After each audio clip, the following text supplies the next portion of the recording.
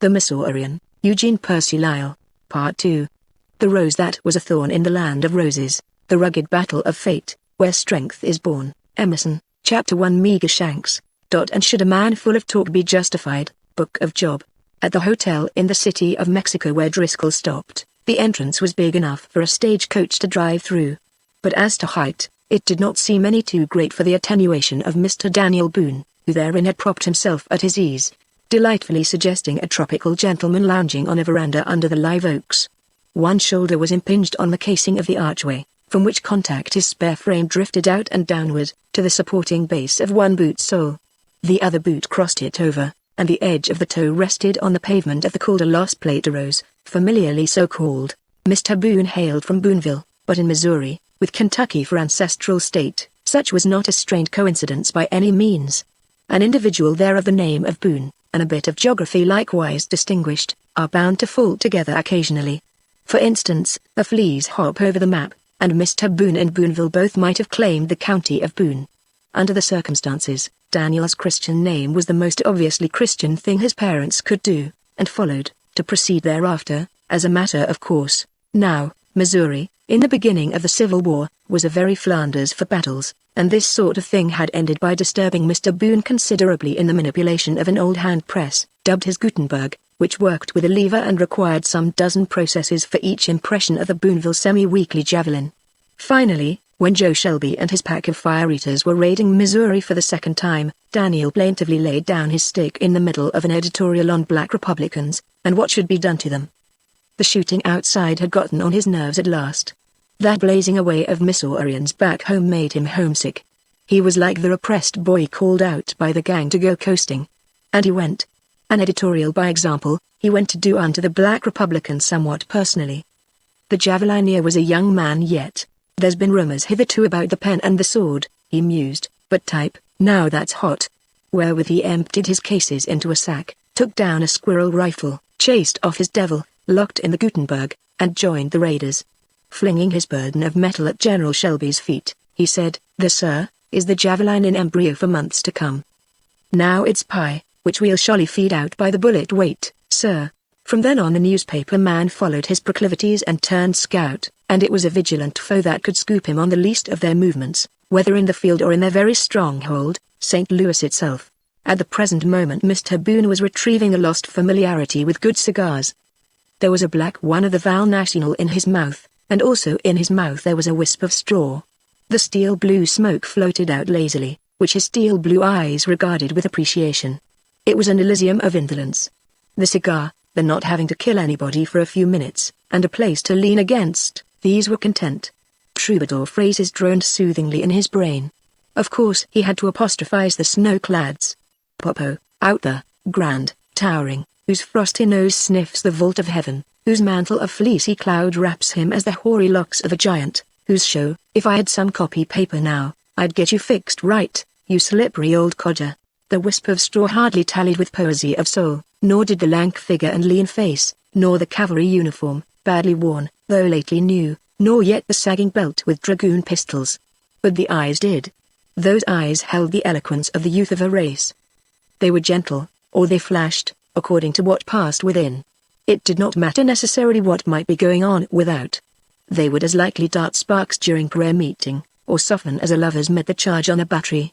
Shaggy-moustached Daniel, not yet 30, was a scholar too, of the true old school, where dead languages lived to consort familiarly with men, and neither had to be buried out of the world because of the comradeship.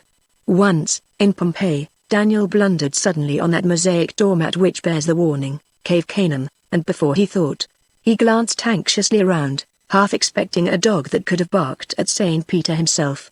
From which it appears that the editor had travelled, and it would not be long in also appearing that he had gathered enough of polite and variegated learning to fill a warehouse, in which junk shop he was constantly rummaging, and bringing forth queer specimens of speech wherewith to flower his inspirations.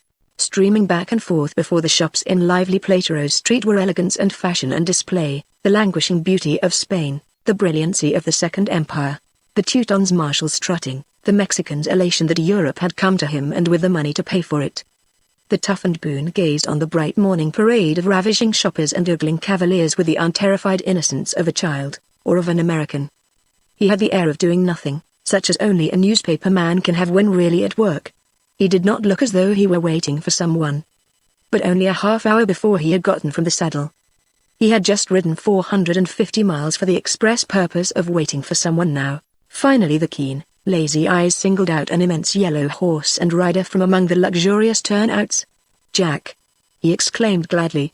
"The storm center," he improvised, as the newcomer approached, straight as Tecumseh, a great bronzed Ajax, mighty thud, as strong of hand as of digestion way, bless my soul. The boy looks powerful dejected, knocked plumb galley west.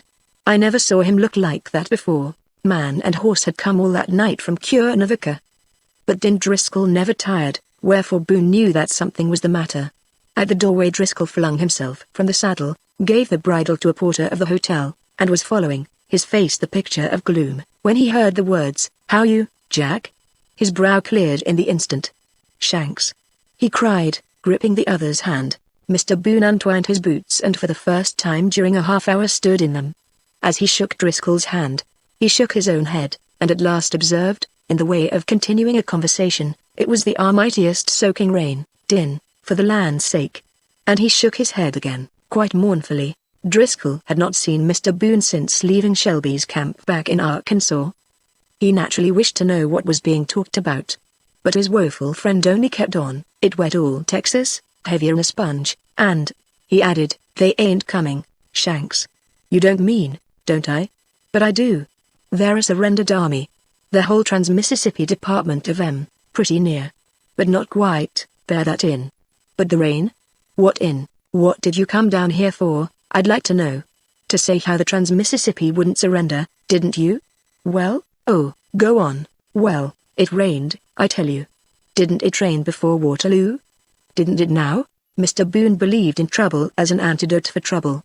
When he had stirred Driscoll out of his dejection enough to make him want to fight, he deigned to clear the atmosphere of that befogging downpour in Texas. "You recollect, Din, that the war god we put up in Kirby Smith's place, who so dashingly would lead us on to Mexico, Buckner?" "Yes, him, Simon Bolivar B., whose gold lace glittered as though washed by the dew and wiped with the sunshine. Now, Shanks, drop it." Driscoll was referring to the editorial pen which Mr. Boone would clutch and get firmly in hand with the least tries of emotion. Against his other conversation, the clutching always became at once apparent. "Anyhow," said Daniel meekly, "he wilted. Did our Simon of B. caliber," and he gave back the command to Smith. And Smith's first order, his very first order, sir, was that the department, the whole 50,000, should march into Shreveport and surrender. "By thunder, Dan, you're not going to tell me that we surrendered, we, the Missourians, the flower of M. Now suppose you just wait till Joe Shelby gets back to us in Arkansas, after that conference with the other generals. Then you'll see what he does. He proclaims things, on wallpaper. The Missouri Cavalry Division will march to Shreveport, will depose Smith for good, will head off the surrender, will lead the other divisions on to Mexico." And we started to do it too. And then it rained, sir, till our trains and guns were mired, and we couldn't budge. And all the time we knew that regiment after regiment was stacking arms off there at Shreveport. Did little Joe rave? Open Job his mouth? He did. His fluency gave the rain pointers. I surely absorbed some myself, me, that have language tanks of my own. Well, I reckon all our hearts pretty near broke. But we had our Missouri general and our Missouri governor, and the old brigade just decided to come along anyhow. And we're a-coming, Din, we're a-coming. Driscoll's face went blank. He thought of the scant welcome his homeless comrades would get. But Mr. Boone did not notice. He had only stretched his canvas, a big one, and there was a picture to paint. His long body began to straighten out, and his eyes glowed. From Xenophon to Irving's Astoria, from Hannibal crossing the Alps to marching through Georgia, he ransacked both romance and the classics for adequate tints, but in vain. The colors would have to be of his own mixing. Din Driscoll, he began solemnly, you know that devil breed? Of course, you're one of 'em.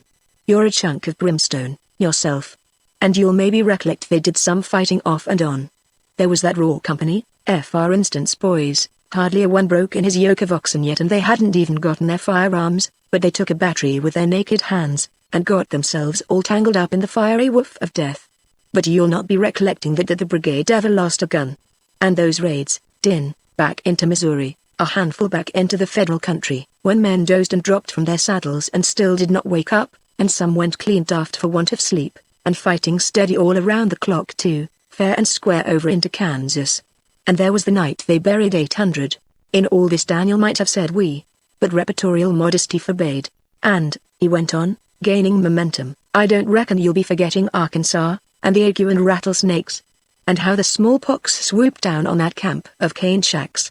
And how the quinine gave out, and the tobacco. Lord! And how those boys forgot how to sew patches, their rags being so far gone. And how they made bridles out of bark, and coffee out of corn.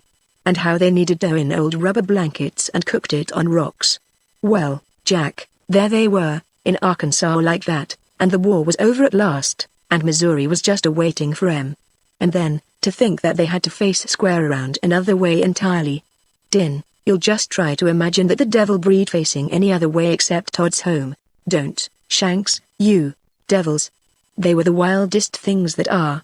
It's a mighty good thing they didn't go back. Think of their neighbors across the Kansas line, getting ready for 'em with every sort of legal persecution under the sun, and carpetbag judges to help. Outlaw decrees? Well, I reckon those decrees will make a few outlaws, all right, and they'll be unsuspended Johnny Rebs 10 years from now. Shelby's boys had the look of it. Your own Jackson County regiment would have flared into desperados at sight of a United States Marshal. They were all in just that sort of mood, as they turned their backs on Missouri. And after 4 years, too. But there, it's a stiff wind that has no turning, so cheer up. They did, as soon as that deluge got done with and they were headed for Mexico, 1,000 of 'em. Soldiers mustn't repine, you know. For them, fate arrays herself in April's capricious sunshine. Driscoll had to smile. Careful, there, Dan, don't stampede. I ain't, but if now I hold my tongue I shall give up the ghost, and I want to tell you first that Texas is a handsome state. They were considerable interested all the way through it, but, meager Shanks, where do you leave 'em? Back in Monterey, drinking champagne with Fat Jenny. Alas, who can stay the bottles of heaven? Fat who's she? Now you wait. They've got heaps to do in Texas yet, before they get to Fat Jenny. First, they help themselves out of their own commissary departments, horses, provisions trains, cannon, everything. Decently uniformed for the first time, and the war over. You should have seen a forest of Sharp's carbines, a regular circulating library of Beecher Bibles. There were 4 Colts and a dragoon saber and thousands of rounds of ammunition to each man. They had fighting tools to spare, and they cached a lot of the stuff up in the state of Coahuila. And they fed, and got sleek. This ain't editorial, my boy. It's God's own truth. Adventures every step of the way only did 'em good. They saved whole towns from renegade looters by just mentioning Shelby's name. They fought all day and danced all night. San Antone was the best. There they gathered in generals, governors, senators, and even Kirby Smith, all yearning to join old Joe, our old Joe, who ain't 34 yet. The speaker paused, and when he began again, there was a light ominous of inspiration in his eyes. At the Rio Grande, he said, solemnly, they crossed out of the Confederacy forever, so it was meet and right that there, in midstream, they should consign their old battle flag to the past. They had not surrendered it, but as a standard it existed for those gallant hearts no more. Woman's loyal hand had bestowed it. Coy victory had caressed its folds mid the powder pool and horror of 10 score desperate fields. And now it floated over the last of its followers, ere the waves should close over it forevermore. With bowed heads, they gathered sadly about. Lay it down, Shanks, lay it down, Driscoll pleaded. He was referring again to the pen in hand. All right, Din, Boone answered hastily. Yes, I know, we all got kind of weepy too. No wonder Colonel Slayback wrote some verses. Reckon you can stand just one? This one, and that group of Missouri's valiant throng. Who had fought for the weak against the strong, who had charged and bled, where Shelby led. Were the last who held above the wave, the glorious flag of the vanquished brave.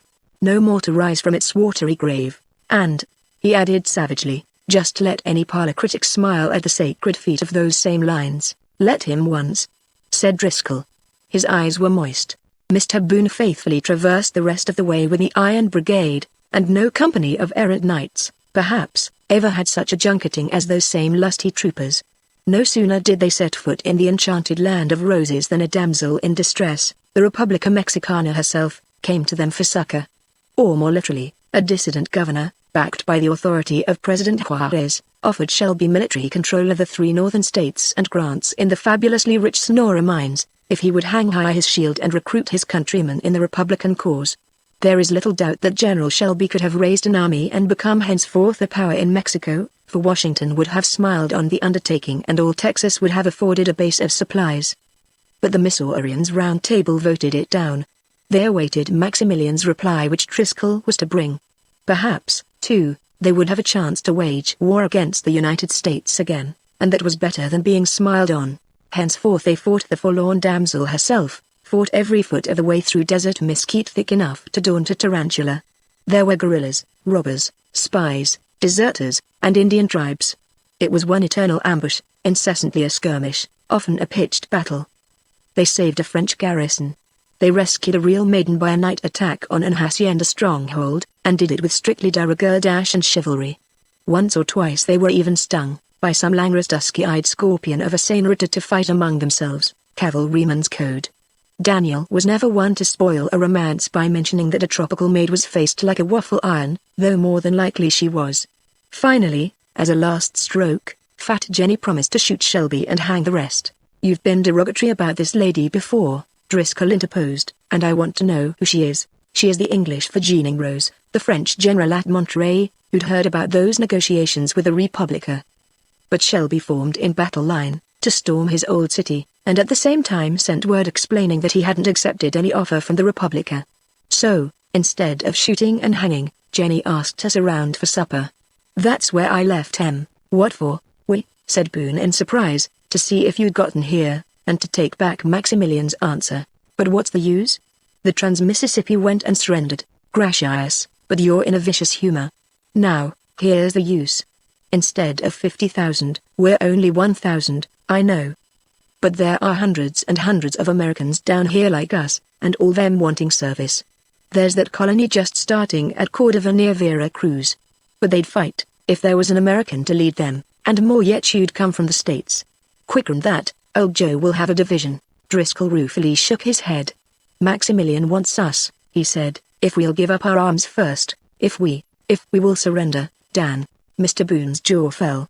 The phrase that would measure the depth of the proposed ignominy would not come. Finally, he dug from his pocket a bright new gold coin, 20 pesos, and contemplated reflectively the side that bore Maximilian's effigy. "I've got the Cobra Potter's superstition," he said at last. "You get your cards printed," here he tapped the coin significantly, "and you're sure to lose your job. Still, we might have helped him." There was nothing, though, for Daniel but to turn back and meet the brigade. Learning Maximilian's decision, the Missourians would probably join the Cordova colony. Boone reckoned that he would. He discovered that he was tired of fighting.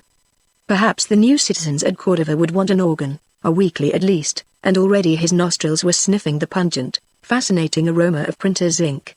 Then he asked Driscoll what he thought of doing, now that he was free. "Don't know," came the reply lonesomely. "Stir around, I guess. There's a flying column leaving this week to capture Juarez. Maybe that'll do me." Chapter 2 The Black Decree. "So may heaven's grace clear water of foam. Floats turbid on the continents, Dante." That unleashed hawk which was the flying column failed to clutch its prey. From the city of Mexico across the far northwestern desert the chasseurs and cuirassiers rode their swift Arabian steeds, and into the town of Chihuahua at last. But the old Indian for whom they came was not there. Benito Juarez had fled. He must have known. Yet how, no one might conjecture. It was as though some watchful Republican fairy had marked the sturdy, squat patriot as the one hope of the empire's overthrow, and did not propose to have him taken. Scouts, spies, the entire French Secret Service, delved, gestured, and sweated. But they laid bare next to nothing. At the Palacio Municipal a number of functionaries told of a peon in breech clout, a wretch coated with alkali dust till the muscles of his legs looked like greyish ropes, who had emerged from the cacti plain 10 days before and come running into Chihuahua. The peon had made direct for the Palacio, where, in some way, he had contrived a secret word with Don Benito, and that very day Don Benito with his one minister, Lerdo, had set out toward the north. Afterward the functionaries had questioned the messenger, but he knew next to nothing. A Señor Chaparro had sent him, was all he said. It was a ridiculous anticlimax. A Señor Chaparro, El Chaparrito, Shorty, such a one to be the omniscient guardian of the Republic. But for all that El Chaparrito was to be heard of again and many times, and always as an enigma to both sides alike, until the absurd word became freighted on the lips of men with superstitious awe. There was an inscrutable, long-fingered providence at work in the blood strife of the nation. The warning to Juarez at Chihuahua was its first manifestation. Their quarry had escaped, but Driscoll was not sorry. More than once he had felt a vague shame for the unsportsmanlike chase after one lone, indomitable old man. Driscoll held a commission, which Miscellany, happily recovering, had procured for him from the marshal. But as the American's healthy spirits, like cleansing by vigorous blood, swept the gloom from his mind, he began to wonder at the craving for bustle and forgetfulness which had made him snatch at such an offer. The corners of his mouth twisted in whimsical self-scorn. He, one of your drooping, unrequited lovers. Shucks. That is what he thought. And he persuaded himself that it was all over. Quite persuaded himself. But as a matter of fact, he hoped that he might never have to see her again. It was not until October of the same year that Driscoll saw actual battle in his new service. With the 5th Lancers under Colonel Menz, the best of the few native regiments in the field, he had been assisting at a manner of pacification. That is, they marched from town to town, and received allegiance. Guerrillas of course punished the towns later, but Maximilian would not be induced to organize a native army, and 30,000 French could not garrison 15,000 leagues. They could only promenade, through sandstorms, through cacti. Then the battle took place. It was the last vestige of liberal resistance to the empire. A few hundred men near Uruapan in Michoacan flaunted their defiance. Driscoll noticed an expectant and wolfish look in his colonel's eyes. Menz was a strikingly handsome and gallant Indian, but his expectancy now was not for battle. It was for the battle's sequel.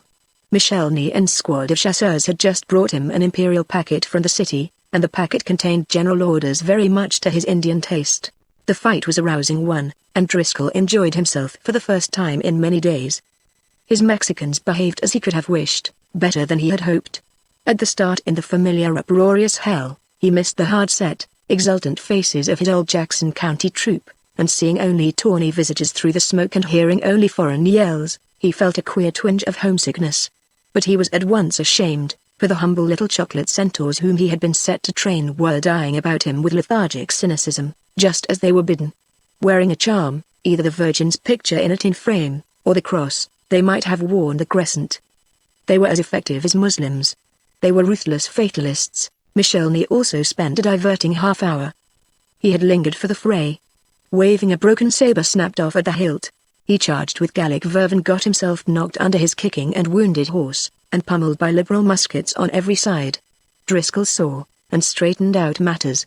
Handing the Frenchman a whole saber, he reproved him soberly, as a carpenter might an apprentice caught using a plane for a rip-saw. After it was over, the living of the enemy were prisoners. The victors marched them to Uruapan nearby, because it was charged that at this place 2 of the captured liberals, Generals Artiga and Salazar, had lately shot 2 imperialists. Here, in their turn, they were promptly executed. Driscoll heard the volleys, ran to the spot, and saw the last horrid spasms. What? Nee turned on him a sickened look. Don't you know, it's the new decree. What new decree? These dead men were prisoners of war. If murderers, they weren't tried. It's the decree I brought from Maximilian, the decree of general amnesty. Driscoll glared fiercely at such a jest, but to his utter amazement Nee was quite in earnest. He who had commanded the shooting squad stooped over the corpses, a smoking pistol in his hand. Now he glanced up at Driscoll. "See signals," he said, "of amnesty, yes," and chuckling, he indicated the bodies with his pistol. But wait, he thought he saw a form quiver, one he had overlooked. Remedying this with a belated coup de grace through the brain, he shoved back his white gold-bordered sombrero and mopped his forehead as a laborer whose labor is done. Under which general amnesty, caballeros, he went on merrily, you have just witnessed the first act. My loyalty to the Emperor grows. His Majesty has a sense of humor. It was Don Tiburcio. He had deserted the Contras to waylay the rich bullion convoy of which Rodrigo Galán had told him. But the convoy never came. Rodrigo, the Sinvergünzer, had not levied toll at all. He had swallowed it whole, a luscious morsel of several millions in silver and gold. The coup was of a humor the less appreciated by Don Tiburcio because he had figured on doing the very same thing himself. At present he was chief of scouts under Menz, and commanded the exploradors, audacious barbarians who were invaluable for their knowledge of the country. From Tiburcio and Driscoll finally gathered the meaning of the decree. It was the keynote to the imperialist hopes. Its cause was the flight of Juarez across the border. Maximilian was surcharged anew with enthusiasm. Even the United States must now recognize his empire, he believed. And confounding flurry with activity, as usual, he fervently proclaimed the courage and constancy of Don Benito Juarez, but added that the Republican hegira finally and definitely stamped all further resistance to the empire as useless. Then, August and Caesar alike, he allowed amnesty for those who submitted immediately. He prescribed death for all others. Rebels taken in battle were not even to have trial. Maximilian believed that ink, thus sagaciously besmeared by a statesman's fingers, would blot out further revolution. But it was so fatuous, so stupidly unnecessary. The court-martials, or French gardens of acclimatization, as the dissidents called them, were already doing the work of the decree. The poet prince merely lifted the odium of it to his own shoulders. His amnesty became infamy, and was called the Bando Negro, a nefast decree to blacken his gentleness and well-meaning for all time. Driscoll left his informants, and walked up and down, alone. It did not occur to him to fill the cob pipe between his teeth. A scowl settled between his eyes, and it deepened and grew ugly. The desperado was forming in the man desperado, as contrast to polite conventions. Desperado, as primitive man, who hews straight, cutting whom or what he might, cutting first of all through the veneered bark of civilization. For this reason, in this sense, he might be termed outlaw. And walking up and down, he hewed till he had laid bare the core of the matter. And he saw it naked, without the polish. Thereupon he knew what he was going to do. He saddled Demijohn, and Demijohn followed at his shoulder to the Jefetura. Here, at the entrance, under the brick-red portals, Driscoll left the horse, untied, and opened the door and passed within. The Jefetura, or prefecture, was at present the headquarters of the command, and in the long front room were assembled a number of officers, including Ney and Tiburcio, besides the chief of the place and several town magistrates, all chatting with Colonel Menz about the recent victory. They greeted the American cordially, and poured out tequila for him. He had done as much as any to win the fight. Michel laid a hand on his shoulder. "Monsieur," he said with mock formality, "today, when you permitted yourself to save my skin, you called me a fool. But I would have you observe, monsieur, that only my patron divinity, the god of fools, is permitted to know so much." Driscoll loosed himself from the affectionate grip, and turned to Menz. "Colonel," he said, "I'm going to get out of this." "What?" "Oh come, Miles Capitan, find a better one. It's not a joke, sir. Profiting by a commission that does not bind me, I am here to tell you goodbye. Jean, mon ami," Ney cried in protest. Don Tiburcio waited with keen appreciation, as he always did when the unexpectedness of this gringo was unfolding. The others stared agape at the man between them and the door. Menz saw too that he was in earnest, and he began to argue, almost to entreat. The Mexican leader had lost the quality of mercy in civil wars that had touched him cruelly, that had exacted many near to him. But there was sincerity in the man, and men were won by the stirring sound of his voice. "You would retire now," he exclaimed, "now, when every soul here may look for promotion, and none of them more than you, Senor Driscoll." But he did not stop there. He conjured up a tempting vista of long and honored life under an empire that was now supreme. Even the scum of rebellion yet left on the calm surface was that day swept away, and naught remained but to enjoy the favors of his grateful majesty, which only makes it, said Driscoll, a good time to quit. "I should mention, too, that I intend to join the Republic, that is," he added, "if there's any of the Republic left." Don Tiburcio was not disappointed. Menz sprang to his feet and his voice was stentorian, as when he rallied his men by the magnet of fury and hatred. "It's desertion," he roared. "Or simple honesty," Driscoll corrected him. "But it doesn't matter. The penalty is no worse for a deserter, if you catch him." Menz curbed his rage. He did not wish to lose this man. That is, he would regret deeply having to kill him. "Why do you mean to change?" he demanded. "Because I can't feel right. It's like being an accomplice of murderers." "Dios mio, I suppose your mercy and his tender heart refers to the decree?" "Partly. That thing is a blanket warrant of death. Just because your enemy can't fight any longer. But you forget, senor, the mines that exploded in the highways. You forget the poisoned springs, the ambuscades, the massacres. Would they not shoot prisoners too, your new friends? Si, senor, as you and others may someday experience personally. Then, mighty judge, condemn them also, don't I? But I can't blame them. They are punishing crime. But not of murder, as we did today, that too, for that was murder today. But I was thinking of a worse crime. I was thinking of theft, sir, theft. How can that be worse? Theft of their country, I mean, and as your accomplice I owe restitution. Leaving after a victory ain't so bad, but if I'd known that I was fighting for that black decree, I'd have dropped out before the fight. But look at it anyway you please. How it looks be damned, senor, lay down your pistols and saber, there, on that table, because, by heaven, I shall stop you. But if you are armed, I shall have to shoot you, too, hang it, mens, you're a good fellow. But I can't help it, lay them down, you renegade. Driscoll removed his saber and gravely placed it on the table. The guns are my own, he said. Dupin had them returned to me. He took them. Suppose you take them, Colonel Menz. He was in the doorway, and from there he faced them. The day was hot, and Menz had taken off his belt with his weapons. But the others were armed. Yet they hesitated. They were brave enough for death, but before the certainty of death for at least one among them and the uncertainty of which one, they paused. Driscoll had not touched the black six-shooters under his ribs. That would have snapped the psychological fetter. As he expected, Menz sprang first. This put an unarmed man between himself and the others. In the instant he wheeled, was in the saddle, and clattering down the street. Back in the room Menz saw his blunder and made away. Knee passed him first, reached the door, aimed and fired. But someone behind him touched his arm, and the ball sped high. Knee turned, and saw Tiburcio filling the door against the others, and regarding him with evil challenge in his eye. "Oh, don't think that I hold it against you," Knee cried gratefully. Tiburcio half laughed. "A man who don't want prisoners shot is better with the enemy than dead," he said. Tiburcio's chuckle was prophetic.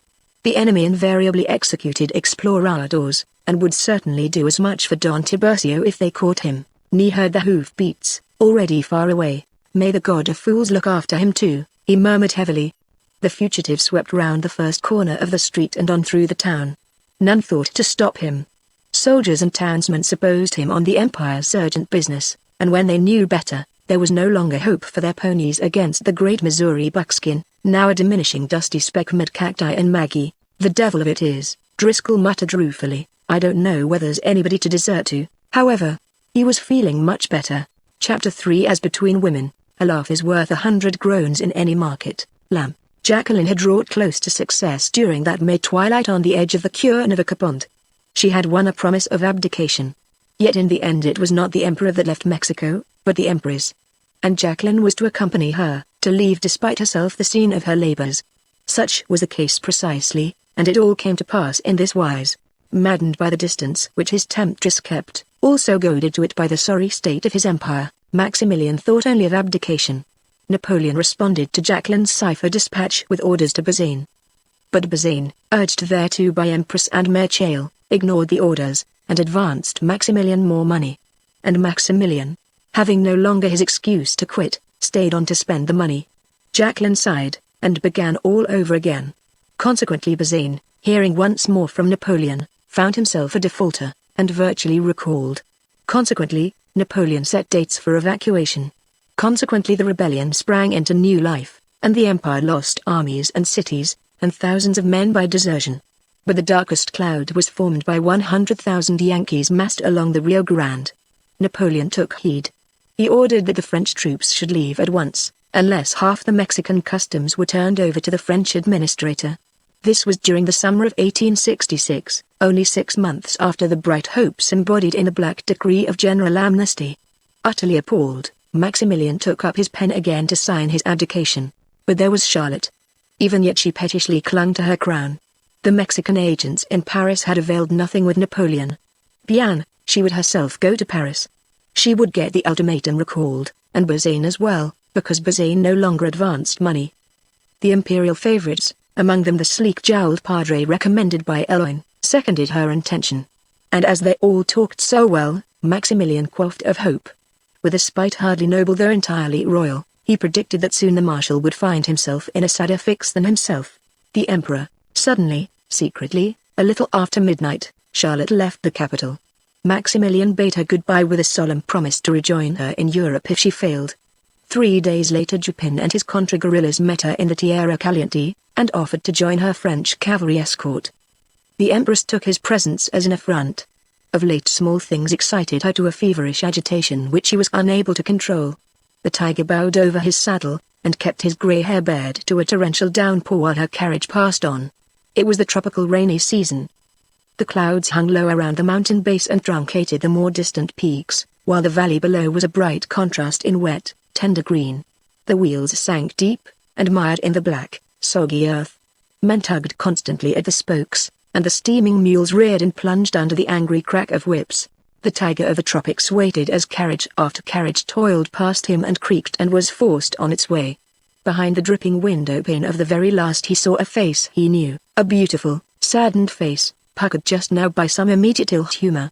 She frowned on recognizing the French barbarian, but unlike Charlotte, she did not jerk down the shutter. Instead, she lowered the glass by the length of her pretty nose. "Is it dotage already, monsieur? Then put on your hat." Name of a name, yet another petulant grand dame. But the Frenchman turned his horse and rode beside her coach. "Did Her Majesty pout, then?" inquired the lady within, almost as superbly as Mademoiselle Lamarcked. "Thank you well, but I have a superb reason for it, because you return to Paris, surely not? Yet, if that is the reason, you need not quite despair." "Why, what do you mean?" "Only brigands, mademoiselle. When everyone is looking for abdication, a cortege mysteriously leaving the city must be the emperor who goes back to Austria. The news travels like wildfire. The Indito runners go as fast as when they brought Moctezuma fresh fish from the Gulf. I rather think they have carried the news to an old friend of ours. It's my chance to catch him, not my Francis Diavolo Rodrigo Gallon, none other. But Rodrigo is stirred by more than patriotism these days. Upon it he has grafted a deep wrong, and he swears lofty vengeance by a little ivory cross such as these Mexican girls wear. The conceited cutthroat imagines there is a blood feud between himself and His Majesty. So if he hears that Prince Max comes this way, he will find Charlotte instead? But he must not detain her, Tunner," exclaimed the Cossack chief. "Why not? She goes to Europe to sustain the empire, while we French, all the same, let her go. She will gain nothing there. Listen to me, monsieur. She leaves that he may not abdicate, while if I stay, she fears that he will abdicate. Your wits, mon colonel, are entirely satisfactory. And so she invited me to go with her, and as first lady of her household, I could not refuse. I wonder, now, if Francis Diavolo would deign to capture just me, alone." The sharp look which Dupin gave her from behind the streams tumbling off his sombrero was the sixth of a half-dozen. But it was this last one that seemed to satisfy him. "Put up the window, mademoiselle," he said, "you're getting wet." 10 minutes later Jacqueline felt the coach lurch heavily and sink to the hub on one side. "Go on with your nap, Bertha," she said to her one companion. "They'll pull us out, as usual." The customary yelling and straining began, and men grunted as they heaved against an axle. After a long séance of such effort there came a sharp exclamation, like an oath, and the confusion fell to a murmur of dismay. Someone jerked open the door, and Dupin's grizzled head appeared. "Mademoiselle, I regret to have to announce that a wheel is dished in." Jacqueline's grey eyes regarded him quizzically. The sardonic old face spread to a grin, but deftly readjusted itself to the requisite despair. Not a carriage except the wrecked one was in sight. Only the tiger's whelps, by the hundred, surrounded her. And the others? "Her Majesty, the others did the sensible thing. They know that you will catch up with them when they themselves are mired. Her Majesty, being ahead, is probably still in ignorance of your accident, but the wheel, if mademoiselle wishes it mended? Is it so bad?" Dupin caught her expression. "It will take 6 hours, he said mercilessly. "Oh dear," said Jacqueline, "there's a settler's cabin a mile from here. If you will accept my horse, and Mademoiselle Bertha can mount behind." "Poor Bertha," sighed Jacqueline. But she nodded eagerly. Chapter 4 The lacking coincidence. Achilles absent was Achilles still. The Iliad. Colonel Dupin helped first one and then the other of his charges upon the same horse and wrapped them about in the same gaudy serape till only 2 pair of pretty eyes peeped forth at the rein. The Vera Cruz highway clung to the mountainside, but the contra-guerrillas took a venturesome little bridle path which dropped abruptly down into the rich valley of 1,000 or more feet below. Emerging from the dense tropical growth of the highland, they beheld a vast emerald checkerboard of cultivation, field after field of sugar cane, and sat in each bright square a little house of bamboo with a roof of red piping. After the dreary black gorges behind them, the light of the sun seemed boxed in here under a leaden cover of cloud. Coming suddenly out of the chill and mist, the two girls felt the very rain gratefully warm and the fragrant smells of the wet earth a thing of comfort. As the beauty and the cheer of it subtly gladdened her mood, Jacqueline thought that here at any rate was an adequate mise-en-scene for whatever tremors might befall. There was one circumstance that already seemed a portent, and got on a person's nerves like the stillness of nature just before a Kansas cyclone. This was the curious absence of all human life. Except for the grimly expectant troop around her, and the clanking of metal as the Contras rode, she had no token of a fellow creature. The first of the plantations was deserted, and likewise the next. But the house doors were open. Nothing showed preparation for departure. The riddle was uncanny. At the third, Jacqueline stated that she would go no farther. She hated to tramp down a man's field when the man himself was not about to express an opinion, and the ruthless swath made by her escort through the cane gave her shame. Besides, it was too much like wading, the way her skirts brushed the long leaves and knocked off glistening drops by myriads. The third cabin was abandoned too, but there were inducements within for any houseless creature. A hammock was hanging from corner to corner in the front room, probably to thwart the fauna of tropical stingers, and there was that comfort unfamiliar to French women, a rocking chair, before a most inviting fireplace, itself a luxury rare in Mexico. The two girls removed their cloaks, and settled themselves to dry their shoes before a roaring fire which the men lighted for them. Then the Cossacks, including their colonel, left on some stealthy business without, and Jacqueline and Bertha were alone. Jacqueline tried the rocker, found it good, and smoothed her skirts over her knees to the warmth of the blaze. "We've only to yawn at the flies, eh, ma cheery?" said she. "Not a thing else." "Madame," came a cheery voice from the hammock. Jacqueline was at once suspicious. "You absurd little mouse," she cried, "don't I understand that gaiety of yours? And all the while you are really trembling in fear of terrible bandits. For months now you grieve because you imagine that I am sad. But you'll not make me hilarious, you won't, Bertha, as long as it's Madam. Child, will you not let me have my friend in you, I who have none, nor a mother or sister? There now, if I'm not to be apprehensive, remember there's no Madam between thee and me, dear." The Breton's gentle eyes filled suddenly. Jacqueline had before sought to change their relations, ever since Bertha's part in Driscoll's rescue from execution, but she had always tried to bring it about by playful bantering. Now, however, Bertha was given to see the utter loneliness of an orphaned girl in one who for all the rest of the world was the disdainfully independent little aristocrat, who had met the proffered intimacy of the French Empress with a sneer, who was the cold princess when among princesses of the blood. The loyal child of simple Breton folk sprang impulsively to the arm of the rocker, and was herself clasped no less impulsively. "But there," said Jacqueline, laughing rather brokenly, "we're forgetting the flies." A belt over the fireplace caught her eye, and she unexpectedly discovered that her breath had quickened. She stared fascinated at the letters on the buckle. "C. S. A," she murmured. Then her startled gaze roved hurriedly over the walls. It became even frightened before a faded grey capecoat of the Confederate cavalry and a battered white gauntlet sticking from the pocket. Involuntarily, trembling foolishly, she looked to see if there might not be an old cob pipe also. There was not, but the other familiar objects made her imagination leap fearfully to what might be.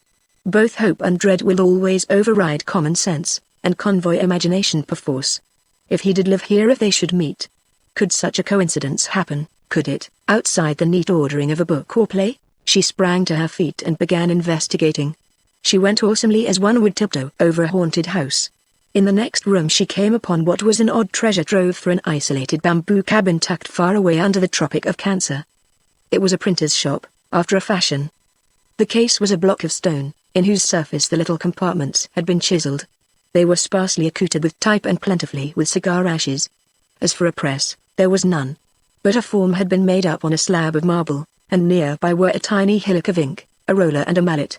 The mysterious printer could at least take proofs. There was one now on a file. Jacqueline pulled it off, and contemplated a miniature American newspaper, of one sheet, printed on one side only, and no larger than a magazine cover.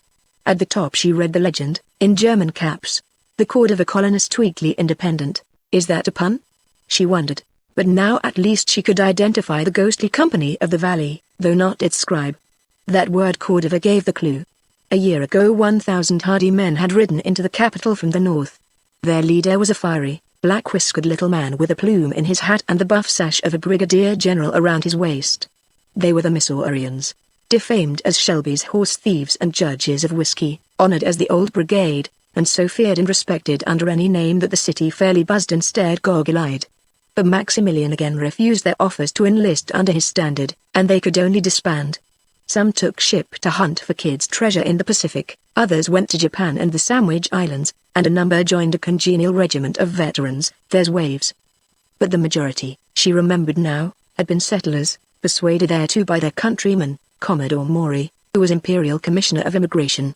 Maury had secured a grant of land near the town of Cordova, within 100 miles of Vera Cruz. There were 1/2 million acres of rich land, suitable for the 3 big C's of southern countries, cotton, cane and coffee. But until now the strip had not been cultivated. The church had held it fallow. Then the Republic had nationalized it, and the Empire was selling it to the Americans at $1.25 an acre. The hopeful settlement bore the name of Carlota, so the Cape Coat and those other things were explained. She was denied her coincidence. But as there was so much of a plot forward anyway, she ought to have been satisfied as an artist, she ought. She craved an ecstasy of peril or of terror, not as the former dilettante of emotions, but as the lotus eater who exacts forgetfulness. Meantime she read editorials, and got interested. The colonist never advanced beyond the proof sheet stage, but as such it circulated with avidity over the valley. Eloquence flowed serene under mashed type and variegated fonts. The editor persisted in viewing the Empire and Republic as political parties, and the horrors of civil warfare as incidents of an electoral campaign. He had congenial scope for his unpartisan and independent pen, advising with owl-like sagacity or abusing with peppery virulence, and either, for either side, with blithe impartiality. At times, though, the strained analogy between ballots and bullets evidently cracked, and rather floored the editor. For instance, in a potpourri of long primer and piker with a dash of Old English lowercase was the following. As we went to press last week we paused to entertain a torchlight procession of the Young Imperialists' Flambe Club, which was collecting a campaign contribution in the semblance of our alfalfa stack. The spectacle of citizens taking an active part in the issues before their country ne'er fails to rouse in us a spirit of collaboration, so what could we do but join heartily in the celebration, so that a most excellent time was had. Later our editorial staff, a score who in our cane fields teach the tender sprouts how to shoot, knowing the same so well themselves, gently laid to rest a score and 1 Cossacks, past members of the Flambe Club, who had lingered behind for the reason that they were past. But, we ask, ad quod damnum ? That is, isn't it as futile as cauterizing a wooden leg? How much longer, oh Jove, must we let our public opinion molds cool off while we chase enthusiastic young patriots away from our alfalfa? In conclusion, with a cool brow, we are constrained to say that if the party in power cannot discourage the depredations above cited, we shall have to fortify ourselves to the contemplation of a change of administration. Why, cried Jacqueline, what an animal disputant it is. She perceived an ink bottle, and exclaimed, ah, more milk from the black cow. Taking up a wad of copy paper, on which a future editorial was already begun, she read, and quickly her amusement changed to a livelier interest. Rumor goes, she read under the caption, Ardentia Verba, that Father Augustine, political manager for the administration, Viceloin, is soon to leave for Europe. He goes to have a pourparlers with the Pope. He will concede everything, since the Empire no longer hopes to win over the moderate Mexicans. But the obstinate though Holy Father will negotiate a concordat on one basis only, and that is the return to the Mexican Church of all nationalized church lands. Men of the colony, attention now. We each own something much like 300 acres apiece of these lands. And we are paying for them, we are cultivating them, and we have to defend them against both guerrillas and contra-guerrillas. And now they are to be confiscated. Our new homes are to be taken from us. Alas, we who are peaceful settlers, to think that we were Trojans on a time. Fellow citizens, with us it's a severe case of e pluribus unum. Oh, for a leader. But our incomparable chief of yore will not stir. Yet there was one, gallant cavalier of the South, peerless captain, just the dauntless heart for any forlorn hope under the starry vault of heaven, if he were only here. If he, John D. Driscoll, were only. The matter stopped abruptly. More than that, by force of habit the scribe had ringed the figures 30 underneath. They meant Finis. The editor had known, then, that he would not return to end his harangue. A flea bite, mused Jacqueline, would interrupt the penning of an Alexandrian line. Now, I wonder who or what the flea could have been, and what? But there, She would ask herself no question concerning the editorially mentioned John D. Driscoll. It was mid-afternoon when Colonel Dupin, like a shaggy, dripping bear, returned to the house and begged leave to dry himself. Standing before the fire, he reloaded his holster pistols. They were tremendous, elegant utensils of French make, with a 9-chambered cylinder, and a second barrel underneath that carried a rifle ball. Where no prisoners were taken on either side, the owner of such a weapon usually reserved the murderous slug for himself, and the loading of that lower barrel became a sort of ghastly rite. Jacqueline shuddered as she watched him fix on the cap. "How do you explain your desertion of Her Majesty?" she asked. "Our Francis Diavolo should thank me for drawing you off." The tiger adjusted the double hammer so that it would play on the cylinder first. A rumbling chuckle came from the depths of his throat. "I should be honored with Mademoiselle's approval," he said, "for at court Mademoiselle is a guileful warrior. The casualties there may not be so sanguinary, but the strategic principle is the same. No, then, that Rodrigo Gallan employs a spy whom I own, body and soul. By now Rodrigo has learned from this spy that the Imperial coach broke down, and that tonight Her Majesty rests here. So you see that she is not likely to be attacked. But I see that we are, parbleu, of course," and the tiger unctuously rubbed his hands in the blaze. "It's my chance to trap him. He has only 300 men, and you, monsieur, our mutual spy has told him that I have less than 200 men.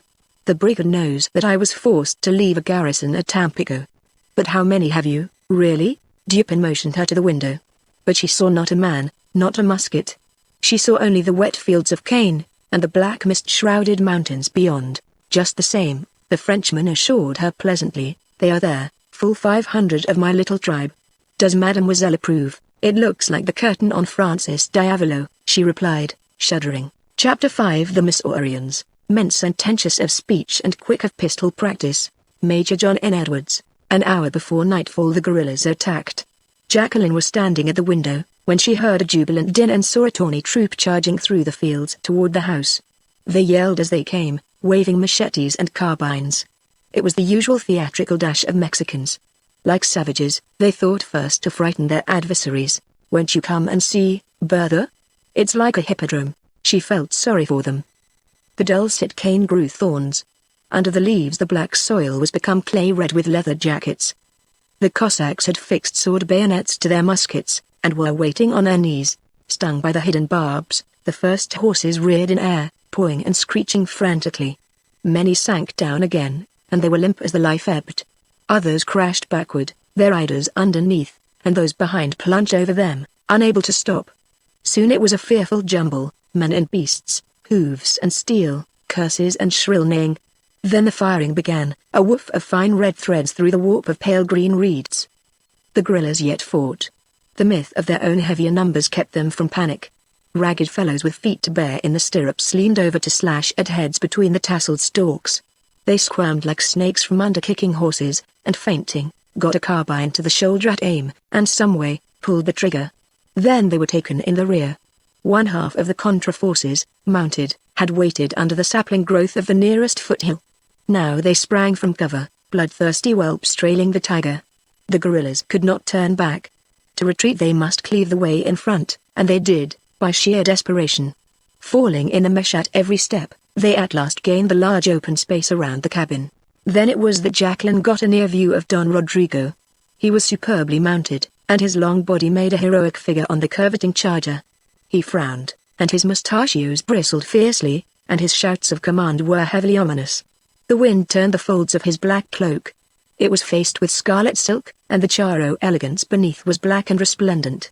All told, he was a very outburst of glitter, breeches, jacket, sombrero, saddle, stirrups, and bridle, not of silver, but of gold.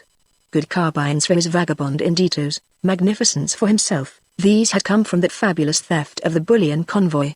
And he had arrayed himself this rainy day to dazzle a princess of the blood. So now he wielded his sword with a conscious flourish, glancing toward the window to see if he were seen. The poser, never out of his role, murmured his audience there. "How will he enjoy running, I wonder?" But to her astonishment he did not run, though Dupin was cutting closer and closer through tangled bodies, eager to grapple with his old-time slippery foe. Don Rodrigo raised in his saddle, and looked anxiously in all directions. Suddenly his dark face lighted, and wheeling round, he called to his men, and in his turn strove as furiously to reach the tiger as the tiger had striven to reach him. Jacqueline could not now tell which side to feel sorry for. But she exulted in the thrill of it, even as she wrung her hands at sight of the red agony. Then something happened, which even the tiger, who knew his warfare so well, had never known, which got into even his dried and toughened marrow. It was the rebel yell. It rose over a sudden thunderous rush of hoof-beats. And next, as a puff of air, a herd of horsemen, a wild mud-spattering streak, surged past the house. On across the open, and straight upon the fray, they merged everywhere, and made bigger and livelier the blotch of mad swarming. Some wore slouch hats, others straw sombreros, and all were ruddily burned. They fought with revolvers, and often one would pause between shots to spit tobacco. They brought to the battle one thing above all else, and that was vim, vim unbounded, vim that simply had to have vent. Jacqueline caught her breath. What race of men were these? Exalted, quivering, she watched them doing as workmen what fell to their hands, yet ever with that whirlwind of vim. The Missourians, of course. She cried.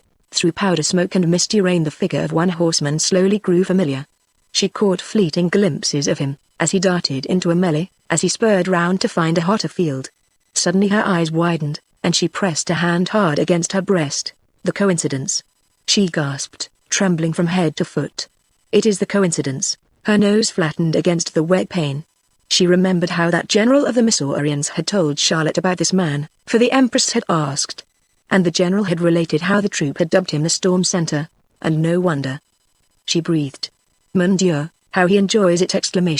But, oh, he will be killed, oh. Yet nothing of the kind happened. When she uncovered her eyes, his assailants were in flight. Every Cossack survivor was in flight. The Storm Center wheeled and confronted Don Rodrigo, who raised his sombrero effusively. Rebellion makes strange comrades, thought Jacqueline. But no, the Chevalier does not take his hand. Indeed, Driscoll was looking the guerrilla over with little favor. So, he exclaimed, it was you I was to help here, and what better patriot, senor? Never mind that. Why didn't you wait till dark to attack? Weren't those the orders, or that is, the suggestion? But whose suggestion? Perhaps, senor, you know who El Chaparrito is? Haven't the least idea, nor anyone else. But it's certain, Rod, that this is your first experience of Shorty. Another time, and you'll have sense enough to take his hints.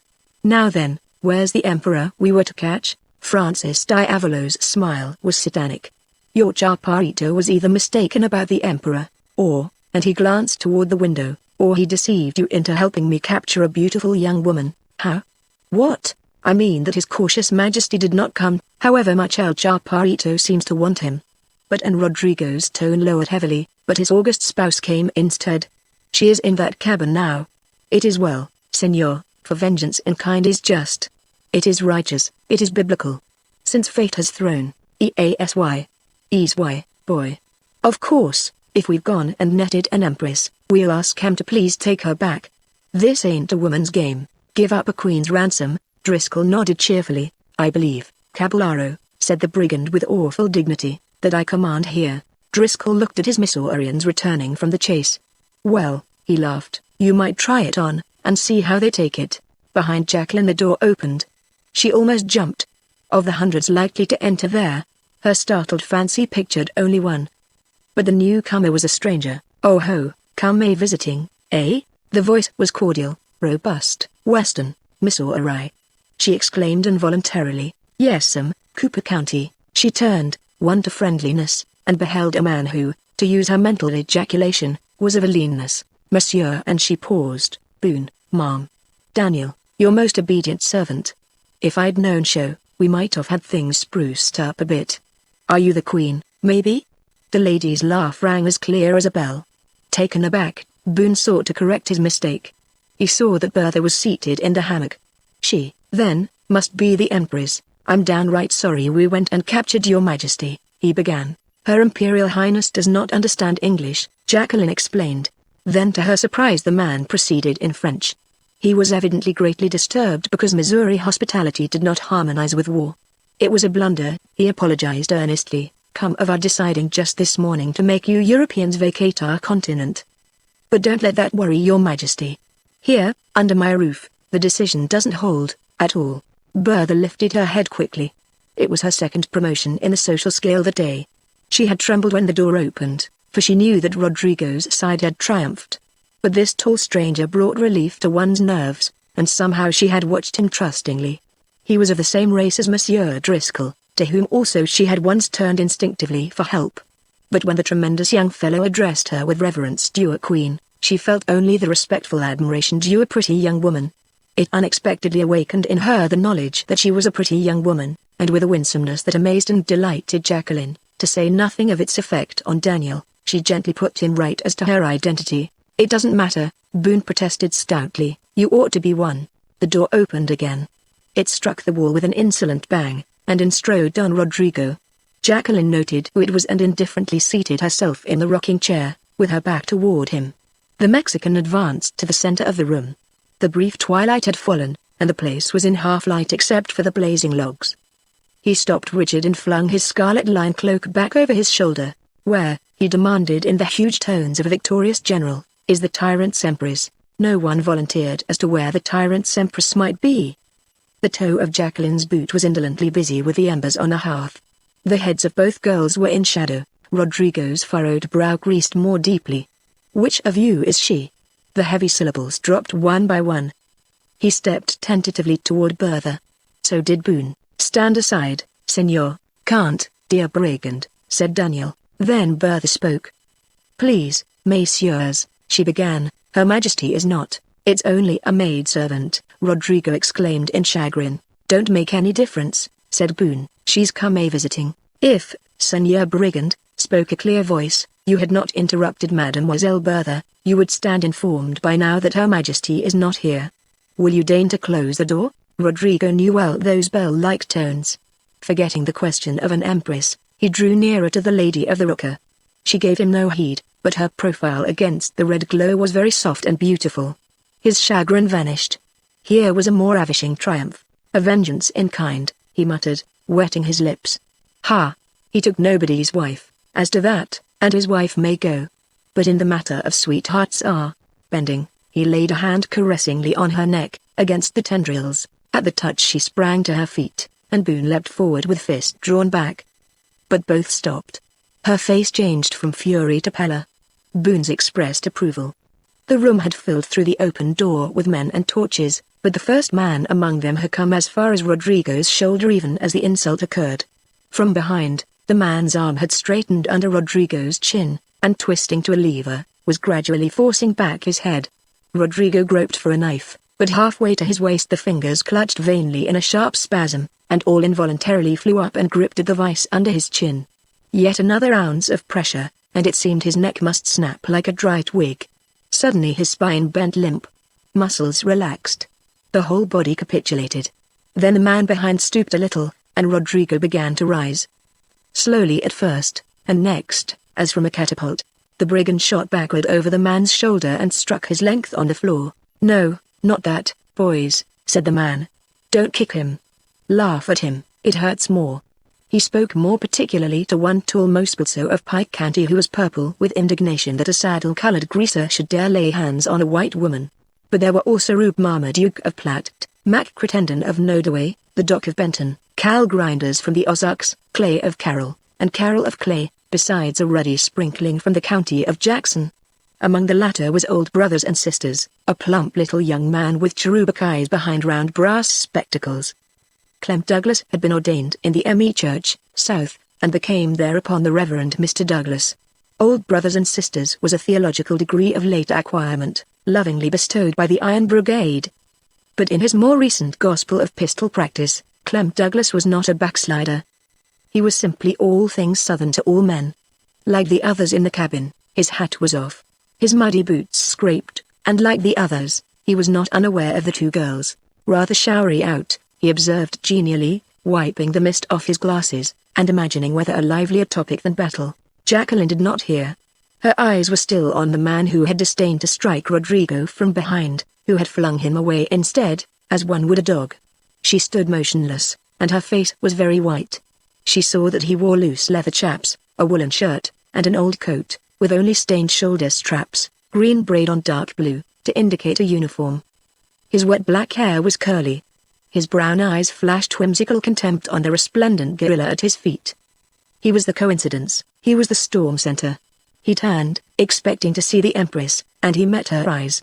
His own darkened with a new anger, and involuntarily, he swung round, himself to kick the Mexican who had insulted her.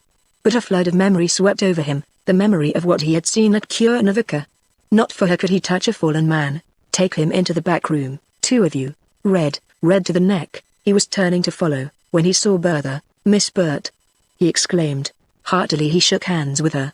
It's my first chance, you know, to mention what you did for me over a year ago. But I sure appreciate having my life saved, you know that. There now, you're not to worry over this present mess. We'll have it straightened out, just in no time. He stammered as he spoke, and when he turned and left the room, his bearing was constrained.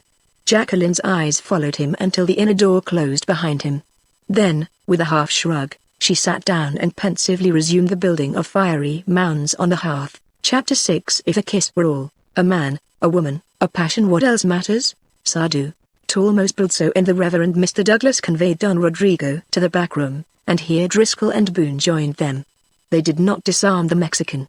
It did not occur to them that any man would risk drawing a weapon in such company. And as to Francis Diavolo, they surmised correctly. He sulked a little at first, for there were sore tendons that ached. But in the end he grew reasonable, and his white teeth gleamed acquiescence to all that the Senors were pleased to say. He agreed to bivouac his men apart from the Missourians and go his own way at daybreak. The Contras were routed. The Tiger had barely escaped. There was no further need of combined forces. Indeed, Don Rodrigo feared a night attack so little that he meant to reward his men with many copetas of aguardiente. Might he send a barrel over to his esteemed allies? Mosbrilso turned a pleading look on the parson, and to his surprise the Reverend Mr. Douglas beamed tolerant benevolence. Why yes, my friend, he himself said to Don Rodrigo, good liquor is always acceptable, especially when soldiers must sleep on the wet ground. The brigand was then allowed to depart, and all brothers and sisters explained. It was best to let Rodrigo send the brandy, for then one knew what to expect. Otherwise the Christian brother and rascal would hatch up some other plot, and any other plot might take them off their guard. When an hour later, Rodrigo did in fact attack the presumably somnolent Americans, more happened than either he or they expected. A third was also waiting to strike for the sake of a woman. He was Dupin, who wanted nothing better than the allies at each other's throat. Crouching warily near, the Tiger sprang at both of them. In the rain and the black night, the three-cornered fight raged like firecrackers under a tin bucket. The guerrillas, repulsed by the Americans, fled upon the Contras, whereat the Americans swept them both back indiscriminately. Instead of a lady, the Tiger carried off Don Rodrigo, and was quite glad to carry himself off. But Boone, scouting near, reported that Rodrigo was held a prisoner instead of being executed at once. This meant something. It meant beyond any doubt that the Mexican and the Frenchman would combine, Rodrigo for his life, Dupin to rescue Jacqueline. The Missourians held council in Daniel's sanctum. To restore the captives to Dupin had been Driscoll's intention from the first. But now it was a question of trading them against Rodrigo. Dupin must know the American offer before he and Rodrigo should attack. Driscoll proposed for himself alone the errand to the Tiger's camp. Rising to his feet, he left his protesting friends without a word further. But he had to pass through the front room first, to get the cape coat hanging there. It was, in fact, his own. The two girls were seated before the fire, Jacqueline still in reverie, Bertha nervously agitated from the late tracket of battle. Daniel Boone had laid before them a Rankman's supper with tropical garnishing, but it was untouched. Driscoll nodded, crossed the room, took the coat from its nail, and started for the outer door. As he drew it on, snubbing an acquaintance, spoke an impersonal little voice, "Is cheap." He stopped, waited. "Of a gentleman, I reckon you'd say," he interrupted uneasily. "Maybe not, but a ruffian's got his instincts too. When he's afraid of hurting someone, he hides himself." "I was mistaken," she said gravely, with that quaintest inflection of the English he had ever heard. "Yes, mistaken. He may eyes, but it is just that the complaint. You hurt more by not speaking, but there's nothing to say," he faltered. "I'm just going to old Tags to Dupin's camp, and get him to come here for you, monsieur." "Monsieur, you fight for your captives only to give them up? That's not the question. You can overtake the Empress yet. Dupin will, but it is not that I want to overtake Empresses at all. Bertha, would you mind carrying back these supper things? I, she continued, when they were alone, have no wish to go back to Paris. I shall return to the city, again the liaison with Maximilian." He thought bitterly. And Charlotte away. It was infamous. However, he had no right to be concerned. "Very well," he said, "then Dupin can take you to the city, or wherever you wish. Ma foi, what trouble to be rid of your prisoners, monsieur, and after 2 battles too. That's got nothing to do with it." She meant, though, to have him confess that she had had a great deal to do with it. She was taken with the self-cruel fancy to lay bare and contemplate his love for her, that she might feel more poignantly the happiness she had lost. But he abruptly turned again to leave, and all else was forgotten in terror. "You go to that tiger!" she cried. "Do you not know that?" She darted between him and the door, "that he recognizes no rules of war? He will shoot you, he will." Driscoll laughed. "Oh, I'll be safe enough, all right, thank you. Dupin holds Rodrigo, we hold you. So it's simply an exchange of prisoners. And he'll not do anything to me, for fear of what might happen to you here. You're not a hostage, sure not, but as long as he thinks so, I'll profit by it." "You are right," she admitted, yet not heeding his anxiety to pass. "Dupin will not even detain you. He will judge you Missourians by himself. So, voila, he frees Diavolo. He comes for me. And you, monsieur?" "Me? I'll wait for the boys at Dupin's camp, after he takes charge here. Then we'll march, and you do not come back." "No need to. Now will you please get away from that door?" "Not coming back," she repeated. Could the coincidence be for naught after all? Could not real life be for once as complacent as art? He was going, and when, where, in the wide world, in all time, might they ever meet again? And he was going, like that. Except for her. He would not even have spoken. But if he were the man to hold her, despite herself? If he were primal man of primal nature? The demigod raptor who seizes his mate?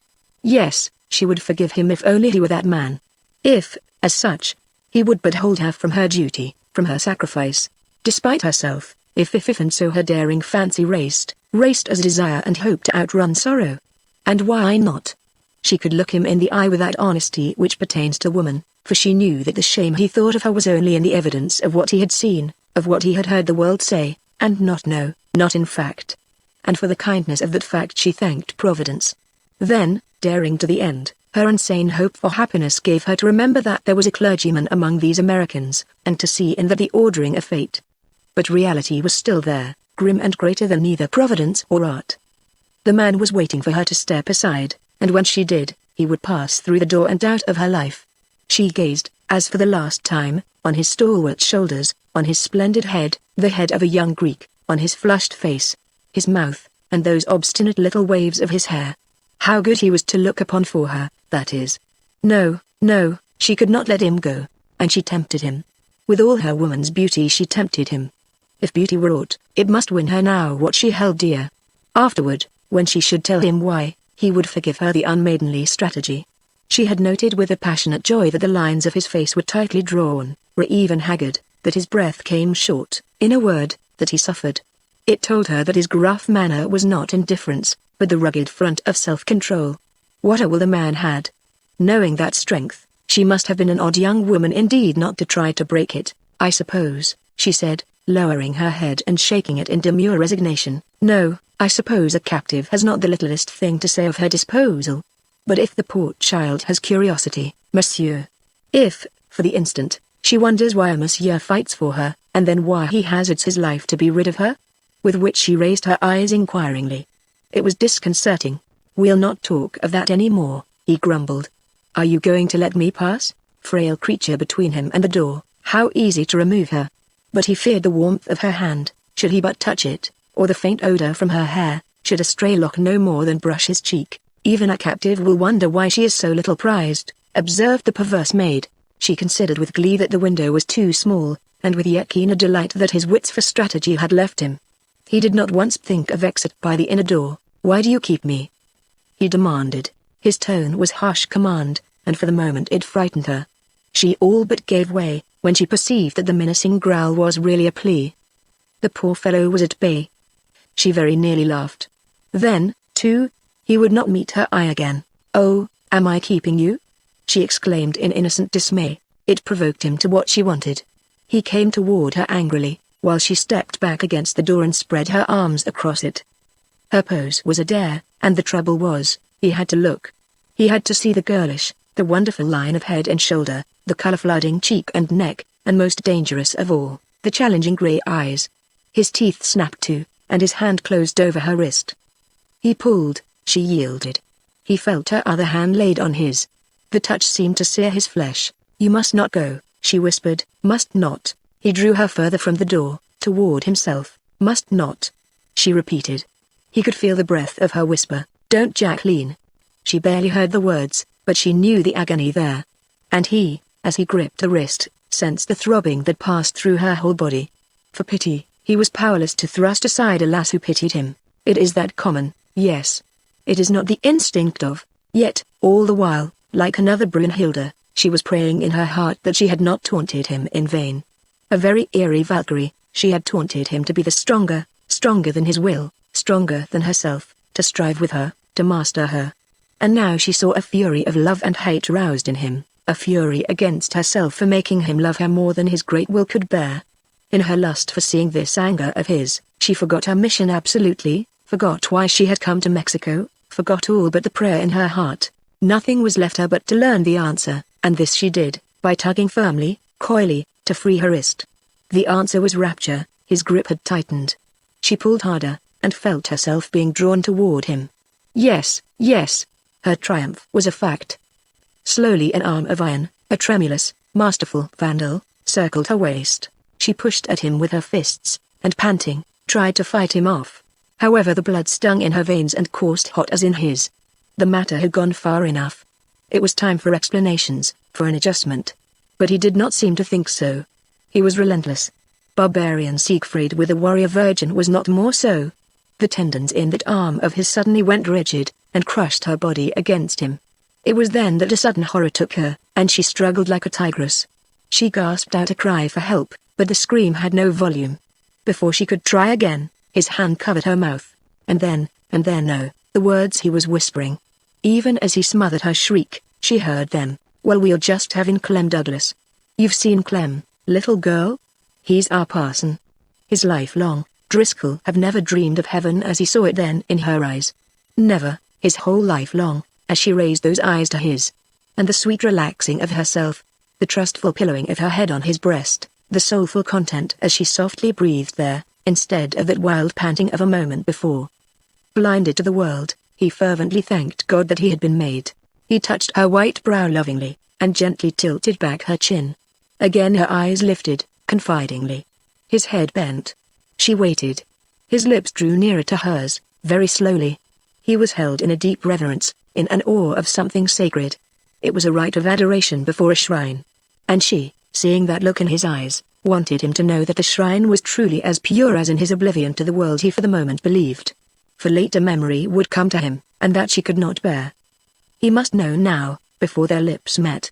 Yet a good woman may not brazenly avow that rumor and evidence speak what is false. But for all that he still must know, in some way. With a playful gesture she intercepted his lips against the soft palm of her hand, her eyes the while holding his in their communion of soul. And thus she spoke, prettily, saucily, and blushing the while. "And are you so sure, sir, that you are the first?" She had looked for protestation, and she would have answered. And he would have believed. He must have believed. But instead the spell of faith broke sharply. Poisoned memory rushed in before it could be belied. She could see the tragedy of it in his changed look, in his ashen face, cold and grey. He thought her question a gloating over his weakness, and it revolted him. He was, then, but a caprice for her. He remembered that after all he had only happened by, and that she was returning to Maximilian. But still she was hardly less tempting. He had a moment of cruel conflict with himself, which left him with a sullen rage against the princelet in Mexico, against the order of princelids, that thus fell a deathly pall between an honest man and a true love kiss. Yet, she was there in his arms, dear and fearfully clinging and no less tempting. "Take this woman to my mother?" The question rose, as one might close the eyes of his dead wife. He loosed the arms about his neck, and let them fall at her side. Once free, he leapt to the door, flung it open, and was gone. Chapter 7. A crop of colonels. And thus they led a quiet life, during their princely reign. Ballad of King Cophetua and the Beggar Maid. Some years after the events recorded here, there appeared in the Boonville Javelin, Postbellum and Revived, a serial of reminiscences, which, behind an opalescent gossamer of romance, pictured the Missourians and the chivalrous role they played around that forlornly chastened and beat-chased damsel, La Republica Mexicana. Quite aside from the prodigious deeds set forth therein, The journalistic epic is of itself naively prodigious, as anyone knowing Mr. Boone with pen in hand will at once suspect. All the little Trojan band, call them Gascons if you will, but own that if they boasted they were ever keen to substantiate the bluff, all of them, then, strove and blazed away invariably as heroes and were just as peerless as could be. You wouldn't look for anything else from Mr. Boone. He must, however, be credited with one peculiarity, that he never hinted at himself as one of the glorious company. Daniel knew his newspaper ethics. He knew that the newspaper man is not the story, however they may regard it in France, for instance, where the reporter is ever the bright particular cynosure of any interview that bears his signature.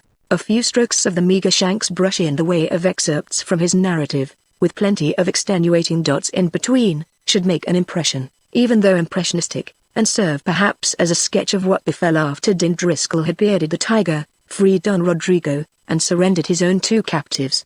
To begin, a retreat was had. Daniel always got under way slowly, as though resolved not to stampede. Echo demands, retreat ? The Iron Brigade in retreat? 'Twas true. Rallied once again, but under another flag than the bars, the Missourians rode all the dank, wet night lest they meet and have to fight their new friends, the guerrillas under Rodrigo Gallan. It was a weird predicament. 2 days before, they were peaceful settlers in the landum solum forti patria, their blood-flecked swords as plowshares fleshed in earth's warm bosom. But tyrannical confiscation of the soil they tilled loomed foreboding. Bested nigh unto forceful phrases with shoeing robbers of both sides out of their melon patches, and fired at last by the sentiment that it behooved them to sally forth and regulate things themselves. They only lacked a Cincinnatus. Their old general would not lead them. Wearing his bright chaplet of renown, Joe Shelby now drove mules, a captain over long wagon trains. Then gallant Din Driscoll appeared among them, the dry-humored, reckless Jack Driscoll of other days, attired now in the brave, dashing regimentals of the Republic. From out the wilds of distant Michoacan he came with a long gallop that never would tire, and pausing at cabin after cabin in the colony's broad acres, summoned his old comrades to arms. To arms against the invader. Who, now, will argue bucolic content? Those lusty young planters smelled the battle from afar. Were now waving tassels to the glory of deeds? A cuspide corona to a wreath of powder-burned laurel. That very day the Iron Brigade rallied again, gathered once again at the oft-remembered bugle's full, resonant blare. Fighting came sooner than the Missourians hoped. Even as they started for Michoacan, a ragged Indito, whose village has been razed by the Cossacks, met the command and asked for the Senor Colonel Gringo. Driscoll heard what he had to tell, and was greatly concerned, though the others laughed at first and scoffed. For it seemed that the Indito did not know who sent him, except that it was a Senor Chaparrito, a short little senor. "Then you must be a shorter yet?" said Driscoll. "Well, what do you bring?" The Indito produced from his ragged shirt a bit of parchment, whereon Colonel Driscoll was urged to join with his new recruits in an attack on Maximilian's escort, for Maximilian was on his way to Vera Cruz. The parchment was signed, El Chaparrito, Shorty. That word means shorty. The troopers guffawed. But Driscoll showed them another handwriting at the bottom. The parchment had been countersigned in blank, thus, Benito Juarez, Libertad y Reforma. The Missourians were respectful after that. Many thought that the mysterious guardian angel of the Republic's battles must be the Presidente himself, though the Presidente was thousands of miles away. After the victory won against Dupin's contra-guerrillas, so the chronicle goes on, the Missourians found their ally to be none other than that picturesque buccaneer of the Sierras, Don Rodrigo, wild as a prairie wolf, handsome as Lucifer, and their captives to be not the emperor and sweet but 2 beautiful women. When the prisoners had been exchanged the 2 fair girls restored to Dupin, and Rodrigo freed, and Rodrigo had hurried away to gather his scattered vagabonds from among the foothills, the Missourians realized their predicament. That day they had fought the Empire. Then they had turned and fought the Republic in the person of the guerrilla chief, Rodrigo Gallan. They had rebelled against the rebels, so were doubly rebel, doubly outlawed. Ye gods, it was bizarre. And as morning dawned on them trailing along a dreary inferno gorge of the Sierra Gorda, they blinked at each other ruefully. Poor waifs, they had lost their native country. And now, one rainy morning, they found they had lost an adopted one. But each man looked into a face likewise so rueful that his own broke into a grin. "We'll just start a new country," cried Driscoll abruptly. His voice sounded strange and very unlike him, but the inspiration was characteristic of the man, and true to the old irrepressible storm center they had known. Hunted outlaws, they too were in the mood for any desperate venture. spontaneous as wildfire. They seconded this one ere they had asked a question. They never did ask how. A new country, roared tall Mose, but where, and when? Old brothers and sisters inquired gently. We'll start right after breakfast, their intrepid leader replied. And right here in Mexico. It's anybody's country yet, and we might as well slice off a little private republic for ourselves, and won't we fight? By Jiminy! Drawled Cal Grinders, with Ozakian deliberation. And it don't matter whom we fight, Marmaduke added. Let 'em show themselves, Slim Max or Don Benito. We'll meet all comers. That was the mood they were in, and they were in it to the chin. Submit a wholesale fighting order, and they bid for it like neither bulls nor bears, but like wolves. About taxation? Asked Clay of Carroll dubiously, but as a good general, or as another Romulus, Driscoll had figured it all out. His answer brought comfort. We'll not have any. We will levy on commerce, as republics have the right to do. Then, said Carroll of Clay, we'll need a seaport, of course. Ain't Tampico simply waiting for us? The French aren't there now. They are concentrating in Mexico City for evacuation. There's no more of a garrison than what old Tige left, a few hundred Cossacks. If we get there before the liberals. And why not? They were nearly 500 and greater than Romulus. They were Missourians, sir. They were from that state which gave the best fighters to both sides, which, population considered, gave more to the north than any other northern state, more to the south than any other southern state, and yet as a state would be a republic unto herself. What, then, might not be possible to these her sons on a foreign shore? Intrepid youngsters, they were of royal state lineage, Missourians from Kentucky, Kentuckians from Virginia, which was in the beginning. Dauntless cavaliers of the blood, if they chose to carve themselves a kingdom, why not? But they themselves answered the questions that had men's lives in them thicker than hard words in the blue-back speller. The business was as already done, and most Bulso could go back to his chant with an easy mind. And once more Missouri's revered saga echoed among the crags. I come from old Missouri. Yes, all the way from Bike. I'll tell you why I left there. And why I came to Rome, and leave my poor old mammy so far away from home. Then, the bard leading in a fashion vociferous, the whole command helped out. Says she to me, Joe Bowers, you are the man to win. Here's a kiss to bind the bargain. And she hove a dozen in. Bivouacked under the black-lipped howitzers of Tampico's sullen heights. Dismal fence, where fever exhaled its dread grey breath thick over swamp and lagoon. Above, the vastigus of the firmament, wrought in a diamond dust of stars. A sickly, jaundiced, moon tilted drunkenly. Through ooze and fetid slime the Americans crept stealthily out of the reeds, and on, over cypress roots, silently in the silent night, on, up the hill under the low walls of Fort Iturbide. Gently and fleeting as a dark beauty's sigh in old Castile, they were come in canister range. Steady, men, their leader whispered, unto death, came the low-breathed response. No such words were uttered, as Daniel knew perfectly well, but he knew that they should be in the telling. A sharp cry. Fearful alarums from the crest of the hill. Next to belching fury of grape. But tall Mose was happier for it. The seal was off his lips at last, and out thundered his stentorian war song. Oh Sally! Dearest Sally, oh Sally! For your sake, still upward, until the cannon fumes broke as a dun-colored wave over pennant and plume. And grimy troops fell as spring blossoms in a balmy south breeze. Dying as they loved to die, game to the last. They stumbled back to the river, which swept over the gallant stranger slain. It's enough to make me swear! That Sally had a baby. And the baby had red hair. Then piercing and wildly plaintive, the clarions rang out, clamoring for victory and victies.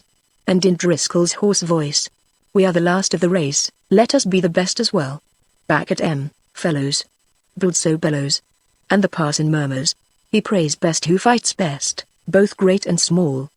His soft voice tremulous enough for glory, his superb trigger finger disturbing enough for chaos. At last, the supreme command like volleyed lightning. Give them the revolver. Charge. Not until the story is told shall. For over the battered masonry, in through the splinter doors, felling shadowy foes on every hand. When well within sight, the prowess of each unto himself. Tempest of pistol cracking. Bleeding deathfully. Ah, the killing is fast and desperate. And not a candle over the pitiless fray. Huddled together for a brief last stand, the Cossacks. Panic, flight. The fort is taken. When the incarnadine embers of sunrise glowed in the east, the Missourians stood on the battlements and surveyed their domain. You are the man to win, Joe Bowers, Mose hummed with an "I told you so" air. But softly, for many of his comrades were wounded, though he was not, as usual, for all his 7 feet of perpendicular target. But the Doc, of Benton, was, of course. Getting wounded was the greatest trouble with Doc. If he attacked a hornet's nest, he would contrive some way to get a leg shot off. But with him such things had become to be a matter of course, so now he crated himself together enough to move around and attend to the others. Driscoll was most innumerably barked, with a perforated humerus as climax. The modest Boone might have catalogued similarly his own casualties. Old brothers and sisters, that cool Christian, had lost a lens out of his spectacles, and was now replacing it from a supply he always carried.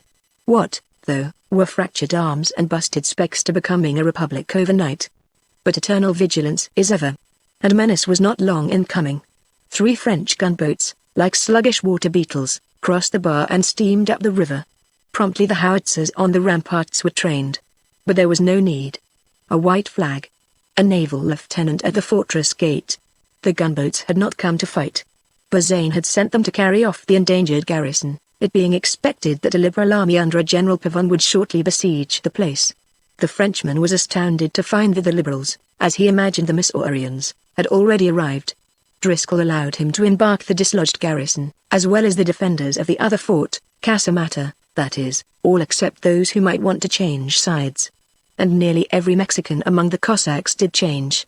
It was a sign of the panic that had spread throughout the empire. Driscoll also insisted on the burial of certain guerrilla corpses which Dupin had left hanging to the town's lamp-posts.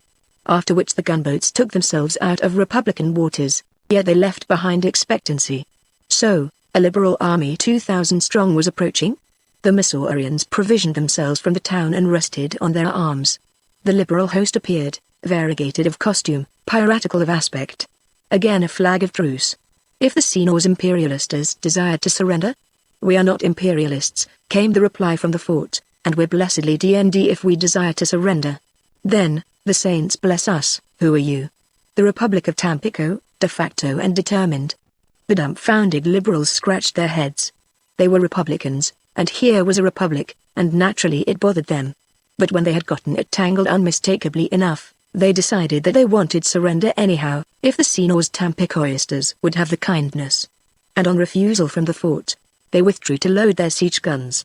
They had sent a shot or two and received a dozen, when an Indito, emaciated and loathsome from scales of dirt, dashed from nowhere through the crossfire and pounded at the fortress door. Driscoll ordered him admitted.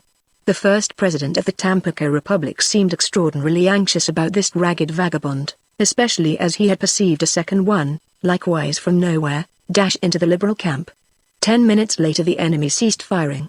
Now come, all of you, Driscoll then said to his little army, and hear what he's got to tell. I reckon he's a shorter yet. From Shorty, then, exclaimed his men. And so it proved, for the Indito produced the usual bit of parchment, signed El Chaparrito and countersigned Benito Juarez, Libertad y Reforma. The message thereon demanded why the Colonel Driscoll and his new recruits for the cause had turned against it. Cause we don't hanker after hanging, Cal Grinders interposed. Was it, Driscoll continued to read, because they thought they had lost favor by fighting Rodrigo Gallon? If so, there was naught against them, nothing, because President Juarez had outlawed Gallon for robbing a bullion convoy.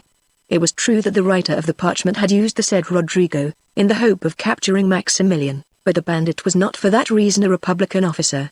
In other words, lisped Crittenden of Nodaway, we're in Lord because the good patriot Don Rodrigo is away outlawed. Therefore, the parchment went on. His Excellency the President through the writer has herewith sent a message to General Pavon of the besieging camp to comply with whatever their mercies the Americans may deem fit to require. Further, knowing the temper of their mercies, General Pavon is ordered to at once cease operations and leave their mercies in possession. The Missourians looked at one another and were reluctant. They hated to forego a battle. But it takes two sides to make one. Not outlawed, not even threatened, they had no excuse to hold against the liberals, but, said Crittenden, as an ally of the sister republic, we'll still have our fighting. Well, demanded Driscoll, what will you ask for? Our quarter of the lands back, after we've won them from the Empire, and, put in Grinders, equality. We want Republican equality, then we'll all be privates, no siree, by Kraken. Equality high up, that's what. We'll be colonels, breveted colonels, every last one of us Colonel Driscoll, Colonel Grinders, Colonel Brothers and Sisters, Colonel. That's easy, said Driscoll smiling. Now I'll go and fix it up with General Pavon, before he gets away. To conclude this chapter on the Missourian's Republic, there is yet a word, which perhaps is also explanation of the sudden change that had come over Dean Driscoll since the night after the battle with Don Rodrigo. It must be remembered that the peerless lad had just won his old comrades to the Mexican Republican cause. While yet rejoicing that here he more than made good the 300 liberals he had helped to capture when a captain under the Empire, he found that he had only cast his recruits out of the pale of law, first against the Empire, and then against the Republic. Then he proposed their own republic, and for themselves they took Tampico from the French. But why? What was the real object in Driscoll's innermost thought? The suspicion arises, was it to win a peace offering wherewith to make friends again with the liberals? Such an explanation of his otherwise wild scheme is but a theory, but the theory fits, for John D. Driscoll, though as reckless as any and quick for any forlorn hope, was, when a leader, scrupulously practical.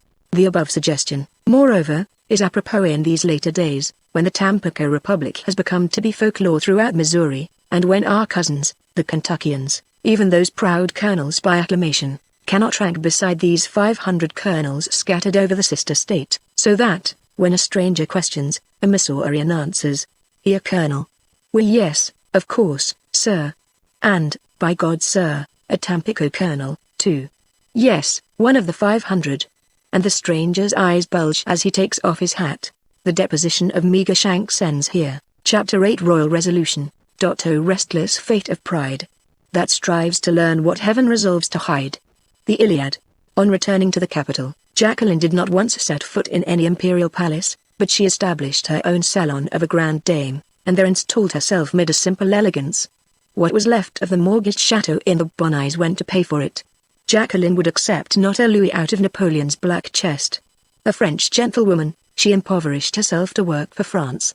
And when, a little later, Napoleon dishonored his own name and that of France in his dealings with Maximilian, she thanked the instinct that had kept her free. Puddles muddied one's skirt so. The valiant maid broke her sword. She would serve no longer. At least, she was quite certain that she would not. Napoleon's shame lay in this. Maximilian had accepted his harsh ultimatum regarding the Mexican customs, and in return for such humiliation he depended on the presence of the French troops for yet another year. But the United States threatened war, and Napoleon cringed. He would withdraw the troops immediately. He would abandon Maximilian, treaty or no treaty. Thus the quiet forces in the American legation at Paris battled against the proud House of Orleans. The princess of that house failed. She could not save her husband's throne, and her own. Her mind gave way. She became a raving maniac. So much for Charlotte's mission. With the news Maximilian was a broken man. He seemed to remember his promise to rejoin her in Europe, for he set out coastward and left the Marshal a letter that was virtually his abdication. Yet in the hot country he stopped for his health. An Austrian frigate waited for him. But behind him was his capital. Would he return? History will never know, perhaps. The soul-despairing network of intrigue and counter-intrigue that wound and tightened about the young sapling roots that would strike deep in an unnourishing soil and become a dynastic oak. The rabid clericals, who were Maximilian's ministers at the time, thought their puppet gone, and in terror of an avenging republic they resigned.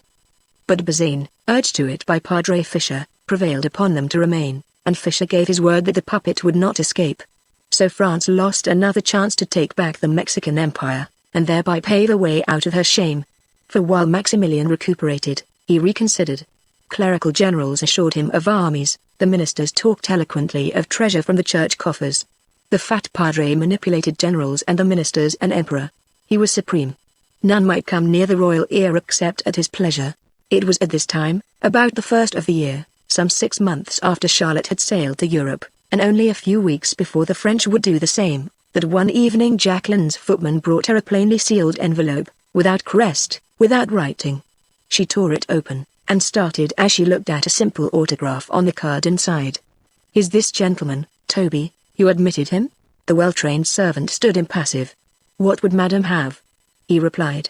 The man walked in like a lord, keeping his face hid in a cloak. "But if madam, was there a carriage?" "No, madame, but I noticed a saddle horse at a little distance, held by a mounted soldier with a carbine." "But if madam, he is in the drawing-room, then?" "Oh, madame," and without removing his Mexican sombrero. But if Madam desires that this citizen find himself pressed to go, Toby. No, on the contrary, you will permit him to wait undisturbed, until I come. A few minutes later Jacqueline beheld a tall figure in elegant charro garb striding the length of her salon.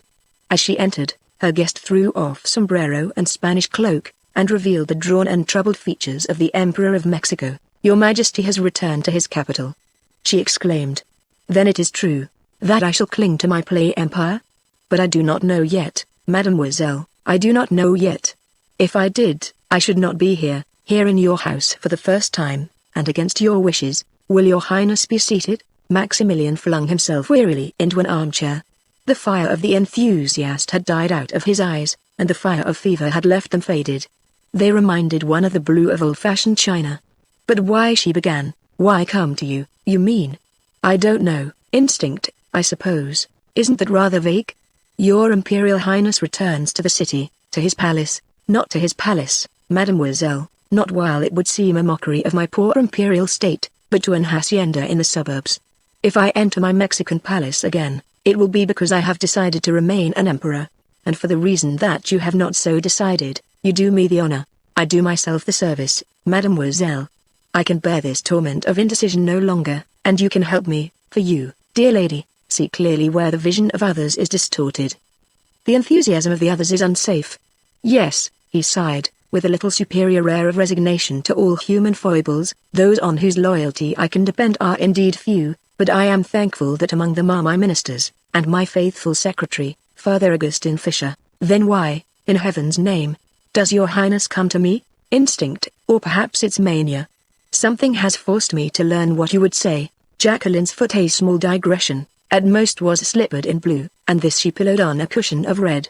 And on another cushion she settled her elbow, and the sleeve of the chemisette, or blouse, or whatever the high-necked filmy white garment was, fell away, revealing a rounded forearm clasped in a band of gold. And resting her chin on her thumb, she regarded the young prince thoughtfully. In her look there may have been a sedate twinkle of amusement, but all was gently, pityingly sympathetic. Let me know, she said, more of the doubts that trouble your highness. Unerringly she touched the right chord. Doubts, yes, doubts of a broken dreamer. Illusions shattered as bubbles. A dweller in an ideal shadow, believing that subjects needed only lofty phrases, Maximilian was finding himself tragically maladjusted to the modern day in which he lived. But as the words tumbled from his lips in the passionate relief of unburdening, it quickly appeared that his misgivings arose only because he had fallen short of Dark Age standards. He recalled bitterly how, unlike the illustrious among his ancestors, he had not stirred until others had won his crown for him. But destiny was kind. He had the chance for redemption. To hold his empire now depended on him alone. He would mount his horse, give to the light a true Habsburg blade, and valiantly ride forth to conquer or perish, and in any hazard be worthy of his house. Then, without abrupt change, he talked of Austria's late woes. Had he but commanded his country's ships at Lissa? Could he but have risked his life at Sadowa? And moreover, he was still needed over there. But in some quick recollection a moisture dimmed the blue eyes. He drew from his vaquero jacket a dispatch. It was from Franz Joseph. If Maximilian returned to Austria, the message ran, then he must leave behind the title of emperor, leave behind even the title. And will that hurt so much? Asked Jacqueline. The ritual again. For it a man withheld asylum from his brother. Is there no mother, cried the exasperated girl, to spank both your majesties? 'Tis of her Serene Highness. Maximilian began with dignity. Highness? Yes, I forgot, but not high enough to chide Majesty, though she be a mother, yet she has only just warned me of her deep displeasure. If no, her message shall wait. I wish to hear first what you think. Tell me, shall I go, or shall I stay? Tell me, and why? Feverishly the man craved one frank word. There was in his look the prayer of a desperate gambler who watches a card poised between the dealer's fingers. Jacqueline had one answer only. But exactly how to express it, lest she be wrongly taken, made her pause. In the first place, she began slowly, there is only a single consideration involved, and in that lies the solution of your Majesty's doubts. I mean the consideration of honor. Now if your Highness is whipped off his throne, that is ignominy, but wait, I am not through. Almost my mother's words, he cried triumphantly. And with a hand that trembled, he got out the letter from that Archduchess Sophia, who had given one son a crown and loved this other as her darling. Rather than suffer humiliation by a French policy, he read from her letter, "Stay, stay, though you be buried under the walls of Mexico." But Jacqueline interposed. She had been taken amiss after all. "You too bid me stay," he insisted. "But I might have known. I might have known. One who never errs said that this would be your counsel. The Padre is wonderful, wonderful. Father Fisher, of course. What else? How consummate was the snake in his cunning. He counted on honesty and nobility in another, though having none himself. He knew Jacqueline. He thought that, both good and frank, she must advise the Emperor as his mother had done. Accordingly, when Maximilian became afflicted with doubts, the priest allowed him to go to Jacqueline. She would be an accomplice despite herself. Only his judgment did not go quite far enough. Jacqueline had not spoken all her mind. Imperiously she compelled Maximilian's attention. "I said ignominy, yes," she persisted, "but I would have added that honor, the modern and the decent and the only courage, lies in facing this same ignominy. Listen. If the least of impure ambition enters in your decision to remain, then for each death in the civil war that must result, your Highness may hold himself to account, and so be held by history. Now," she went on, unmoved by the fact that he had winced, "the question remains with your Highness, does aught besides honor hold you to stay?" To himself he answered as she spoke, and guilt confessed mounted his brow. "But there," she said, "Father Fisher will interpret the will of the Almighty. Before your Imperial Highness retires tonight, my words will be forgotten." The lash fell on flesh already raw and smarting. To predict that he would change yet again, when to change he branded himself a willful murderer, no. That was more than he could endure. She must not think that of him. He held out his hand. "Jean," he murmured imploringly. "Don't," she cried, "don't call me that." Then she bit her lip, and her fury turned against herself. Jean was feminine and French for John, which was masculine and American. This important discovery she had made months ago when riding beside a man whose horse was Demi-John. As a girl in love, she had found a cozy joy in their names being the same. But for that very reason any recollection of it, since then, was the less to be borne. Blushing indignantly, she saw that Maximilian was regarding her with a puzzled expression. Manlike, he referred it to himself, and suddenly, he too started. Only once before had he addressed her thus familiarly, which was during that memorable afternoon beside the artificial lake at Cuernavaca. Here, therefore, must lie the association that caused her agitation. Yet, since that afternoon, she had permitted no reference to their interview, unless to raise her brows quizzically at his continued presence in Mexico. But now, what of the self-betrayal into which he had just surprised her? It could not but be connected with that other time when he had murmured her name. There was, however, no conscious vanity in the remarkable explanation. It was remorse. He thought of Charlotte, his wife. And this other woman, had he wronged her also? For during the past weeks of trouble he had forgotten that he had loved her, and she had not forgotten. In two such facts, falling together, was the wrong, and one that a woman scarcely ever forgives, as he had had reason to know. "I could not help supposing, mademoiselle," he ventured diffidently, "that what you said at Cuernavaca was inspired by no feeling toward myself. I could suppose nothing else in the light of your utter indifference since then, and your aversion for my very presence." Jacqueline laughed pleasantly. "In that your Highness deceives himself. I did then, as I do now, feel for your Highness enough to wish him safely out of Mexico." "Charity, then?" She did not protest. "As I thought," he said. There was no feeling in. Jacqueline raised her eyes and met his frankly. "When a woman feels in the sense you mean, sire," she said, "then she does not make an empire, even the Austrian Empire, a condition. If the man in question has no more than his horse, his pistols, even his pipe, then the woman—" But she stopped abruptly. "With you," he granted honestly, "it was not a matter of personal ambition either. But if neither of these, then what now I see," he cried. "A state reason.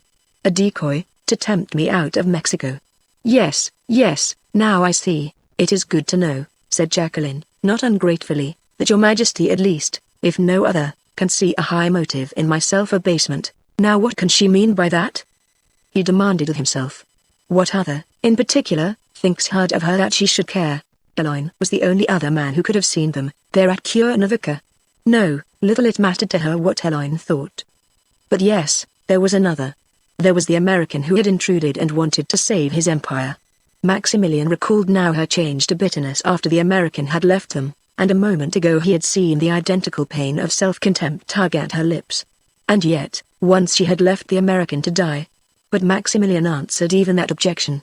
Leaving him to die was a necessity for her country. And the sacrifice had gone farther. It had not faltered before the self-degradation of which he had just spoken. The admiration in his eyes grew. The chivalry in his race awoke within him, and exalted him. He felt himself become the true knight, in the purity of devotion to a woman, a gentleman, as real chivalry would have the term. Poor man and poet, he felt even the impulse to bend the knee and crave as a boon some risk of life in her service, without thought of boon thereafter, a knightly impulse nearly obsolete in chivalry, if ever customary. But he knew now that the impulse was really possible, and the proof was this, that the constraint between them had vanished, that soon he was talking with her easily and naturally. For Jacqueline also the air had become blessedly pure, and deeply, gratefully, she breathed of it. Because now she talked with one whose respect was a fact, who knew her for what she was, and during a moment's space she was happy, with the happiness of delusion. It seemed that other men, that one other man, might one day know her too, and give her his esteem. But the fantasy passed. The knowledge must forever be restricted to the man before her, and for him she did not care. Maximilian, very strangely, was thinking of the very self-same thing. Here was a service in her behalf already offering. If he could cause that other man to know? But it was out of the question. Men may convince one another of a woman's guilt, and only too easily. But of her innocence? No, it was absurdly out of the question. Besides, next day the true knight would be starting back for Europe. Had he not just decided? Chapter 9 Interpreter to the Almighty. And could make the worse appear, the better reason. Paradise Lost. After half an hour's sharp canter, Maximilian dismounted at Lataja, his suburban hacienda. He had come quickly from Jacqueline's, for his heart was light. The stress and storm of wavering were ended at last. Soon now he would be at Miramar, at beautiful Miramar, overlooking the sea, where Charlotte awaited him, but knew it not. And by love and tender care he would coax her back to sanity. Ah, no. The pure joy of living was not done for them yet. Desire Father Augustine to attend me in my private cabinet, he said to the first lackey. The huge priest came on the instant. He bore a candle in one fat, freckled hand, and above its light the dull flesh of his face shone yellow. His head was as ever pear-shaped with its heavy, flabby jowls, and in the apex the two little beads of eyes leapt adventurously at sight of the prince. I am here, sire, he said purringly. Your Majesty, then, wishes me to prepare for his return to the imperial palace tomorrow? No, father, his Majesty answered stoutly, though not without an uneasy glance. Tomorrow I set out for the coast. The Dandolo is still there at anchor.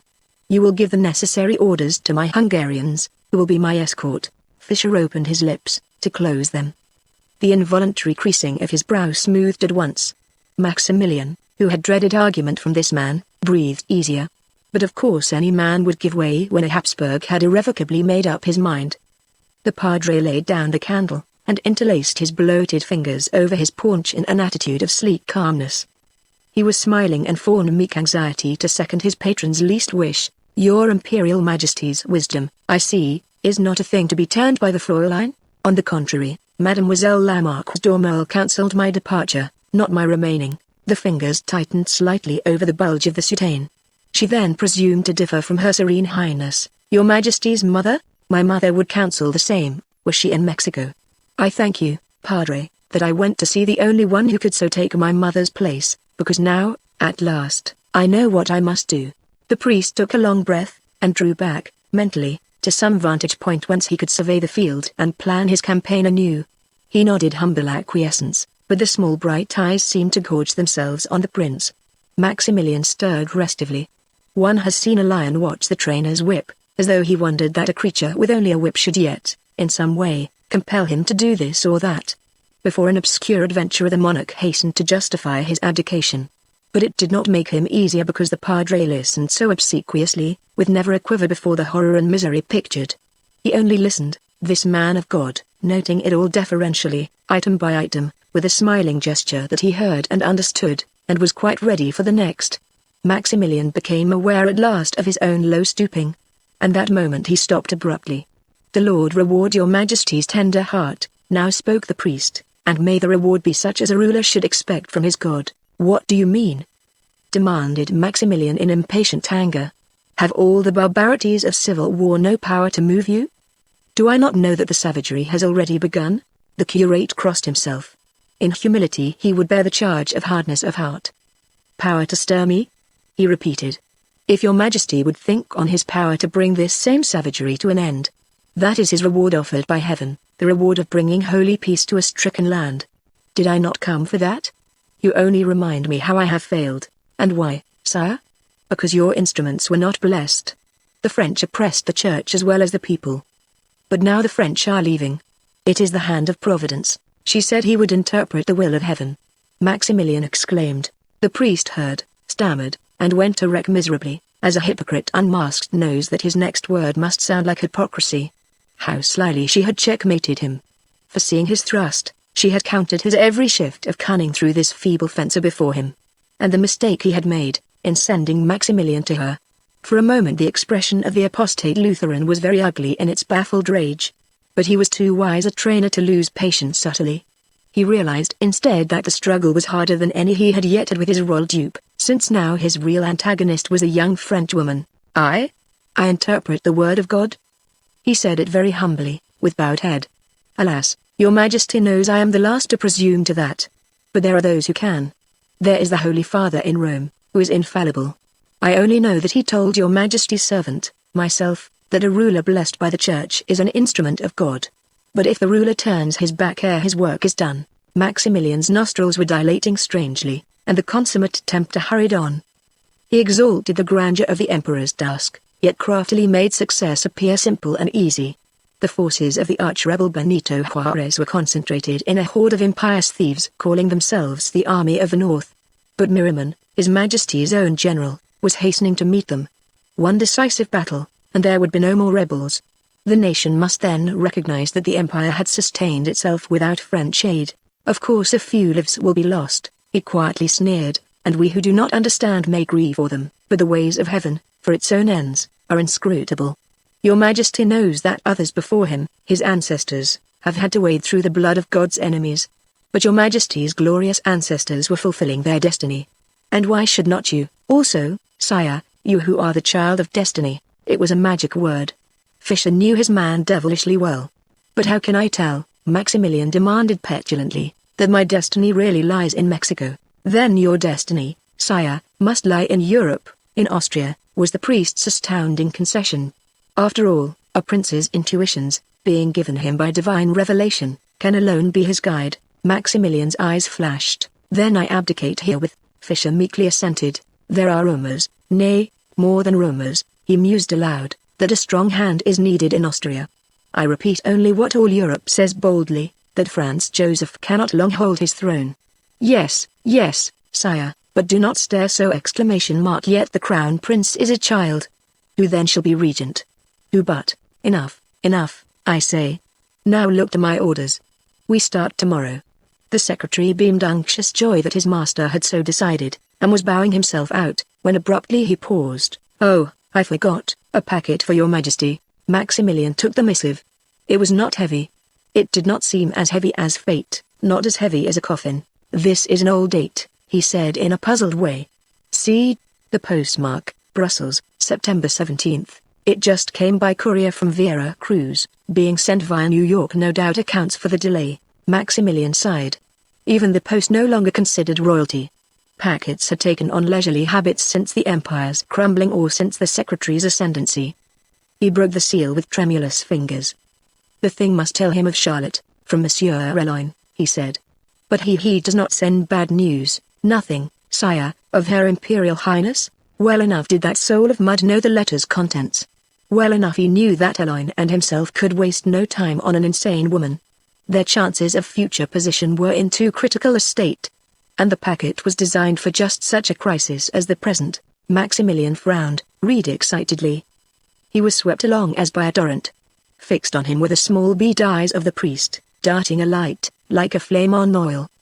And when the emperor gasped quickly and sprang to his feet with hands clenched in the manner of a strong man, the priest was ready. "Good news, then?" he cried. "What fortune? Now your majesty will hurry the faster to Vienna." Maximilian gave him a glance, as though he were dense to think so. "Here, read it." Emeline, sycophant, courtier, had never sung for his royal patron a roundelay more pleasing than his prose of the moment. It caused to vibrate the very heart chords of the susceptible prince. There were subtle appeals to spite ungratified, to wounded pride, to ambition, to honor. The letter ran, Nevertheless, I am convinced that to abandon the throne now, before the return of the French army, would be interpreted as an act of weakness. If this appeal, to the Mexican people, is not heard, then your Majesty, having accomplished his noble mission to the end, will return to Europe with all the prestige that accompanied his departure, and amid important events that are certain to happen, he will be able to play the role that belongs to him in every way. And then the supreme refrain. In passing through Austria, I was able to bear witness to the general discontent that reigns there. Yet nothing is done yet. The emperor is discouraged, the people fret and publicly demand his abdication. The sympathies for your Majesty are spreading visibly throughout the entire empire. In Venetia a whole population wishes to acclaim its former governor. Thus it was that Eloin pilfered Jacqueline's lever, and thus he used another fulcrum, as he had promised Charlotte he would. By pandering to Maximilian's Austrian ambitions, he showed the weak prince how they could yet never be realized if prestige were lost in Mexico. To keep this prestige, to increase it, Maximilian must prove to Austria that he could hold the empire he already had, and that without foreign bayonets. He had only to stay a short time after the French should evacuate.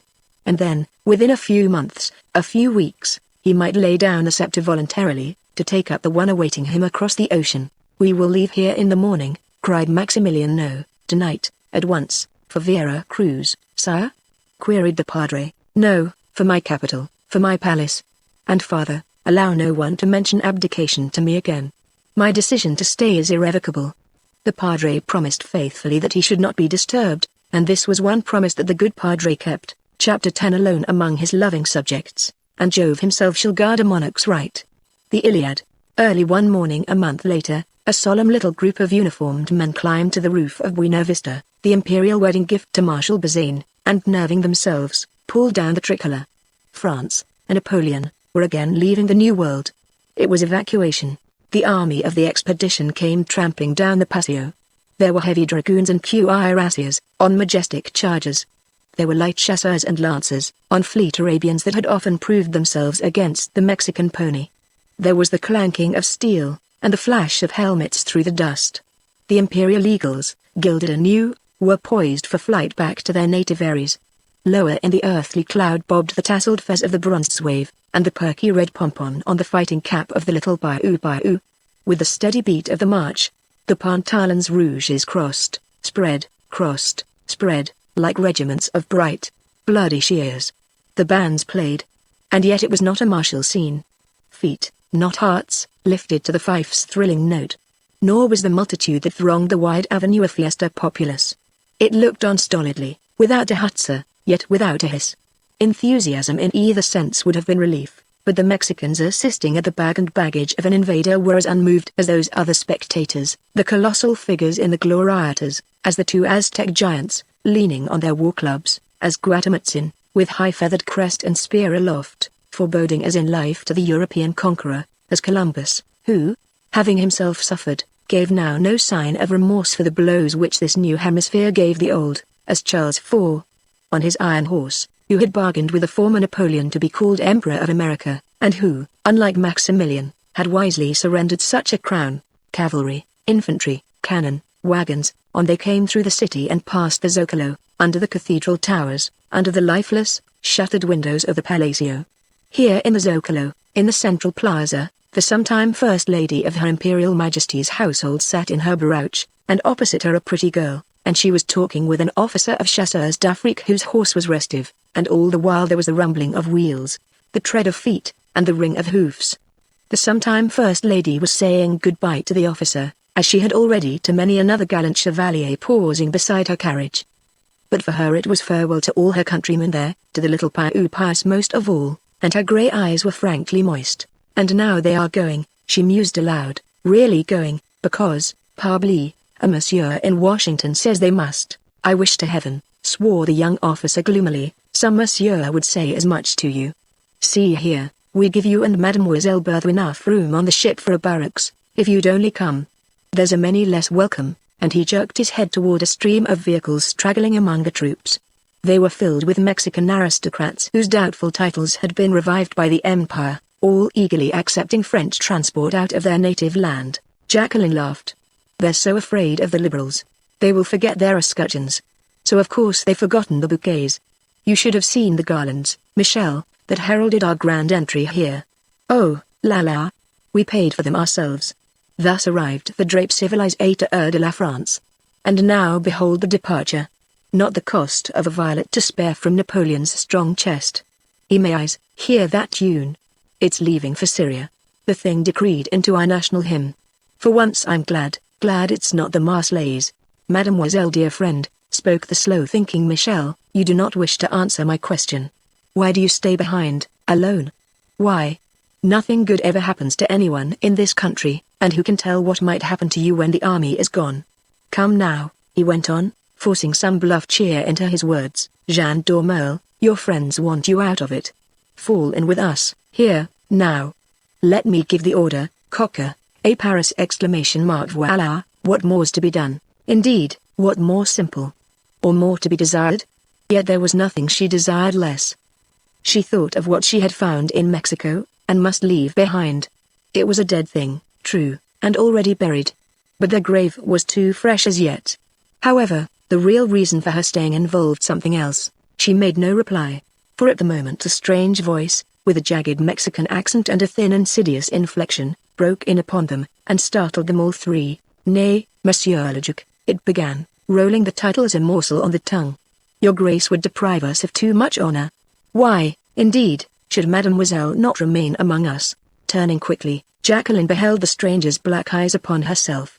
He, too, wished to know why she stayed in Mexico, but in his sharp, shifting look there was a penetration quite different from that of the guileless Michelle. He bestrode a magnificent horse that seemed made for armor, whereas he himself would surely have been crushed under so much as a crusader's buckler. Being so very small, and perched so very high, he cut a ludicrously martial figure with his plumed hat and epaulettes and gold buttons and braid and medals and exquisitely mounted saber. It was not a French uniform that he wore, but Mexican imperial, and stupendously ornate. And within the brave array, he was such a little man exclamation mark insignificance glorified into caricature. But the pygmy was not altogether on parade. He had that morning been receiving arsenals and fortresses from the French, in short, the keys of the empire. For he was commander-in-chief of the imperial armies, was this species of mannequin. And ugly? He was a man of lifted upper lip under a bristling moustache, a man of fangs, a wee, snarling, strutting, odious creature of a man. A deep livid scar split his cheek and would not heal. Instead of arousing sympathy, it proclaimed him rather for the scratches he gave to others. For he was that Mexican of infamous name, the Leopard. Once he had looted the British legation. Another time he massacred young medical students attending the wounded of both sides. There were stories of children speared and tossed in ditches. Yet certain priests blessed his ardor as defender of the church. Maximilian had sent him on a mission to Palestine, since he was abhorrent to the moderates. But now he was back again, to lead the clerical armies. The Valley of Mexico shrank from his brutal proclamation demanding submission. Mexicans, you know me. So ended the snarl. He gathered forced loans. He drafted peons, though they were exempt. He emptied the prisons, and convicts he sent in chains as recruits for the imperial garrisons. In such a fashion Leonardo Marquez began his duties as Generalissimo of the Empire. Your Excellency is most kind, said Jacqueline, for no other reason than to annoy him by changing from French into his own language. On the contrary, returned Marquez, I am flattered that you will be here to observe how we, alone, shall crush the rebels. Your countrymen, señorita, happily leave plenty of them. But I cannot believe that this is why you remain. Make her tell you, then, interposed the helpless knee. He was utterly at sea. There was a trial of strength on between these two, but how or for what was quite beyond him. Jacqueline pushed back the Persian shawl she wore this 5th day of February was the Mexican springtime and settled herself to the contest in earnest. I fear, she began slowly, that my motive in staying can hardly be intelligible, unless, perhaps, Your Excellency knows why I came to Mexico in the first place. No, senor. That blank smile of yours will not serve. Your Excellency cannot feign ignorance of public gossip. Of course, I have heard that. To be sure you have, she returned dryly, and you might add that I failed, since Maximilian has not yet abdicated. But Your Excellency is not one to imagine that the end can be long delayed. She, too, was searching for a motive, his motive in the interview. The Mexicans alone will sustain our patriotic ruler, stoutly declared the Generalissimo. But let us suppose, merely for pastime, that His Majesty does abdicate. What then? What profit to France, since at this moment, before our eyes, her army is leaving." Jacqueline smoothed the ruffled pleats on her full grey skirt. They looked like an exaggerated railroad on a map, and doubtless needed smoothing. "And remotely supposing," she said, "that our army might come back again?" Then, in a flash, she raised her eyes, and surprised the start he gave. But she laughed at once, and at him, for taking her nonsense as serious. "No," she exclaimed, "Your Excellency can more easily recall Santa Anna from his island exile." This, too, was nonsense, or so he was forced to consider it. But knowing that the empire could not endure, he was believed even then to be negotiating with a rich former dictator. In his scowl Jacqueline discovered what she sought. He wanted, in brief, to negotiate with Napoleon also, and he wanted to negotiate through her. Napoleon could bid higher than Santa Anna. She saw, moreover, what was worrying the traitor. If Napoleon did not mean to bid, why then was she staying in Mexico? Marquez glanced fretfully at Ney and Bertha. If he might be honored in the privilege of calling to pay his respects ? But Jacqueline regretted that she was to be too much occupied in preparations for her own early departure. And that very evening she sent a note to Maximilian, frankly warning him against the leopard. But she warned His Majesty Father, that if he did not heed, that when it should be too late to save him in any case, and Marquez still had something to sell, that then she would advise her own emperor, should her own emperor wish to buy. Hoping, though, for the best, she sent by a message to Bazaine at the head of the column, suggesting that he delay embarkation as long as possible. She had in mind Maximilian awakened to the faithlessness of his chief support and wishing to overtake the French troops, for which it appears that Jacqueline still wielded a free lance, belonging to her own country alone and owning no master other than her own conscience. As Bazaine at the army's head rode through the Zocalo, he looked up to find the palatial shutters closed. The Mexican Empire was sulking like a spiteful child. The marshal wearily shrugged his shoulders, and thought on the ingratitude of princes. But the silence of the palace was only a pose, mean and despicable. Maximilian himself was peeping through the shutters down upon the gallant, moving sea of color. It was a stream of gleaming bayonets, of champing horses, of lumbering artillery. His eyes would single out and cling to this or that figure till it was lost in the street beyond, and then he would try to realize that it was lost to him forever. For the street beyond lay toward the coast, where many ships awaited. The archducal petulance gave way to vague melancholy. Finally he looked upon the last swinging foot, then at the dust settling. Below, in the Zocalo, what had been a fringe of mourning around the troops, became a scurrying of human creatures. They were his subjects. Not a French uniform remained, but the prince sighed heavily as he turned from his ignoble peephole. Courtiers and councillors glanced at each other significantly. By tacit consent one among them spoke, "Free at last, sire, free at last. Ah, see them, they're below. They know their shackles are broken, they know that the foreign invader who chilled their allegiance is gone. Nay more, their loyalty has already borne fruit. In the north, sire." "How, father? You do not mean—" "Yes, sire, yes. The Mother of God be praised. I mean victory, and death to many traitors. The news has just come. Miraman has won a decisive battle and taken Zacatecas. But Juarez was there?" "Yes, sire, and Miraman entered so suddenly the arch-rebel surely could not have escaped. Juarez taken, that man taken, even so, sire," and Fisher's interlaced fingers tightened until the veins grew large, "and it only remains for your Majesty to dispose of him, according to the law." Maximilian trembled with joy. He was master of the situation. His people had made him master. Here was divine right vindicated. It was destiny. He had but to follow whither the heavenly finger pointed. And in rapture, he seized his pen. Palace of Mexico, February 5, 1867. "My dear General Miraman, I charge you particularly, in case you do capture Don Benito Juarez, Don Sebastian Lerdo de Tejedo, and others of his suite, to have them tried and condemned by a council of war. But the sentence is not to be executed before receiving our approbation. Your affectionate Maximiliano." Bazaine and the French camped the first night, the next day, and yet another night outside the city, waiting.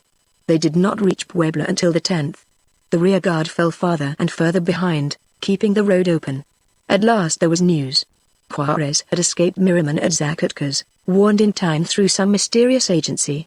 And farther, Miraman had encountered another Republican army, by whom he was not only defeated, but routed completely. In panic he was fleeing to Querétaro. Maximilian must surely abdicate now, thought Bazaine, and he sent back a message. "I can," he wrote, "yet extend a hand to His Majesty to help him retire." In Veracruz the marshal waited for an answer. Day after day passed, and then the answer came. Too late, was its refrain. Maximilian had left his capital with what troops he could spare. He had left for Cretero, to join Miriam there. Bazaine, the last to quit the shore, climbed aboard his ship, and taking one final look for a chance horseman with word to wait yet longer, and seeing none, gave the order to weigh anchor. Chapter 11 Fatality and the Missourian. CWAI colpi della sua fortuna, volta il viso di la grimasito, Machiavelli. The mountain villages were arming. Bronzed men, savagely joyful, poured from under roofs of thatch, strapping on great black lead-weighted belts. In the corrals others lassoed horses. It looked like a sudden changing from peaceful Highland domesticity, as the clans of Scotland or the cantons of Helvetia might gather. But these men were not rising to defend their homes. The hamlets clustered among the crags with their barracks, nothing more. The wildest cannons of the Sierra Madre del Sur, far away in the rocky southwestern corner of the continent, were only their camping grounds, their refuge. To be armed was their natural state. They were fighters by occupation. They were an army. Unceasing hardship and constant peril had seasoned them, and their discipline was perfect, unconscious, because it came from the herding instinct of wolves. During years they had waged war against a ruthless foe, and they, too, were relentless. The penalty of defeat was massacre. The foe of this army was a greater army, and between the two it was a duel of chieftains, of general regulars in the Sierra, of general men's on the plain. Deadlier antagonists might not be imagined. Men's. He who had shot 2 Republican generals under the Black Decree, was above all men the likeliest to hold stubborn Majocan for the empire. But even he failed, because the man against him was not less a man than he, because also the spark of resistance to scepter and crosier never dies out in Majocan. The man as good as he was Regulus. A Spaniard, Regulus had fought with the Catholic Don Carlos. And now, he was suffering for Mexican liberals the most that any general can suffer, defeat after defeat, and sometimes annihilation. But he was a Marian, a Fabius. He knew the mountain recesses as no one else, even better than Men's, who was born among them, and here he would gather fugitives, draft every straggler, until in time he sallied forth again to badger his arch-enemy. He hoped only to exist till that day when the French should leave Empire and Republic face to face, on equal terms. It had taken tenacious faith and gloomy years, but the day came at last. The news sifted through Defiland Gorge. The invader had embarked for Toulon. Nearer at hand Mans had evacuated Morelia, and was marching to Cretero. And at Cretero was Miriman, driven there from the north by Escobedo. At Cretero was the Emperor, was the Empire, desperate, ferocious, an animal at bay. Out boldly upon the plain, then. But no longer as a slinking guerrilla horde. As an army rather, with thrilling bugles and the Mexican eagle aloft, and regiment numbers in gold on pennons of brightest red. For the Empire was the hunted mad dog now, and the dignified host was the Republic. The barracks of the Sierra were arming. In one of the corrals an officer of cavalry was quelling insubordination with soft words.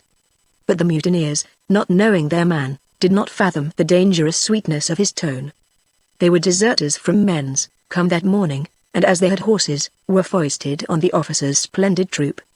But like the native infantry, they insisted that their women, the soldaderas, should go with them on what was to be a swift march to Cretero. Having brought useful information concerning Men's, they were insolent in their demands. Now, muchachos, said the officer of cavalry, you see how absurd it is, so quiet down. The women can follow later, a gringo to dictate to us. Bless me the saints. Us, free Mexicans, and Republicans. And the ringleader drew his machete and rushed on the officer. The gringo smiled, in a way that a man rarely smiles. His eyes opened in mild surprise, and as the mutineers looked to see his head roll from his shoulders, he was still smiling in that poisonously sweet way. Perhaps there passed across his face just the shadow of pity or of revulsion, but none might say for certain, because of a pistol's flash that came so quickly after. With a report the assailant plunged headlong, and on the ground seemed to shrivel in his rags. Behind the smoke the officer was carelessly holding a large black revolver, no higher than his hip, because, he added, it's not a woman's game. Then he thrust the weapon back under his ribs and sauntered away. The mutineers gaped in trembling at his back. When they picked up the ringleader, they saw that his fingers had been neatly clipped at the hilt of the machete. The cavalry officer was Driscoll but changed. He was changed as bland Mephisto would change a man, if the material were adaptable and Mephisto an artist. Such exquisite gentleness in peril and in slaying could be no other than the devil's own. and in the most devilishly artistic mood of that suave dilettante. It was natural that any man should color somewhat into a desperado, considering such an existence among those Sierras, but Driscoll was a desperado refined by cynicism. And yet there was still naught of self-consciousness in it all. The change had not been abrupt, but gradual, as a growing into maturity. The roughened native instincts of a gentleman had sobered from quixotic impulses into a diabolic calm. His bravery was turned to cool and almost supernatural self-possession, mocked withal by gentleness. And yet he was not a villain. To the mutineers, to those who beheld his smile, he seemed a fiend. But his horse knew no change in him, which was significant. Something had gone wrong, that was all. The young man who had looked out on the world, half challenging, half expectant, must have seen too suddenly that part of life which is unlovely. However, the thing may not be thus easily explained. The soul of a man, when bent or distorted under stress, is a weird and fearful growth. One may contemplate it in awe, but understand it, never. More than a year before, when Driscoll changed sides, he was embarrassed to find a side to change to, so thoroughly had the Empire swept away all vestiges of the liberal strength. But on achieving that farewell of his torments, he rode happily southward, with some vague notion of tracking the Republic into Michoacan. The first night he slept under the stars mid tunas and Spanish daggers, and when he awoke it was to find a strange Indito squatting patiently at his feet. He sat up and rubbed his eyes at what might have been a Hindu image, except that it doffed a straw sombrero. "Mercy is awake?" queried the idol. "No, but it will probably not be long now." "Who in thunder are you?" the Indito explained, and Driscoll covered his knees with his hands, and stared and grew more astounded. The ragged fellow said that he had escaped from Menzies' camp by squirming on his belly through the cacti, and he had followed the American senor, on foot. He was, he added, a Republican spy. Driscoll mechanically drew his pistol, but recalled that now he also was Republican. "But why follow me?" he demanded. "I was sent to watch only Mercy." "Mercy's thousand pardons. The devil, and with Mercy's permission, I was to kill Mercy at the first chance. But since Mercy has changed sides, now look here, who put you up to this business, I want to know?" The man shrugged his shoulders. He only knew that a Senor Chaparro had sent him. "A short senor?" Driscoll repeated. "Then we might call you a shorter yet, and maybe you know where this Republica is hiding out?" The Indito brightened. "That's why I'm here, senor. I'll take Mercy to the Citizen General Regulus." At the name Driscoll frowned involuntarily, but laughed as he again remembered that he no longer shared the imperialist hates. "Regulus?" he repeated. "But we all thought he was dead, since the last time we scoured his mountains, that the Virgin would have let me kill Mercy before then," said the Indito regretfully. "But no matter, Mercy will discover that the Citizen General is still alive." And so he was. They found him in the wildest of the wild region of the Sierra Madre del Sur, far away beyond the Rio de las Balsas, beyond Michoacan, in the impassable Tierra Caliente of the Pacific slope. The Indians here were the Pintos, who knew naught of the world outside, and owned allegiance to none but a grisly old dictator, royally described as the Panther of the South. One thing was certain. The Empire could never follow Regulus to the fever and ambush of the Panther's marshy realm, and Regulus was hard-pressed indeed when he sought such protection. But he was there now, in that last refuge of liberalism, alone, wounded, fever-stricken, emaciated, but undaunted. Driscoll found him so, and became his first recruit. For the moment Regulus had no army, but armies were only weapons brandished by the real principals in the duel. Over battle and rout and slaughter the two chiefs would glare each at the other, blade in hand and panting, but either ever ready for the stroke that should thrust through the army to the heart of its general. Such a struggle needed only antiquity and a bard to be Homeric. No Greek could equal either champion in cunning, nor Trojan in prowess, nor both in grim persistence and rugged hate. It was truly a fight to have a hand in, and with big, lusty zest, the storm center bounded into the lists.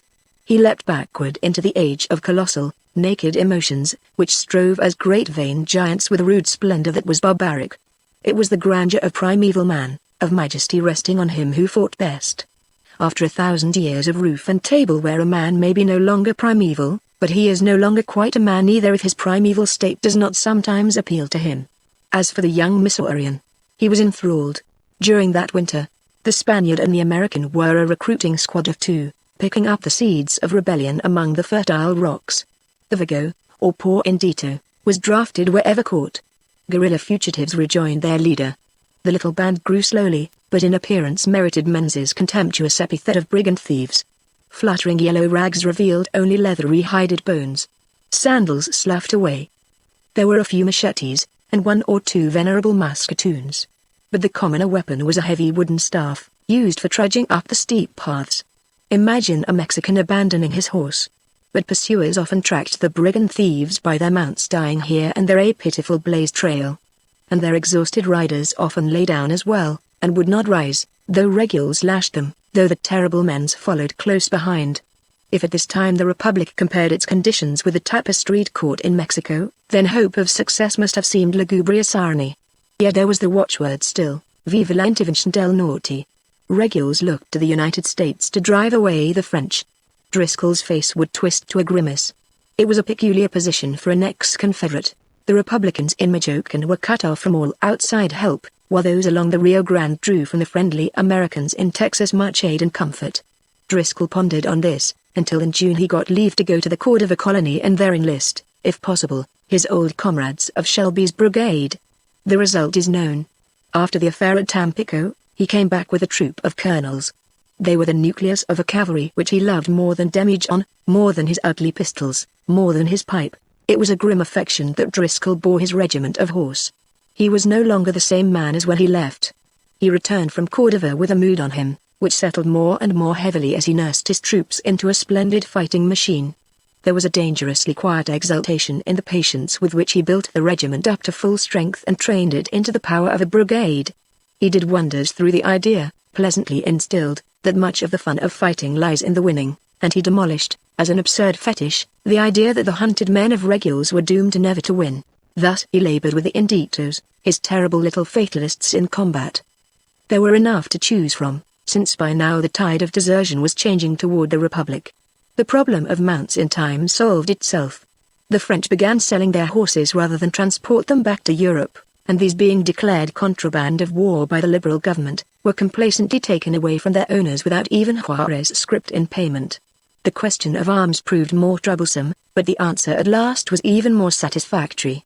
For the besieged at Gretero, Driscoll's troop later became some unfamiliar dragon hissing an incessant flame of poisonous breath. This was due to a strange and mystical weapon which not only carried a ball farther than any rifle known before, but 16 of them, one after the other. The strange and mystical weapon multiplied a lone man into a very genii of death, until the Missourians 1,200 were more to be dreaded than many battalions.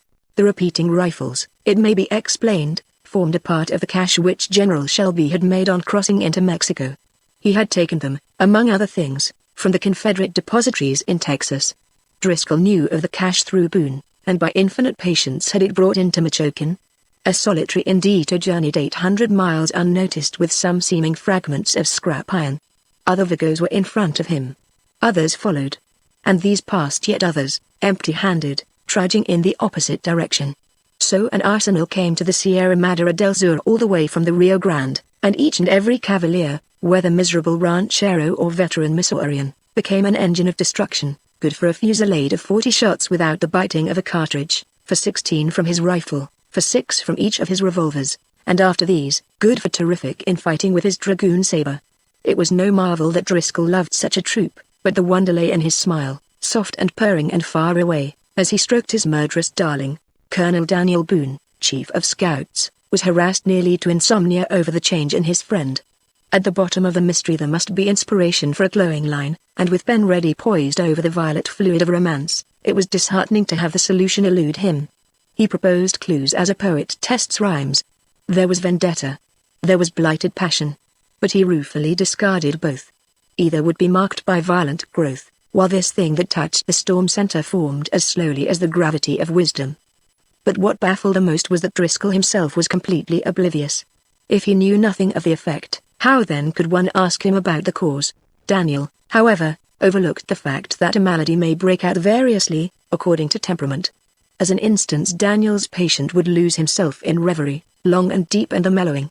Now he was riding with a girl whose grey eyes were upon him in that pensive way she had, or rather, in the pensive way of a girl who finds herself in love, and wondering at it, seeks to learn the reason through a grave scrutiny of the object. It seemed very good to be riding with her again like that, for there was a soothing sense of companionship, of dear camaraderie that needed no words, but only that expression of her mouth and a pair of grey eyes. The daydream, while it lasted, had nothing of bitterness, but lulled his soul instead, and when it passed, he would be left with thankfulness for his moment of fleeting bliss and ineffable comfort. Or again, he awoke to reality with a longing that fiercely would not be denied. "Oh, I want Jacqueline." Often and often the imperious smothered cry all but passed his lips. And then he would shake himself, as out of physical slumber, and he would take up his life again.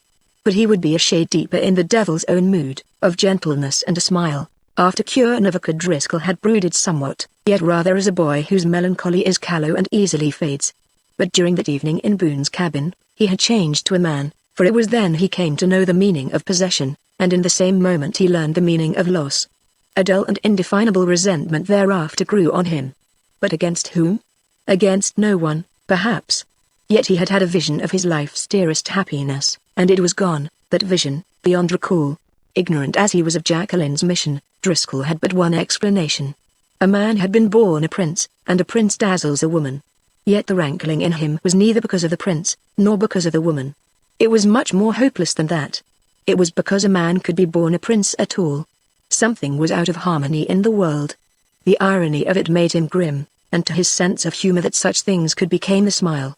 A prince in the New World and in the 19th century now here was as incongruous a juxtaposition as a bull in a crockery shop. And the result a people robbed of their dignity as men, a spike among the cogs, and the machinery everywhere grinding discordantly. For the pilfered people, however, the matter could be righted, and Driscoll felt his vague wrath as one with theirs. Together they would drive the bull from the shop. The Mexicans could later repair their crockery. But as to his own precious little bit of bric-a-brac, that was shattered beyond hope. His only balm was to help the other sufferers. His only resentment was against fatality. But to pout at fatality is such a foolish business that he smiled, in a gentlemanly, sardonic way. Lucifer himself would be obsequious before fatality. And as for presuming to chastise it, that does indeed require the devil's own mood. Chapter 12 The Rendezvous of the Republic. It may be short, it may be long. 'Tis reckoning day. Sneers unpaid wrong, Lowell. It was a long column that undulated over the cacti plain with the turnings of the national highway. Men and horses bent like whitened specters under a cloud of sultry dust. They burned with thirst, and had burned during 15 days of forced marching over bad roads. They kept their ranks after the manner of soldiers, else they would have seemed a hurrying mob, for there was scant boast of uniforms. The officers wore shoulder straps of green or yellow, and some of the men had old military caps, high and black, with manta flaps protecting the neck. Except for an occasional pair of garroches, or sandals, the infantry trudged barefoot, little leather-heeled Mercuries who cared nothing for thorns. Their olive faces, running with sweat, were for the most part typically humble, patient under fatigue, lethargic before peril. Here and there one held the hand of his soldier, like him a stoic brown creature, who shared his hardships that she might be near to grind his ration of corn into tortillas. Veterans were the who had fought the French at Puebla, and on coarse frayed shirts displayed their heroes' medals. Some among them had meantime served the Empire, and had lately deserted back again, but no matter. In the cavalry there were those who on a time had ridden against the Americans in Santa Anna's famous guard. Now they rode with Driscoll, among the Missourians. And the Missourians sang, "My name it is Joe Bowers. And I've got a brother Ike. I come from old Missouri. Yes, all the way from Pike." Their mouths opened wide to the salty dust, and they roared with great lunged humor, the stentor note of tall Mosbelso Colonel Belso of the state of Pike far and away in the van of the chorus. Even the Mexicans, who comprised over half the regiment, chanted forth the tune. They had heard it often enough, and thought it a species of appropriate national hymn. Only the colonel of the troop rode in silence, but not gloomily. This playfulness of his pet before a snarl was music that he liked. The other Missouri colonels, brevet, were as boys ever, were still only Joe Shelby's young men for war. There was Colonel Marmaduke of Platte. There was Colonel Crittenden of Nodaway. There was Colonel Grinders from the Ozarks. There was Colonel Clay of Carroll, and Colonel Carroll of Clay. These were captains. Colonel Belso was a major, and so was Colonel Boone, also chief of scouts. Colonel Claiborne, otherwise the Doc of Benton, was ranking surgeon, while the chaplain, lovingly known as Old Brothers and Sisters, and the choicest fighter among them, was Lieutenant Colonel. Of course some of the 400 or 500 colonels had to be privates. But they did not mind, they were colonels just the same. Which provoked complications, especially with a Kansan who had wandered among them some time since. The Kansan, whose name was Collins, was an ex-Federal, even one of their ancient and warmest enemies, of the 6th Kansas Cavalry. And being a mettlesome young man into the bargain, he rose by unanimous consent to command a native company of the troop. But Captain Collins found it hard to address a Missouri private as colonel, and to be addressed by the Missouri private as an inferior in rank. A sporadic outburst of Jayhawker warfare generally ensued. But according to the merger treaty between the Republic of Colonels and the Republica Mexicana, the Missourian was strictly in his rights. Besides, both needed the exercise, and after the business of fists, formality dropped of itself. Captain Collins thereupon became Harry, and the private Ben or Jim, or whatever else, Driscoll's troop wanted for nothing. Regimentals, luckily, were not considered a want. But in replacing worn-out slouch hats and cape coats, the Americans set an approximate standard, which was observed also by their fellow troopers among the Mexicans. They were able to procure sombreros, wide-brimmed and high-peaked, of mouse-colored beaver with a rope of silver. The officers and many of the men had long Spanish capers, or cloaks, which were black and faced in gray velvet. Their coats were short charro jackets. As armor against cacti, they either had chaps or trousers foxed over in leather, with sometimes a wild western fringe. They came to be known as the Grey Troop, or the Gringo Greys. The natives themselves were proudest of the latter title. The brigade marched as victors, but they remembered how they had formerly skulked as hunted guerrillas, and also, how men's had scourged the dissident villages. They found bodies hanging to trees. At Morelia a citizen who cried Viva la Libertad had been brained with a saber. It was the hour for reprisals. And regulars exacted suffering of the macho, or clerical, towns that had sheltered the traitors. Requisitions for arms, horses, and provisions marked his path. Deserters swelled his ranks. He had enough leftovers from the evacuation to organize what in irony he called his Foreign Legion. At Acambaro a Second Republican Army, under General Corona welcomer than a stack of blues, as Boone said more than doubled their force, and together they hastened on to Querétaro. But at Celaya, when men were thinking of rest in the cool monasteries there, they learned that they must not pause. The word came from El Chaparrito, who ever watched the Empire as a hawk poised in midair. General Escobedo of the Army of the North had pursued Miraman south into Querétaro, but only to find him reinforced by men's and the troops from the capital. This superior array meant to attack Escobedo, then turn and destroy Corona and Regulars. The Republicans, therefore, must be united at once. The message was no sooner heard than the two weary brigades of Corona and Regulars set forth again. They covered the remaining 30 miles that night, expecting a victorious imperialist army at each bend in the road. But they met instead, toward morning, a lone imperialist horseman galloping toward them. Regulus's sharp eyes caught the glint of the stranger's white gold-bordered sombrero, and with a large Castilian oath he plucked out his revolver. Driscoll touched his arm soothingly. "But, Maria Purísima," cried Regulus, "he's an explorador."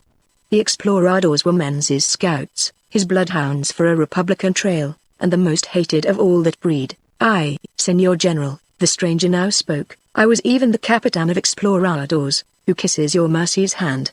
There was a familiar quality in the man's half-chuckle, and Driscoll hastily struck a match.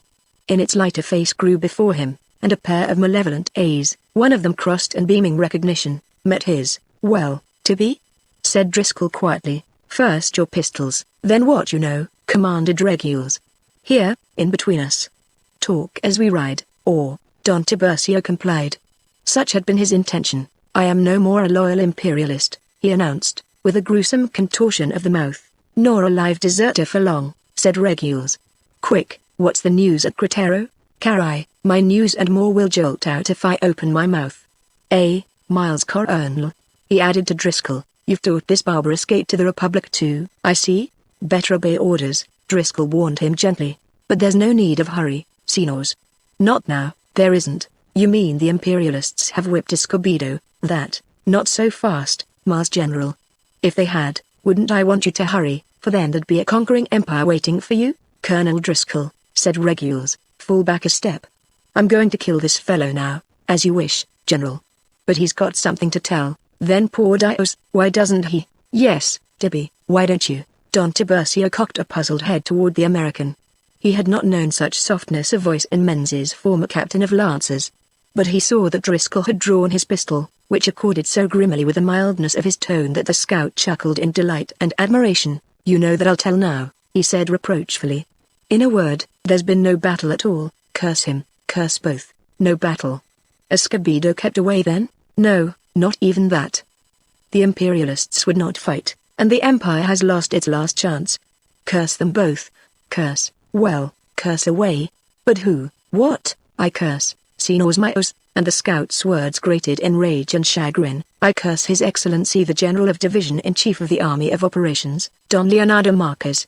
I curse, Senos, the Reverend Senor Abbot, Padre Augustin Fisher." "Good, that's finished. Now tell us why there was no battle." "I curse His Ex, you have already, but now." Tiburcio flung up his hand in a gesture of assent, and his ugly features relaxed. Though going at a brisk trot, he rolled a cigarette and lighted it. Then he told his story. Cretero? Ha! Cretero was now the court, the army, the empire. Biased townsmen shouted "Viva el Señor Emperador!" all day long. The cafes were alive with uniforms and oaths and high play. Padres and friars shrived with ardor. There was the theater. Fashion promenaded under the beautiful Alameda trees, and whispered the latest rumors of the Empress Carlota. Maximilian decorated the brave, and bestowed gold-fringed standards. Then came Escobedo and his Legion del Norte, but they kept behind the hills. Bueno. The Empire would go forth and smite them, and the pious townspeople climbed to the housetops to see it done. And yesterday morning the Empire, with banners flying and clarion blasts, did march out and form in glittering battle array, and then, hombre. And then the Empire marched back again. Senos, Regulus and Driscoll were stupefied. What gross idiocy or treachery had thrown away the Empire's one magnificent chance? Tiburcio sucked in his breath. "I curse, Marquez?" cried Regulus. "Si, Senor, Marquez." Marquez cried out against the attack, and His Majesty ordered the troops back into town again. "But Miraman, hombre. Miraman, the best among you, where was he?" "General Miraman fairly begged to fight, but he has been defeated once, and now Marquez warns the Emperor against Miraman's imprudence. Marquez is chief of staff, and crows over Miraman, who was once his president. He personally ordered Miraman off the field, yet it was Miraman who first made the insolent little whelp into a general. This," said Driscoll, "does not explain why you desert to us." For an instant the old malignant humor gleamed in the baleful crescent.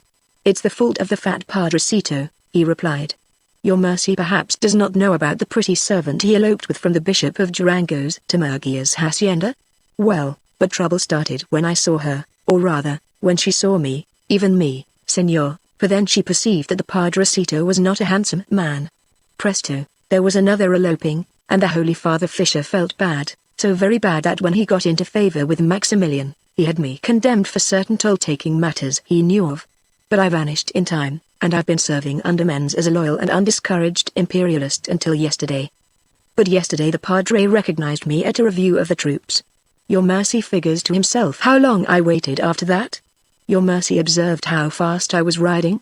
The fellow's audacity saved him. The news he brought proved correct. Escobedo had not been attacked. Besides, Regulus perhaps hoped to trap Menz through the former imperialist scout, though Driscoll derided the idea and even counseled the worthy deserter's execution. Don Tiburcio's lank jaw dropped. Driscoll's advice was too heavy a recoil on his own wits, for had he not once saved the gringo's life, feeling that one day he might be a beneficiary of the gringo's singular aversion to shooting people? And now here was the gringo in quite another of his unexpected humors. But what bothered Don Tiburcio most was the acumen that tempered the American's mercy. The facts indeed stood as Driscoll casually laid them before General Regulus. Tibby, for instance, had neglected to call himself a loyal Republican. Asked for a description of the new earthworks on the Cerro de las Campanas, he only told how peons and criminals were forced to carry adobes though exposed to Escobedo's sharpshooters, which had in it for Tibby the subtle element of a jest. Or asked about the new powder mills, he described how Maximilian slept patriotically wrapped in a native serape, woven with the eagle and colors, or related how the Emperor won the hearts of soldiers and citizens by his princely and ever amiable bearing. "Now sing us the national hymn," said Driscoll, "and the betrayal of your former friends will be complete." But though Don Tiburcio had deserted for convenience and perhaps meant to be a spy in the dissident camp, yet Regulus saved him, while Driscoll lifted his shoulders indifferently and at heart was not sorry. The Salaire Road, crossing a flat country, first touches Cretero on its southwestern corner, and from here the two Republican brigades beheld the ancient romantic town in the dawn as they approached. Many beautiful Castilian towers, stately and tapering to needles of stone, rose from among flat roofs and verdure tufts, and pointed upward to a sky as soft and warm as over the Tuscan hills. Other spires were Gothic, and others truncated, but the temples that gave character to the whole were those of Byzantine domes. Lighted by the sun's level rays of early morning, their mosaic colors glittered as in some bright glare of Algeria, but were relieved by the town's cooling fringe of green and the palms of many plazas within.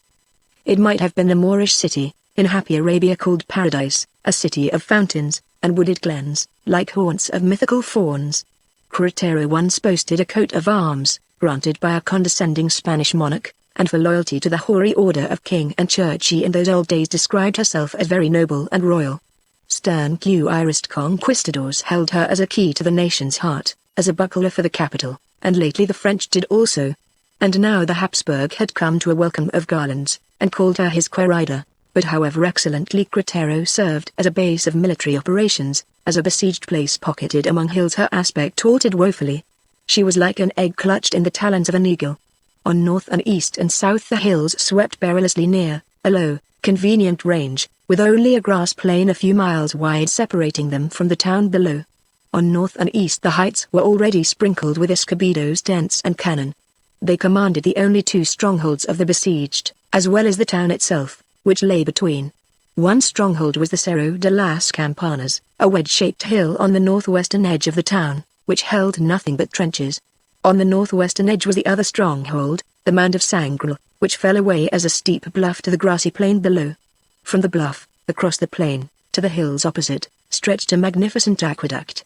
On the mound's commodious summit of tableland there was the Plaza de la Cruz, also the Church de la Cruz, and an old Franciscan hive, called the Monastery de la Cruz. Here Maximilian established himself in a friar's lonely cell.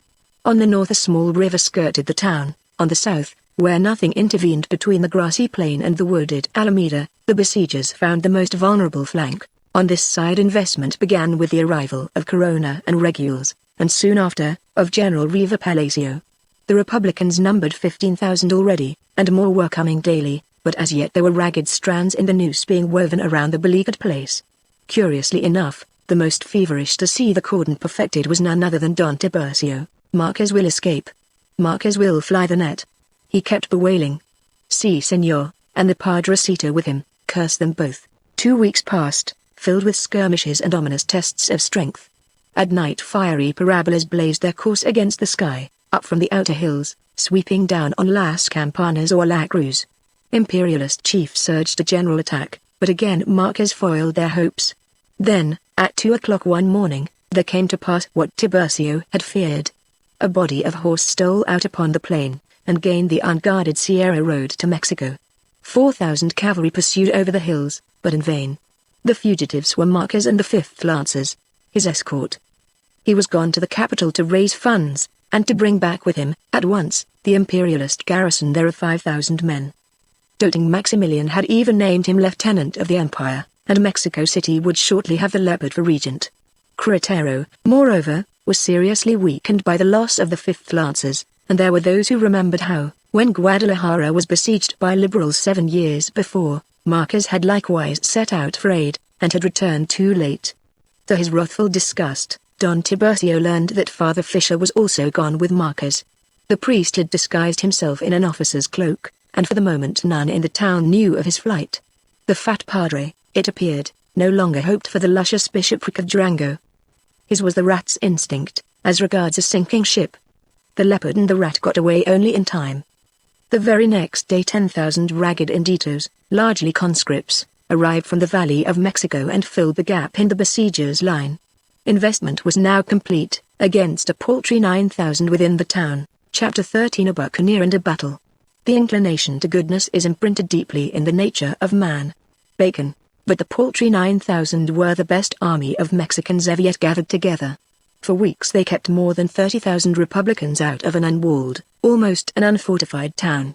But while the Republicans were largely chinacos, or raw soldiery, they inside were trained men. There were the cazadores, a Mexican edition of the chasseurs, organized by Bazaine under French drill masters. There was Menzies' seasoned brigade. There was Arellano's artillery, though numbering only 50 pieces. There were the crack dragoons of the Empress, the Austro-Mexican hussars, and a squadron of their municipal guards. There were veterans who had fought at Cerro Gordo, and steadily ever since in the civil wars. There was the ancient Battalion de Celaya, mainstay of the Spanish viceroys, and later of the Emperor Iturbide, its colonel. There were the Battalion del Emperador, the Tiradores de la Frontera, a company of engineers, and several well-disciplined regiments of the line. But the day came when they began to starve, and being hungry took the heart out of many things. It took the heart out of bombarding Escobedo in his hillside adobe, out of taunting uncouth rebels. The rebels were in trenches often not a street's width distant, and for reply they pointed to certain dangling acorns who had been traitors caught slipping through the lines. Being hungry took the heart out of the quick-time Diana, blade after a brilliant sortie. Out of the embrace Maximilian gave Miraman. Out of Miraman's call for vivas for His Majesty the Emperor. Out of standard decorating and promotions and thrilling words of praise. Out of the anniversary of Maximilian's acceptance of the throne. Out of a medal presentation for military merit, which the generals bestowed on their emperor in the name of the army. Out of being made a Caballero of the Order of Guadalupe, especially as the monarch could give only a ribbon, since the cross must wait until his return to the capital. And being hungry certainly made pathetic his prediction that some among those present would one day wear the medal for 25 years of faithful service to the empire. Being hungry took the poet-hero's glow out of his one cheek as he declared again that he, a Habsburg, would never desert, for even then he heard imperialist platoons shooting recaptured deserters. Or he thought of the wounded left to die on the grassy plain and lying there unburied. No, all the heart was being taken out of these things, for Marquez still did not come with the help he had gone to bring, and the noose was tightening day by day. Attempts were made to send someone through to depose Marquez, but each one failed. Splendid sallies resulted in prisoners taken, which were only so many more mouths to feed. The Roman aqueduct had long since been cut off, and now the wells were giving out. Mules and horses drank at the river, while sharpshooters picked them off. The feebler animals were butchered and distributed as rations. And still the sorry Marquez gave no sign. Even hope failed the empty stomachs. But for those who waited outside as vengeance enthroned, expectation began to take on a creepy quality. The besiegers were preparing against themselves a host, not of men, but of frightful specters, of famished maniacs, of unearthly ghouls, who would clutch and tear with claws any man that stood between them and a morsel of food. And the fury of desperation sharpened with each succeeding irony of a dinner hour. The siege had endured 6 weeks. Marquez had been gone a month. But the Republicans held ready for whatever force he might bring. Their key to the situation was the Cimetiero, the highest hill on the south. Between it and the wooded Alameda stretched the grassy plain. Republican trenches from base to shoulder of the peak opposed Imperialist trenches under the Alameda trees. Republican troops flanked the Cimetiero on either side, lying in wait for Marquez. On one side Driscoll's Greys guarded the Celaya road, so here they were sleeping encamped on the morning of April 27th, when the bugle of a patrol cracked their slumbers. They lay booted and spurred. A moment later they were horsed as well, blinking across the plain in the pearly mist of dawn. They had heard hoofbeats, sharp and dry on the high tableland. Now they saw a wild, shadowy troop, which was hotly pursuing a spectral coach of gossamer wheels, with 6 plunging mules frantically lashed by outriders. At once, almost, the coach was lost among the dim strangers, who snatched at flying ends of harness, and with their prize raced on again. The Greys stared. It was like some pictured hold-up, not real. But they knew better when from among themselves a colossal yellow horse and rider dashed toward the road. Then they awoke for certain, and tore after their colonel to solve this ashen mystery so early in the morning. Was it Marquez, perhaps? But the coach white with dust, and white curtains flapping, what was that?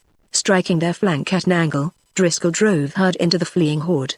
The Greys saw his hand raise as a signal, whereat they did not close in, but swerved and galloped parallel, some 50 paces distant. Driscoll struggled alone against the heaving sea about him. But no cutthroat of that pirate mass so much as drew a knife. By force of brawn, he wedged his way toward the coach, reached it, leaned forward, and caught out the curtain. And what he saw was a poker bonnet. The bonnet was a bower of lace and roses, held by a filmy saucy knot under a lady's chin. He saw a face framed within, of a skin creamy white, of lips blood red, of hair like copper, and he saw a pair of eyes. They were grey eyes, and as they opened suddenly and wider upon him whom she thought must be her captor, the lady started violently, her cheeks aflame. but at once the eyes snapped as in mockery, and her lips moved. "Monsieur permits himself," she began, but no one heard except her terrified companion within the coach. Driscoll had already dropped the curtain as a thing that burned, and was raging on again with a turbulent stream. He got to the leader of the band, and jerked the fellow's bridle. He raised his voice, and louder than the pounding of hoofs he cursed in wrathful disgust, "Damn you, Rod, this here's getting monotonous." The man swung in his saddle. His eyes were black-browed and savage. He was Rodrigo Gallan, the terrible Don Rodrigo. But shabby, how very shabby he looked for the thief of million-dollar convoys. Yet that bonanza coup of the bullion train had happened 2 years ago. Since then the outlaw had visited the capital. Boldly, audaciously, he had gone as a rich hacendado, and after the manner of rich hacendados he had seen the city. Mozos with gorged canvas bags on their shoulders had followed his stately stride into the gambling casinos. He had played with regal nerve, and on the last occasion, had flung the emptied sacks away as nonchalantly as on the first. Only, the last time, he had felt remorse that the bank had profited instead of Tiburcio. In that matter of the bullion convoy he had not treated Don Tiburcio as one caballero should another. Their horses Rodrigo's and Driscoll's were racing by bounds shoulder to shoulder. This endured for possibly the space of a second. Then Demijohn felt his rein tighten, and he took more time. Next his bit suddenly pinched, and down the old fellow came upon his front feet together, firmly planted, and sank to his haunches. Driscoll still held Rodrigo's bridle, and Rodrigo and horse, being in air, lunged backward. "We stop here," Driscoll announced. Don Rodrigo plumped down heavily in his saddle. His bristling moustache lifted over his cruel white teeth. 200 swarthy little demons reining in around them looked expectantly for a signal. But their chief frowned at the 1,200 gringo greys hovering on his flank. They too wanted only a sign, and they outnumbered the brigands 6 to 1. But Rodrigo believed he held the advantage. First he obediently halted himself and his minions. "Now then, senor," said he in pompous and heavy syllables, "I am at your disposition. Will your people commence the battle, or shall we?" Driscoll appreciated the dilemma. The carriage would be in the line of fire. He had had an intuition of its occupants, and for that reason had kept back his men. Where was she going? He demanded. Rodrigo feigned surprise. "And where?" he asked, "or rather, to whom, should your mercy imagine? To Cretero?" "To Maximilian, of course." This, too, Driscoll had divined already. "No matter," he retorted shortly, "but how did you run across her this time?" The outlaw filled his chest. "You Americans, senor, do not understand the feelings of a man bowed under a heavy wrong." We'll let it go at that," said Driscoll, with a little wave of the hand. "But how in, you scoff already, senor? But will you, at these stains of blood? Then let me say to you, senor mio, they make me remember one shameless deed for which the tyrant Maximilian must pay." The stains Rodrigo meant were on a little ivory cross which he had taken from his jacket. The emblem served him to lash his emotions, to goad his precious sense of wrong. He studied the cross intently, then, by a vast and excruciating effort, thrust it into Driscoll's hand. "Yes, yes," he cried, "you must take it." He said so.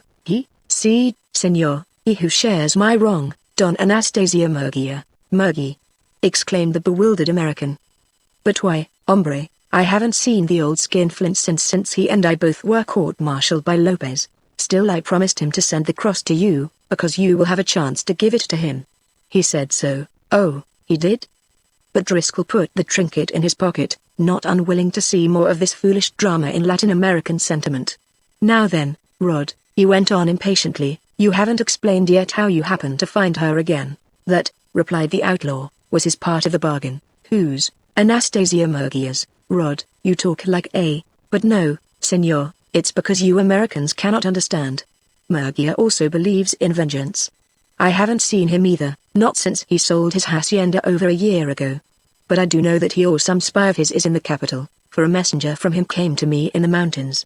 The messenger said that the Marquis d'Ormerle was leaving for Cretero. If I captured her, it would be vengeance in kind. But Murgy wanted pay for his information. He wanted that cross. It was his daughter's and I was to send it to him through you. Dios mio, but I had to hurry. A little more, and the Marquis would have been inside your lines. She is already, Driscoll corrected him, and so are you. Will you fight it out, or surrender? He pointed to the greys as he spoke. They had dismounted, and each man had a rifle at aim across his saddle.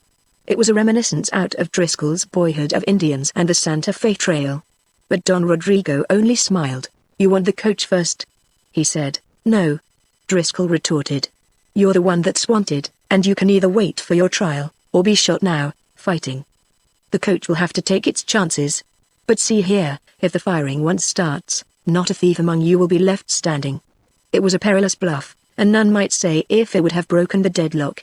But the outlaw interrupted. "Listen." "What's that?" "Oh, nothing. We're only throwing a few bombs into Cretero, only." The brigand's eyes flashed, and his voice was filled with envy. Throwing bombs among the traitors? And magnificence like that had grown common. Yet he, whose patriotism was a passion that fed and thrived upon itself, must be barred from such exquisite satiety. Driscoll understood, and thought it droll. First there was that loyal imperialist, Don Tiburcio, frothing chagrin because he had had to desert.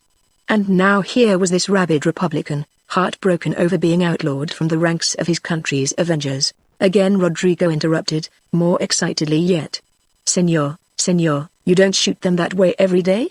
What does it mean?" Both gazed across the plain to the city of domes under the green hills. Driscoll's chin raised, and he listened intently. What had commenced like indolent target practice against a beleaguered town had suddenly burst into a terrific cannonading chorus. More, there was musketry, vicious and sustained. There were troops deploying over the plain. Something critical was happening. If it were the supreme rally of the famishing empire, Driscoll stirred uneasily. He glanced at his outlaw. He thought of the coach. To leave her with these ruffians? To miss a fight? Here was a quandary. "You are not going?" Rodrigo cried at him furiously. Now, he raged, is the hour of triumph for the incarnation of popular sovereignty. "Go, I say, go, the Republic needs you." Until those words Rodrigo had held the situation. With them he lost it, and Driscoll was master. And Driscoll grew serene, and very sweet of manner. He began filling a cob pipe. A nod of his head indicated the coach as a condition of his going. Look, Rodrigo shouted. "Oh, que viva, they are running. We've smoked them out. Driscoll swept the country with his glasses. Thousands of men were running like frightened rabbits down the Cementerio slope, and spreading as a fan over the grassy plain. Mountain pieces boomed farewell behind them, until in abject panic they cast away carbines and scrambled the faster. But other troops were pushing up the slope opposite the town, and these were ordered ranks of infantry. Up and up they climbed, to trench after trench, and the howitzers one by one stopped short their roar.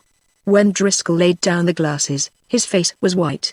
Rodrigo's glee turned to uncertainty. What? Smoked out, you fool? We're the ones smoked out. But those runaways are our own men, 10,000 of them, raw conscripts to support our batteries on the Cementerio. But the Cementerio? Rodrigo knew by instinct the crucial importance of the Black Cone. The Cementerio is taken by the Imperialists. Driscoll did not forget, however, the nearer contest, and as the Mexican grew frantic, he was the more coolly indifferent. "Max has everything his own way now," he added soothingly. "He can either evacuate, or go around on the north side and thrash Escobedo." But the Greys were clamoring for action. "By Kraken, Din, hurry up there!" yelled Cal Grinders. Driscoll raised his palm, waving the fingers for patience. He scanned the plain again. The Imperialist ranks were breaking. Hungry men rushed on the besiegers' camps, snatching untouched breakfasts. The townsmen poured out among the uniforms, and darted greedily in every direction. The land was alive with scurrying human beings. Driscoll could well wait for the psychology of Republican defeat on Don Rodrigo, since at the same time he awaited the effects of victory on a starving army. The Greys fretted, but they knew their colonel was never more to be depended upon than when his blood grew cold like this. If, Driscoll observed pleasantly to the Mexican, Escobedo isn't already making tracks for San Luis, it was the last straw. The patriot brigand jerked off his sombrero and flung it to the ground. He gestured wildly over the plain, and he gestured in the American's face. He choked on words that boiled up too fast. You traitor." He spluttered. There was actually froth on his lips. "We haven't," Driscoll reminded him with exceeding gentleness, "settled this other yet," and again he nodded to the coach. That is why you wait?" Rodrigo had forgotten his prize entirely. "Take her, then, take her. Only go, kill all the traitors. After you, Caballero," Driscoll returned with Mexican politeness. He wanted to be sure of the outlaw's departure, since holding him prisoner was now out of the question. But Rodrigo chafed only to be gone. With a reed whistle he signaled his little demon centaurs, then at a touch of the spurs his horse leapt forward and all the band clattered close on his heels. Sure anxious to escape, thought Driscoll. But he stared after them in wonder. Instead of turning to the safety of the mountains, they charged straight ahead on the town, straight against the Empire, and in any case, straight into the maw of justice. Behind, the coach and mules stood high and dry in the road. Driscoll was at once all action. "Shanks," he called. Mr. Boone hurried to him from the graze. "Shanks, will you stay here with 6 men, Jack Driscoll, to watch that coach, Dan? There's 2 girls in it, Jack. Missed the fight. But Dan, these girls are friends of yours, you met them once." Mr. Boone started violently. "Never mind, I'll ask Rube Marmaduke or the parson." A pitiful struggle racked Mr. Boone. You're not fooling me, Din?" he pleaded. "Sure not. It's your Empress all right. It's Miss Burt all right. Then, Lord help me, I'll stay ! But you'd best be hustling and get to work."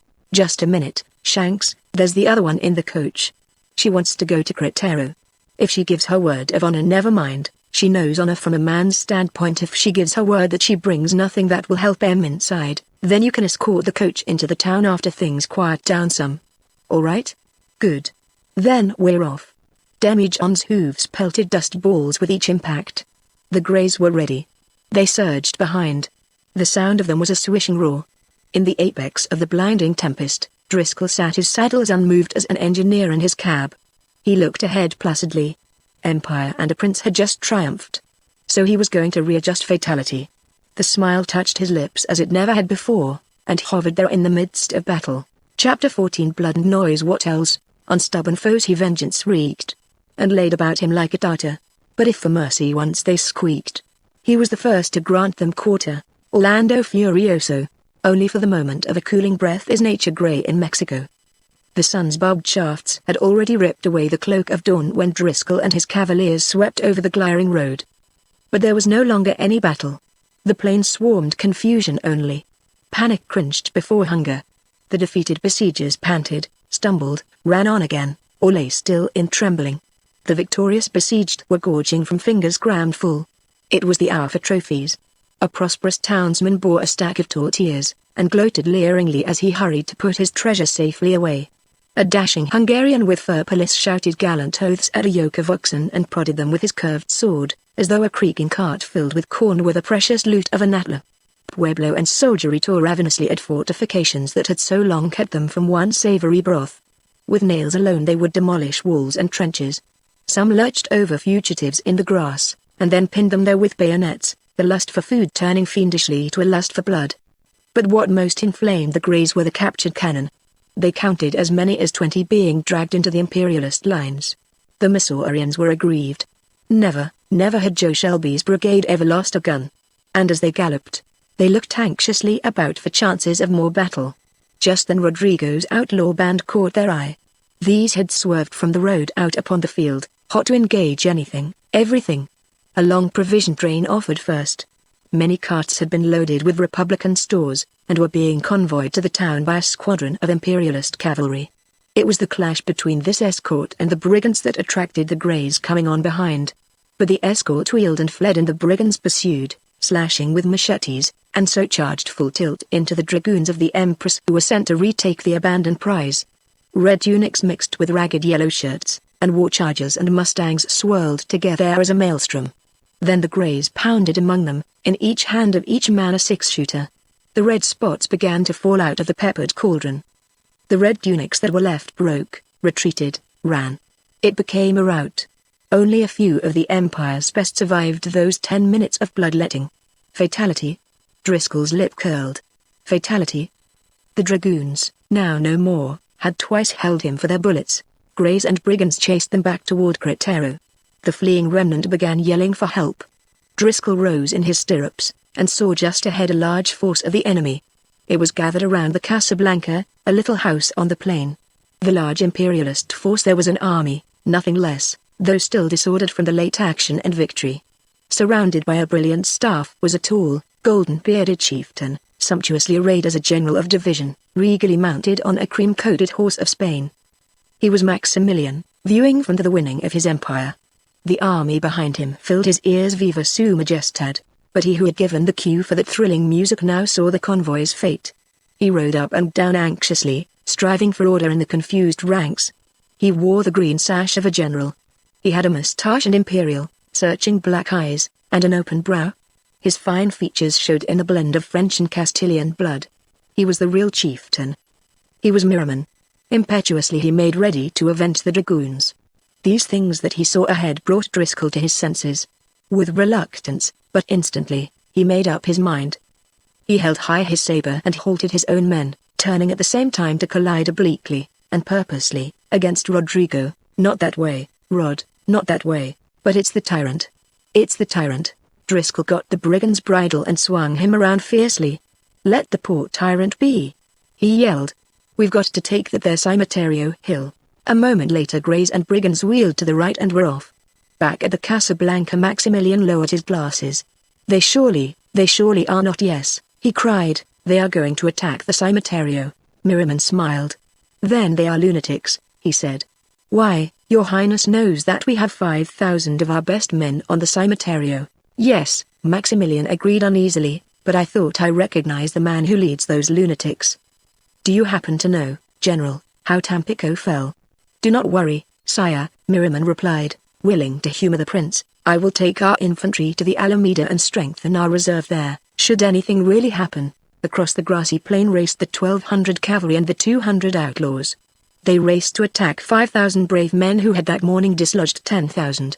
5,000 in the trenches above, 1,400 in the open below. Such were the odds of empire against republic. Greys and brigands drew rein under the Cimiterio's west slope, and the bugle sounded to dismount. But Senor, Rodrigo protested, don't we charge straight up, and not have a man left when we do get up? Here Clem, Driscoll added to old brothers and sisters, the lieutenant colonel of the Greys, you circle round and up the other side with 8 companies. Take all the horses, but leave them back of the hill as you go. Don't that look like the best scheme? The parson's cherubic features beamed. Goodbye, Din, he said. But sure, I reckon we'll be meeting up above. He referred, however, to the top of the Cimetiero. 4 companies and Rodrigo's band remained. These Driscoll spread out in a skirmish line that made a long beaded chain around their side of the hill. It was evidently an unfamiliar method, for the imperialist toreadors fired down on them contemptuously. But each time, while the enemy above were reloading, the Greys and outlaws below were climbing a few yards, each man of them individually, up from behind his own particular rock.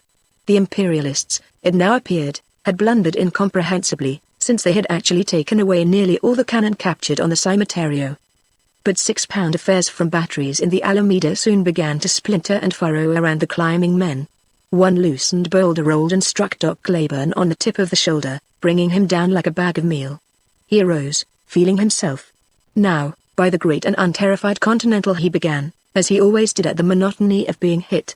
Then his disgust changed to wonder. He cried, I'm not either, I only thought I was. They mounted higher, and the business grew hotter. Each man had to look to himself more and more sharply, lest he forget that economy of the individual was now the hope of the regiment. But for all that, when a Missourian craved tobacco, it is a craving not to be denied, and no matter what danger, as most any fireman knows, he would leave cover to beg his nearest neighbor for a chew, and obtaining it, would feel the heart put back into him. As they drew close under the first of the trenches, they concentrated for a bit of sharp infighting, and so suffered more. But once they provoked the next volley, they meant to rush the works. The imperialists though were loath to squander the one ball to a carbine when Indian-like fighters like these were so near. They had one mountain piece, a brass howitzer, and the gunner stood ready, the lanyard in his hand. But he hesitated, bewildered. His targets were not 20 paces below, yet nowhere crouching behind the rocks were the foe massed together. His pride forbade that he waste 12 pounds of death on a single man. But suddenly that happened which the gunner never in this life explained. Poised expectant in the lull of the fray, he was trembling under the tense silence, when he saw the impetuous Don Rodrigo dart up the slope, full against the muzzle.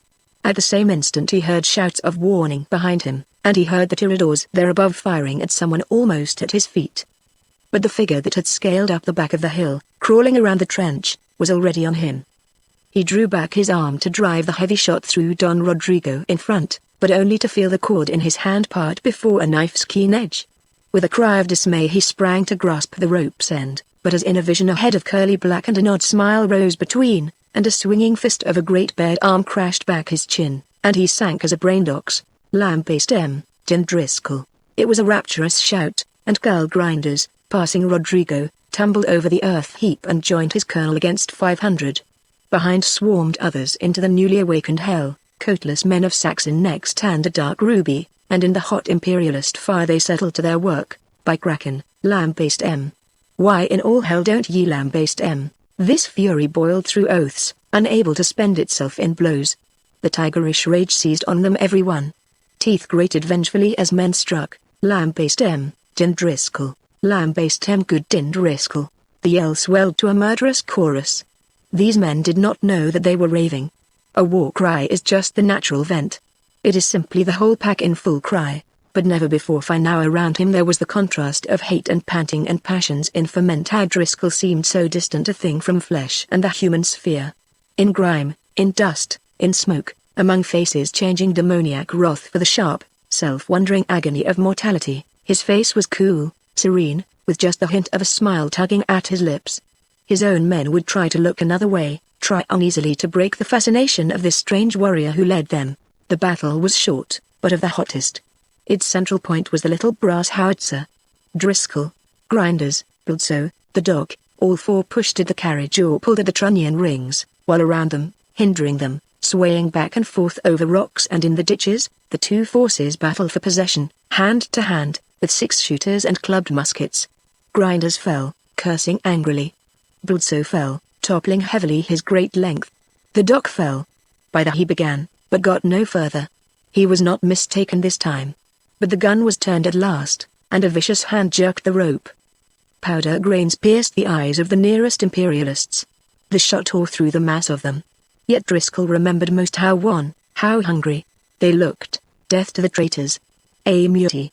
A muerti. It was a heavy nasal, hurled from the lungs with that force and venom peculiar to the Spanish tongue. It came from Don Rodrigo, who had pulled the lanyard, and who now pulled it again and again, crazed first with joy, then with rage because the emptied gun would not respond. While the combatants were so confused together, the tiradors in the upper trenches had to hold their fire, but when the defenders gave way at last, those above could wait no longer. 4,000 and more, they leapt their earthworks, and came charging down the slope on what was left of Driscoll's 600. Greys and brigands faced about, but most of all they looked beyond the enemy's right flank, to the line of the hill's crest there. For just beyond that jagged line and somewhere below old brothers and sisters and the 8 other companies must be toiling up. But they would have to appear in the interval of the imperialists' downward rush. Driscoll turned to his bugler. Blow, Hanks. Blow like the very devil. The blast sounded long and shrill, like a plaintive wail. The 600 pumped lead up the hill mechanically, but their hearts were echoing the clarion's cry for help, and rather than on the foe sweeping down over the rocks to crush them, their eyes were strained on the sun-emblazoned line against the sky. But the parson was a man. At last, just over the slope's crest, a head appeared, a cherubic head with spectacles, and 2 arms waved for haste to others behind. And instantly more heads bobbed up, and more yet, until the jagged line was fairly encrusted with mouse-colored sombreros, like barnacles on a stranded keel. From where they were the newcomers began their work, lying flat on their stomachs. Once over the ridge, down each man fell and joined the chorus of musketry. Their fusillade thickened to a blanket of flame, closely woven. The host rushing down the slope forgot the tales that were told of the marvelous 16-shot rifles. They thought instead that an army of Republicans, and not a man less, were upon their flank. For how else could volleys be so well sustained, how else so deadly? And how fast they themselves were dropping. The thing was not like bullets, but as the earth caving under them. The charge turned to panic.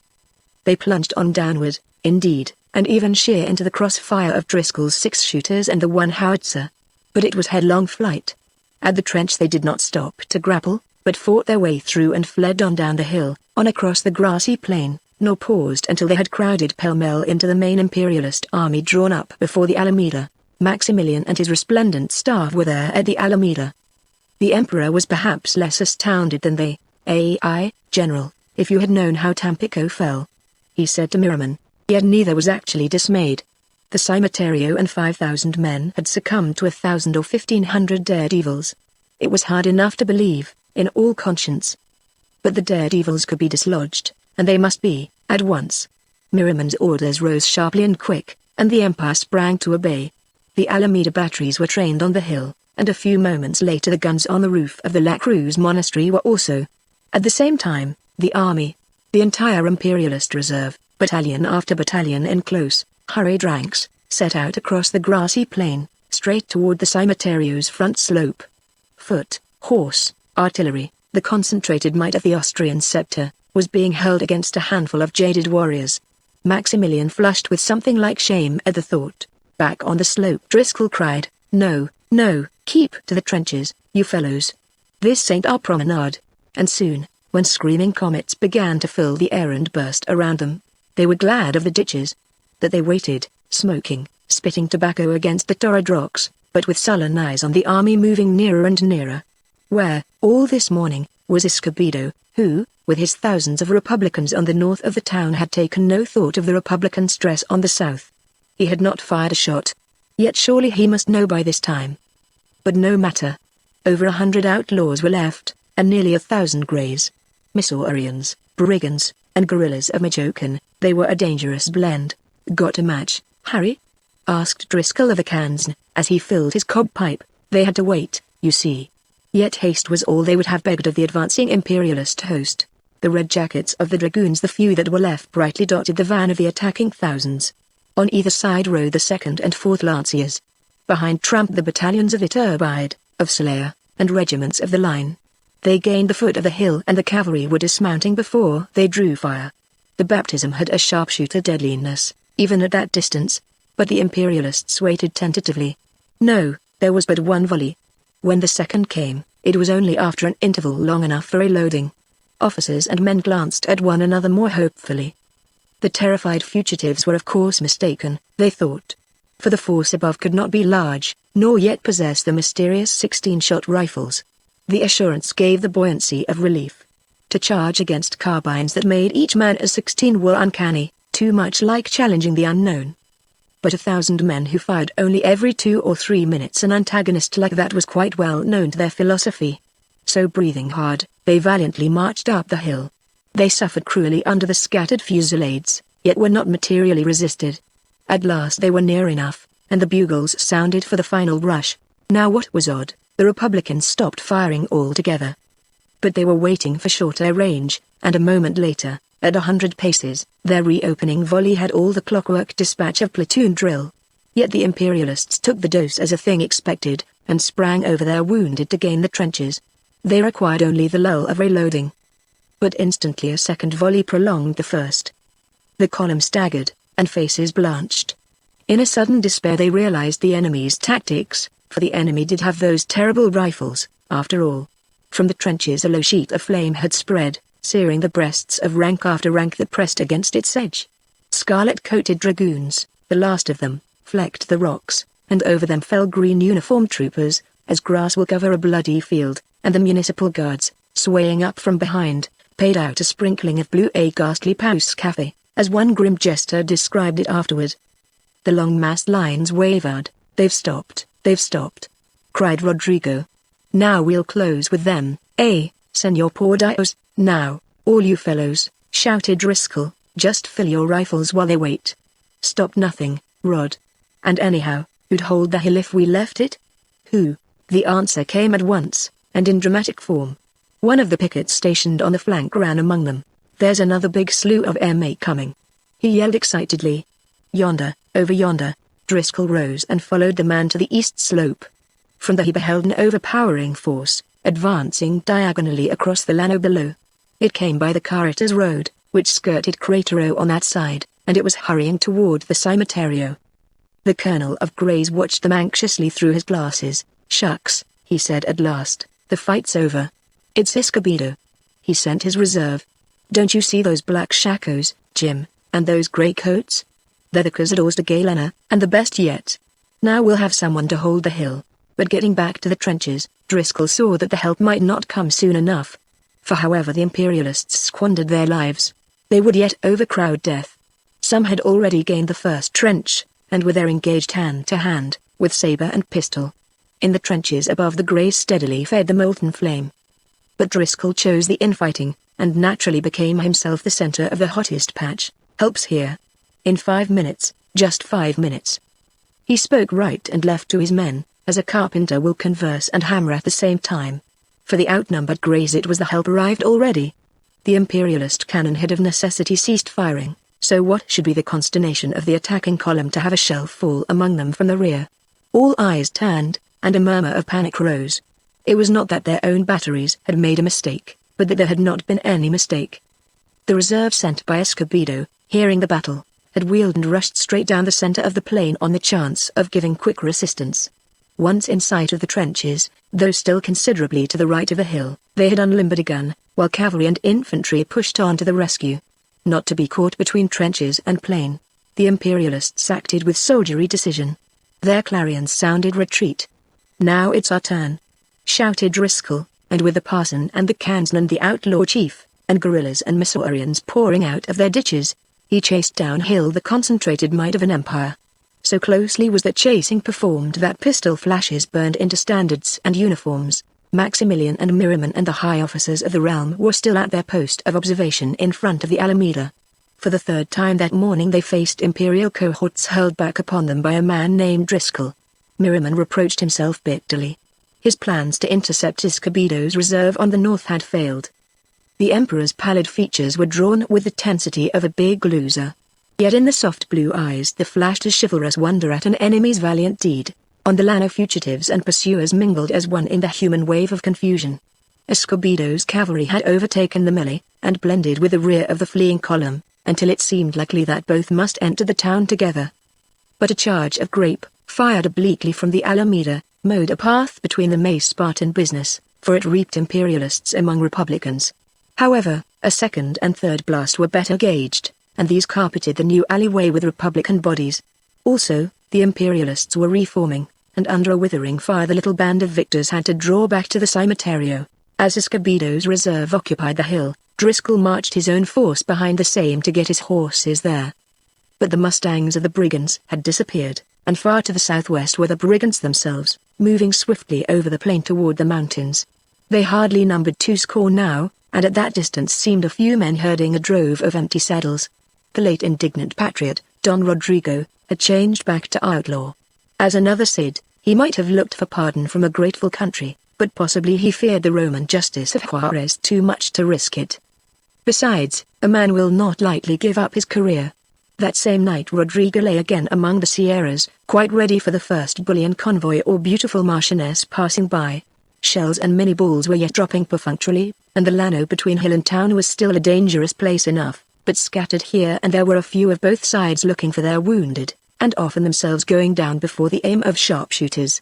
Stiffening bodies lay under the trampled grass in every varied horror of mutilation, and glassy eyes peered unseeing upward through the stalks, like the absurd and ghastly contrast of a horrible dream. But among them were the stricken living in as varied an agony, of raw wounds stung by gnats, of pain cutting deep to vitality, of thirst, of the broiling sun, of a buzzing fly, or of an intolerable loneliness there with death. Groans rose over the plain, and guided the searchers.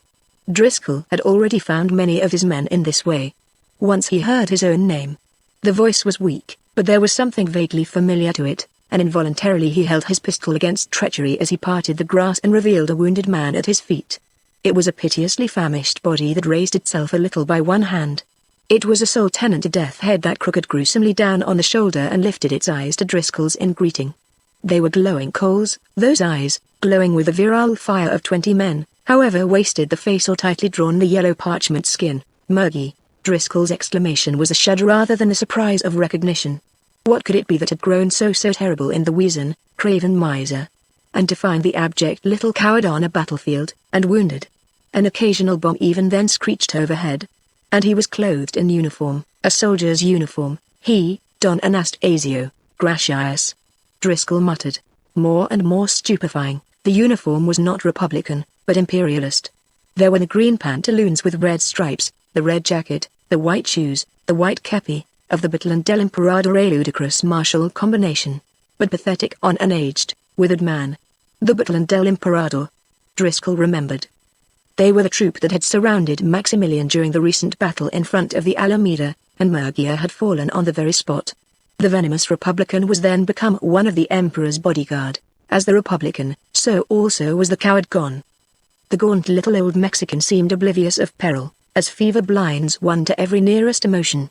There was even a grimness in the shifting gaze, and a certain merciless capacity, born of unyielding resolve, born of an obsession, one might say was there also. He could have been some great military leader, cruel and of iron, if those A's were all. Little shriveled Don Anastasio. He had no sense of present danger, nor of the red blood trickling. "That's bad, that," said Driscoll, overcoming his repugnance. "Here, I'll get you taken right along to our surgeons." But Magneon shrank from the offer as though he feared the Republicans of all monsters. "No, no," he protested feebly, yet with an odd ring of command. "Someone on my side will find me." "But you called?" Driscoll insisted. "Yes, you have heard from Rodrigo Gallon? He was to have sent you something for me." More and more of mystery. Rodrigo had said that Driscoll would see Magneon to give him the ivory cross, and so it had come to pass. But the battle, the old man's wound, surely these things were not prearranged, only that a trinket might be delivered. "How was I to see you?" Driscoll asked abruptly. Magneon started, and there was the old slinking evasion. There, said Driscoll hastily. "Don't move that way, you'll bleed to death. Here, take it, here it is." Magneon clutched the ivory thing in his bony fingers. Maria de la Luz," he fell to murmuring, gazing upon the cross as though it were her poor crushed face. In the old days she had made him forget avarice or fear, and now, before this token of her, the hardness died out of his eyes and they swam in tears. Driscoll gazed down on him pityingly. The old man was palsied. He trembled. There passed over him the same spasm, so silent, so terrible, as on the night of her death, when he had sat at the court-martial, his head buried in his arm. "Rod said you would want it," Driscoll spoke gently. Then he moved away. An imperialist officer was approaching over the field who would bring the help which Magneon refused to accept of the Republicans. Driscoll looked back once. The imperialist officer was carrying Magneon into the town. He was a large man, and had red hair. His regimentals were gorgeous. There seemed to be something familiar about him, too. Greatly puzzled, Driscoll unslung his glasses, and through them he recognized Colonel Miguel Lopez. Lopez, the former colonel of dragoons, now commanded the imperialist reserve, quartered in the monastery of La Cruz around the person of their sovereign. But Lopez had once condemned Magneon to death. A strange solicitude, thought Driscoll, in such a high and mighty person for a little, insignificant, useless warrior as poor Magneon. A very strange solicitude, and Driscoll could not get it out of his head. Chapter 15 Of all that news the most spiteful, O poor and wretched ones, that, feeble in the mind's eye, lean your trust upon unstayed perverseness. Dante, her gestures, her every word, were an effervescence. There was something near hysteria in the bright flashes of her wit. However gay, joyous, cynical, Jacqueline may have seemed to herself, to Bertha, terrified though the girl was, Jacqueline's mood was a sham. The frisson, oh, those few exquisite seconds of emotion, eh Bertha? She exclaimed. Pursued by robbers, the chase, the rescue, and the jolting that took our breaths. Why, Bertha, what more would you have? Hellas, to be over so quickly. And here we are, left alone in our coach, robbers gone, rescuers gone. Bertha, do you know, I believe they compared notes and decided we weren't worth it. But I should have thought, she went on in mock bitterness, I should indeed, that at least our Francis Diavolo would have been more gallant, even if, prompted Bertha, then bit her lip. Even oh Bertha, fidonk, to catch me so because I was wondering ! Even if one could expect no such gallantry from the Chevalier de Missourian. There now, do you tell Toby to drive on? But Mademoiselle, c'est Jean, the Marchioness commanded, stamping her foot. My lady, the girl persisted, but added with affectionate earnestness, and my only friend, I was simply going to say that we are not deserted after all, but didn't I see him riding away? Him? Yes, but look out of the window. See, he's left 6 or 8. It was a joyful cry, which got smothered at once in confusion. Turning quickly, Jacqueline beheld the little Breton with eyes cast down and cheeks aflame. Yet even then Bertha gave a cozy sigh of relief. There was cannonading not far away. They had just been taken by brigands, and as suddenly left alone on the road. Thus Jacqueline's company ever cost her many a tremor. Yet somehow one of those Chevaliers de Missourian needed only to appear, and she felt as secure as a kitten on the hearthrug. A Chevalier de Missourian had but now ridden up to the coach door. Bertha. whispered Jacqueline severely, so that the girl thought her dress was awry. "Quick, tuck your heart away in your pocket. It's right there on your sleeve." Whereat Bertha employed the sleeve to hide her higher mantle in color. Jacqueline turned on the chevalier at the window, and surveyed his sleeve. It was covered with dust, but Jacqueline's big eyes could see through dust. She felt about her a subtle atmosphere that made her an outsider. "Ah, Monsieur le Troubadour," came her bantering recognition. Mr. Boone's French crowded pleasantly to his tongue tip. "Mademoiselle," he returned, and, he added, with an odd glance toward Bertha, "Madame l'Imperatrice, how goes it?" Jacqueline's lashes raised inquiringly, until she remembered how the lank gentleman before her, with the tender heart of a Quixote, had mistaken Bertha for the Empress, months before at the Cordova plantation. She liked him somehow better now for persisting in it.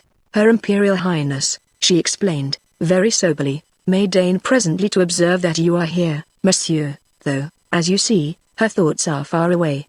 However, if you can possibly give your own to a humbler person, to myself, dear Troubadour, I should very much like to know what is to happen next.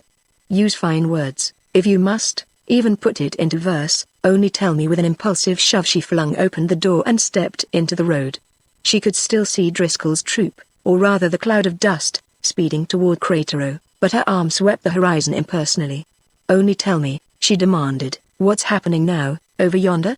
"Pressing business, mademoiselle," and Daniel lied promptly. "Colonel Driscoll wished me to make you his excuses." "The minstrels of old, sir," said Jacqueline, "usually accompanied their more gallant fibs with a harp." Her vivacity was rising fast, and for some reason, Bertha darted an angry look of warning on Mr. Boone. But the poor fellow was blind to Jacqueline's jealousy of a distant conflict, and he blundered further. "Jack Driscoll's just that way," he apologized for his friend cheerfully. "Abundat dulcibus vitiis, he's chock full of pleasant faults. When there's a clash of arms around, let the most alluring peerie that ever wore sweet jessamine glide by, and she can just glide. While with me, I see. You have stayed. But I, too, like battles, monsieur. Toby, get back up there with the driver. There's no admission charge, I imagine, to this battle?" Boone gladly offered to take them for a nearer view, but he saw Bertha. His eyes were never elsewhere shrink involuntarily. "Stop, Heritas. Hey there," he ordered, and the driver stopped. Jacqueline's pretty jaw fell in wonder. The natural order of things was prevailing over the artificial. Social status to the contrary notwithstanding, it was Bertha who commanded here, and not Lamarck's. But Jacqueline was happy in it, and perhaps a little envious too. Ah, those Missourians. This one, who would rather stay than fight. And that other, who was now fighting for quite the opposite reason. They had a capacity for variety, those Missourians. It was much later, after a lunch from Jacqueline's hampers under the nearest trees, and after the distant fusillades had quieted to an occasional angry spat, that the ladies' escort of Gringo Greys, bearing a flag of truce, set out with their charge toward the town. Daniel rode beside the coach window, and the flaps of the old hacienda conveyance were drawn aside. He wondered how it happened that the hours had passed so quickly. He would not believe that his comrades had been fighting, that many of them had died, so blissfully fleeting were those hours to himself. "It's all according," he mused profoundly, and he could not help singing. He hummed the forlorn chanson of Joe Bowers of the state of Pike, which Pilso, then lying cold and stiff under a mountain howitzer, had so often bellowed forth. "It said that Sal was false to me. Her love for me had fled. She's got married to a butcher." The butcher's hair was red, but he sung it as a plaint, yet not hopelessly, and Mademoiselle Bertha was the maid entreated of his melody. The sharpshooters on both sides paused as the coach drove into the little sweet-scented wood that was called the Alameda, and the Missourians, with sabers at salute, transferred their charge to the Imperialists crowding around. Among the latter were some of Jacqueline's own countrymen, and those, in starvation and defeat, were as debonair as the cadets of Gascon. "A rose, mademoiselle," said one, bowing low. He had an arm bandaged, and his sword was broken. "An early merciful bullet plucked it for you, so that it fell unhurt, though the petals of all the others are scattered everywhere among the leaves, among the fallen branches, among the shattered statues of our classic grove here. See, like the rose I tender, you come among us poor broken soldiers of fortune. I think, dear lady, there will be those above to bless you for it." Jacqueline smiled behind her tears. "Always a Frenchman, eh, mon lieutenant?" she said. The fragrance of the place was smothered under gunpowder and sluggish fumes. The pleasant drives, the grass, the flowers, were trampled by gaunt soldiers bearing their wounded, but the young officer murmured on in the speech of the Alameda's one-time fashionable promenade, "Who is that?" She interrupted. She pointed over the heads around her to a man bearing someone off the late bloody field, and that moment staggering across the trenches into the Alameda. It was an act that moved her, for the rescuer was a richly uniformed officer, and the other but a common soldier. With Bertha close behind, she alighted from the coach and hurried forward to help. The wounded soldier's face lay on the officer's breast, and she saw only his hair, matted and very white, from which a rusty brown wig had partly fallen. But more to the purpose, she saw that he was bleeding, and the callous warriors then knew that the angels of the siege had come at last. "Lay him in my carriage, but carefully, you," she said, and was obeyed, while Bertha deftly fixed cloaks and blankets around the withered form. Someone mounted with Toby and the driver, and the coach rolled slowly away to the hospital, leaving behind the two girls staring at the richly uniformed officer, and the officer staring tenfold harder at them. He was a large man, with big hands and feet, and for a Mexican he had a mongrel floridness of skin. His cap was in his hand, and his hair was red and thin. Amazement and a startled prying anxiety choked his utterance. "Now then, Colonel Lopez," Jacqueline addressed him calmly, "may I ask you the way? I have come to speak with Maximilian, La Señorita de Dormol." He stuttered. "Faith, no other, who is awaiting your pleasure, Señor. You come from Mexico? But hardly to chat with you all the afternoon, Caballero, from Mexico. From the capital." He kept repeating. The man's fingernails cracked disagreeably, and his features worked in an extreme of agitation. He tried to fix his shifting blue eyes upon first one and then the other of the two girls, as though to ferret out what they must know. "You do bring news from there?" he said huskily. "What of Marcus? Is he coming? Shall we have the aid he went for?" "When?" "Ah, the Medal for Military Valor," observed Jacqueline. "Indeed, Miles Colonel. All must acclaim your bravery, as well as your loyalty. But take me to your beloved Prince Max, for I do assure you, Señor, my news goes not without myself. He visits the hospital every day," Lopez advised reluctantly. "Perhaps if I should take your mercy the first." Passing on through the ravaged Alameda, they entered the streets of Cratero. "Here!" Jacqueline exclaimed. Such a quantity of fivers and clarins and national hymns and triumphant Dianas, one would imagine, for example, that there had been a great victory, eh? "Oh yes, or a hearty breakfast, Señorita, which was more essential." "And why not?" Hope's bright hue blotted out emaciation. They had broken through to food that day. Bueno, could they not do it again? Old grooms had returned to their stalls and accustomed corners in the marketplace, and as in days of peace were already squatted before corn or bins heaped on the stone pavement in portions for a quartilla, a media, or a real, as though the pyramids were not so pitifully little, as through the wholesale purchase were not made just that morning in heavy terms of blood. Behind the ponderous Assyrian-like church of Santa Rosa, in the old, half-ruined monastery and garden, was the hospital of the besieged. A stifling, fetid odor, far worse than of drugs merely, sickened the two girls as a foul breath when they passed with their guide between thick walls into the large, overcrowded rooms. Military medical service was not yet become an institution in Mexico, and this place was like some horrible antechamber of the grave. Every cot had its ghastly transient, and so had the benches, brought here from the different plazas. More and more wounded were arriving constantly, and those found to be still alive were laid on the flagstones wherever space for a blanket remained. But in spite of the morning's fight, in spite of almost daily skirmishes for weeks past, the sick outnumbered all others, and those who did come with wounds, and survived them, stayed on to swell the longer list. Men tossed in fever, craving what they might not have, a cooling draught, a proper food, and effective medicine, until, with waking, they craved an easier boon, and died. But the hospital fever, the calenturas, the gangrene, were not to be all.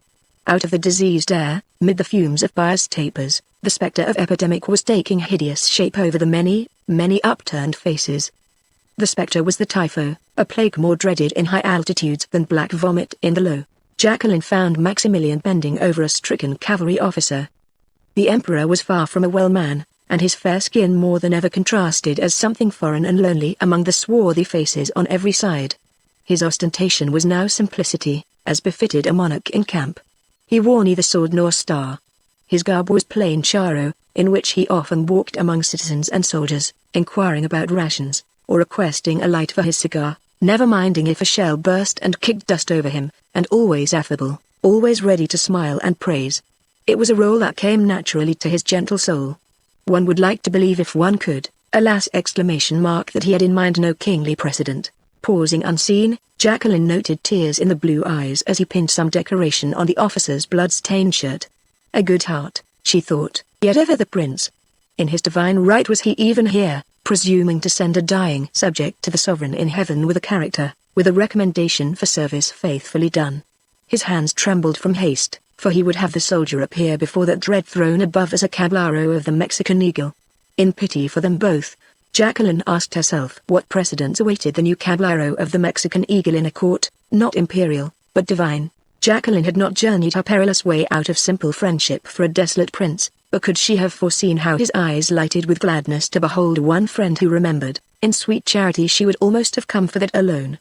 "When your highness has finished here," she said, glancing at the inquisitive Lopez near her, "or whenever I can speak with your highness in private." There was beseeching in Maximilian's quick scrutiny of her face, as through the helpless messenger had aught of power over her tidings. In a moment, mademoiselle," he said tremulously. "I always see the new ones, before I go." The new ones were still being brought in, until any first aid from the distracted surgeons was of the most casual, the ripping of bandaged cloth, a knot tied, and so on to the next. Followed by Lopez, the two girls, and several officers of the hospital staff, Maximilian passed from ward to ward. But Jacqueline's hand seemed always to be threading a needle, or holding a ligature, or lightly touching a hot forehead, and in every case the surgeon would nod quickly, gratefully, as to a fellow craftsman. Bertha the while gazed in tender wonder on her calm mistress, and nerved herself some way to help also. And so they came to the withered form in brave red coat and green pantaloon whom Lopez had carried off the field. One of the nurses had placed a handkerchief over his face, because of the stinging flies, but Jacqueline recognized the thin white hair and the twisted wig as of the old man whom she had sent ahead in her coach. At first he seemed to be dead, for he lay very still on the floor, though a surgeon was probing his wound, and his blood was fast filling the bowl held by the nurse. But now and again, the straining cords in his emaciated wrist twitched with a protest of life. Maximilian stooped to raise the handkerchief. Lopez made a movement to prevent, but restrained the impulse as useless. And then Maximilian revealed the gaunt, leaden features of Anastasia Murgia, the father of Maria de la Luz. Jacqueline fell back with bloodless lips. The father of that dead girl and Maximilian. They were face to face. These two. But the Emperor's expression was of pity only. He sank to his knees, the better to make the wounded man understand the words of comfort on his lips. For Jacqueline, the horror of it chilled her. Surely, she thought, the hidden tragedy must now unmask, because of its very awfulness, it must. That the prince should be thus oblivious of such a knowledge, and yet kneeling there, made the scene ghastly beyond words. "I remember him," said Maximilian softly, looking up to the others. "One of your orderlies, Colonel Lopez, I believe? Of course I remember him, for I see him often. He is always near me. Even today, on the Llano, during the thickest of the battle, there he was at my stirrup. And there he must have fallen, in humble, unquestioning loyalty." Jacqueline drew back in relief, and she imagined that Lopez did also. Maximilian had forgotten the hacendado utterly. With a grunt of satisfaction the surgeon drew forth his forceps from the wound and dropped a bullet to the floor. Next he gently rolled the patient over on his back, and then it was that Jacqueline saw in Murgia's hand, in the hand that had been under him, a little ivory cross. Fainting, unconscious, he still clutched it, from Driscoll's leaving him on the battlefield until the present moment. By now the stains of his child's blood were washed away in his own. Jacqueline's quick eyes caught an inscription on the gold mounting, and leaning close she read the dead girl's name, Maria de la Luz. With the gripping of the bullet and its extraction, or possibly at the sound of a voice Maximilian's, the old man's eyes opened, and held the Emperor's in a deathly stare. Jacqueline watched the piercing beads grow smaller and smaller in their cavernous sockets, and all the while they seemed to concentrate their intense fire. The others, except Lopez, thought it delirium, but Jacqueline would have named it the very blackest hate. "This man will live," she said to herself, and shuddered. Maximilian, seeing consciousness returned, spoke cheerily. "Ah, doctor, you will have him well and sound within a week, I know. Look to it, sir. A heroic veteran like this cannot be spared." A strange distortion wrapped the visage of suffering. Could that be a smile? Jacqueline wondered.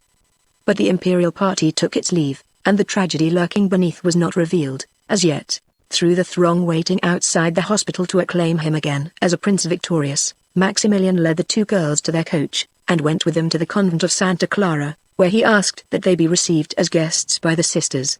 Here, in the comfortless parlor of the retreat, he learned the reason of Jacqueline's daring journey from the capital. "I bring your highness," said she, "the most spiteful news my feeble sex can ever bring." Again the involuntary plea for fair tidings swept his face. And that is, mademoiselle, I told you so." Maximilian's cheeks paled to the marble whiteness of his brow. He had just heard the answer to the one question, to the one hope, of all Cratero. You mean Marcus?" "Yes." And then she told him, and seeing how stricken he was, her exasperation at his vain incapacity changed to pity for his breaking pride, which may be called his breaking heart. "But mademoiselle, I gave my empire into his keeping," he protested, as though such trust in a man of itself proved the man's constancy. "But the messenger, but truth, would not recant." "Then," moaned the emperor suddenly, "Marcus is not coming back, nor ever meant to, sire. Listen, your highness made him a lieutenant of the empire, and sent him to the capital for aid. Bien. He turned out the ministers. He broke into homes, and pillaged even the staunchest imperialists. He heard that Puebla was besieged by a liberal general, Porfirio Diaz, so instead of coming here, Marcus marches all his army down there. You will observe, sire, that he wanted the road kept open to Veracruz. But why? Tell me, Marfoy, to sell the capital more easily. In any case, to be able to save himself, sell the capital? Just a little patience, sire. Now what did Diaz do, but take Puebla by assault before Marcus could arrive? Then he turned on Marcus, and Marcus turned and ran. Sire, he ran like the little ugly, skulking leopard that he is. To cross a creek, he filled it with all the ammunition, and kept on running, leaving his army defenseless behind him. Groan if you must, sire, others have died in groans. But the leopard had done this kind of thing before, it should have been remembered. He got back safely though, and squandered the army that might have relieved Cratero to do it. Mon Dieu, what that panic must have been. One entire battalion surrendered to 50 guerrillas. Yet the Austrian cavalry, the Hungarians, and some others fought with their sabers, and won victories too. Hellas, they only proved what might have been. They only proved how Marcus, if he had not hesitated, might perhaps have saved Puebla and destroyed the liberals. As it was, they could only retreat, and hardly 2,000 of them, ragged and bleeding and filthy, straggled back into Mexico during the next few days. Now they are besieged there. Besieged, by Diaz, by the army of the East, by 12,000 Republicans, formerly called brigands. And inside is the leopard, snarling as ever with his regency of terror. Oh no, he will not come to Cratero. Bonté divine, he cannot. Nor would he. He still holds the capital for sale. No, mademoiselle, you wrong him, surely. Or tell me, then, who would buy? Probably no one. At least not Santa Anna. The buyer must have an army, my friend. This is a cruel jest, earnest enough, parbleu, to make the leopard forget Cratero, once he was safely away. Then why doesn't he sell out to Diaz? Jacqueline's eyes snapped contemptuously. Young Diaz, she replied, is not a fighter to buy what he can take. It's only a question of a few weeks. Then by all that's mysterious, who would buy? I cannot. Of course you cannot. That is why Marcus wants you out of the way, sire. So he left you here. The liberals will attend to that for him. Then who will buy? Who? The blood shot into the girl's cheeks, and one small hand clenched tightly. France possibly, she said. The emperor started as from an acute shock. His thoughts raced backward, then forward, gathering the whole heinous truth about the perfidy of Marcus. And I, Jacqueline added calmly, though she was still flushed, I have forwarded his offer to Napoleon. You, mademoiselle? You, an accessory, to your Imperial Highness's downfall? Ah no, sire. Your Highness is no longer a factor. Your August Majesty will be eliminated absolutely before Napoleon can reply to my dispatch. As I said, the liberals around Cratero will attend to that. Your Highness has merely delayed the profit my country might have had from his abdication. Meantime your Highness himself has made his own ruin inevitable. But I, sire, I would not see Marcus, nor receive a word from him, until we were actually besieged in the capital, and he beyond the hope of coming to your Highness here. Now then, if Marcus only holds out until the army of France returns. A deep sigh interrupted her. No longer a factor, murmured the emperor. Thus quickly, then, could the world take up its affairs again after his elimination. Mademoiselle, he cried suddenly, generously, you are superb. Dear little Frenchwoman, you are, poof," said Jacqueline. "But don't you see, sire," she hurried on eagerly, "that we will have to fight the Americans?" Yes, then they can no longer say they drove us out. Indeed they cannot. And I, among the first, and the most heartily, do wish you a warlike answer from that firebrand of a Napoleon. But tell me, why do you come to Cratero? How did you come? How? Easily. All the guerrilla bands except one, which I escaped, are concentrated either here or with Diaz, and Marquez let you come, you who are so important to him now, as though he could help it, parbleu. My message to Napoleon was in my own cipher, and after he had sent it by a scout to Vera Cruz, I informed him that in it I had directed Napoleon to send his answer to me at Cratero. Otherwise Marquez would have kept me in prison rather than let me go. But as it was, he assisted me through the Republican lines by a secret way he has arranged for his own escape, if need be. So, but why did you wish to come at all, ma foi, as if I knew? A matter of conscience, I suppose. Matters of conscience are usually riddles, like this one? Bien, I am still trying to get your highness to leave the country. But this time, sire, it is to save you. To save me? Of course, on account of France. Oh, on account of France? Why else? If anything happens to Maximilian, France will be blamed.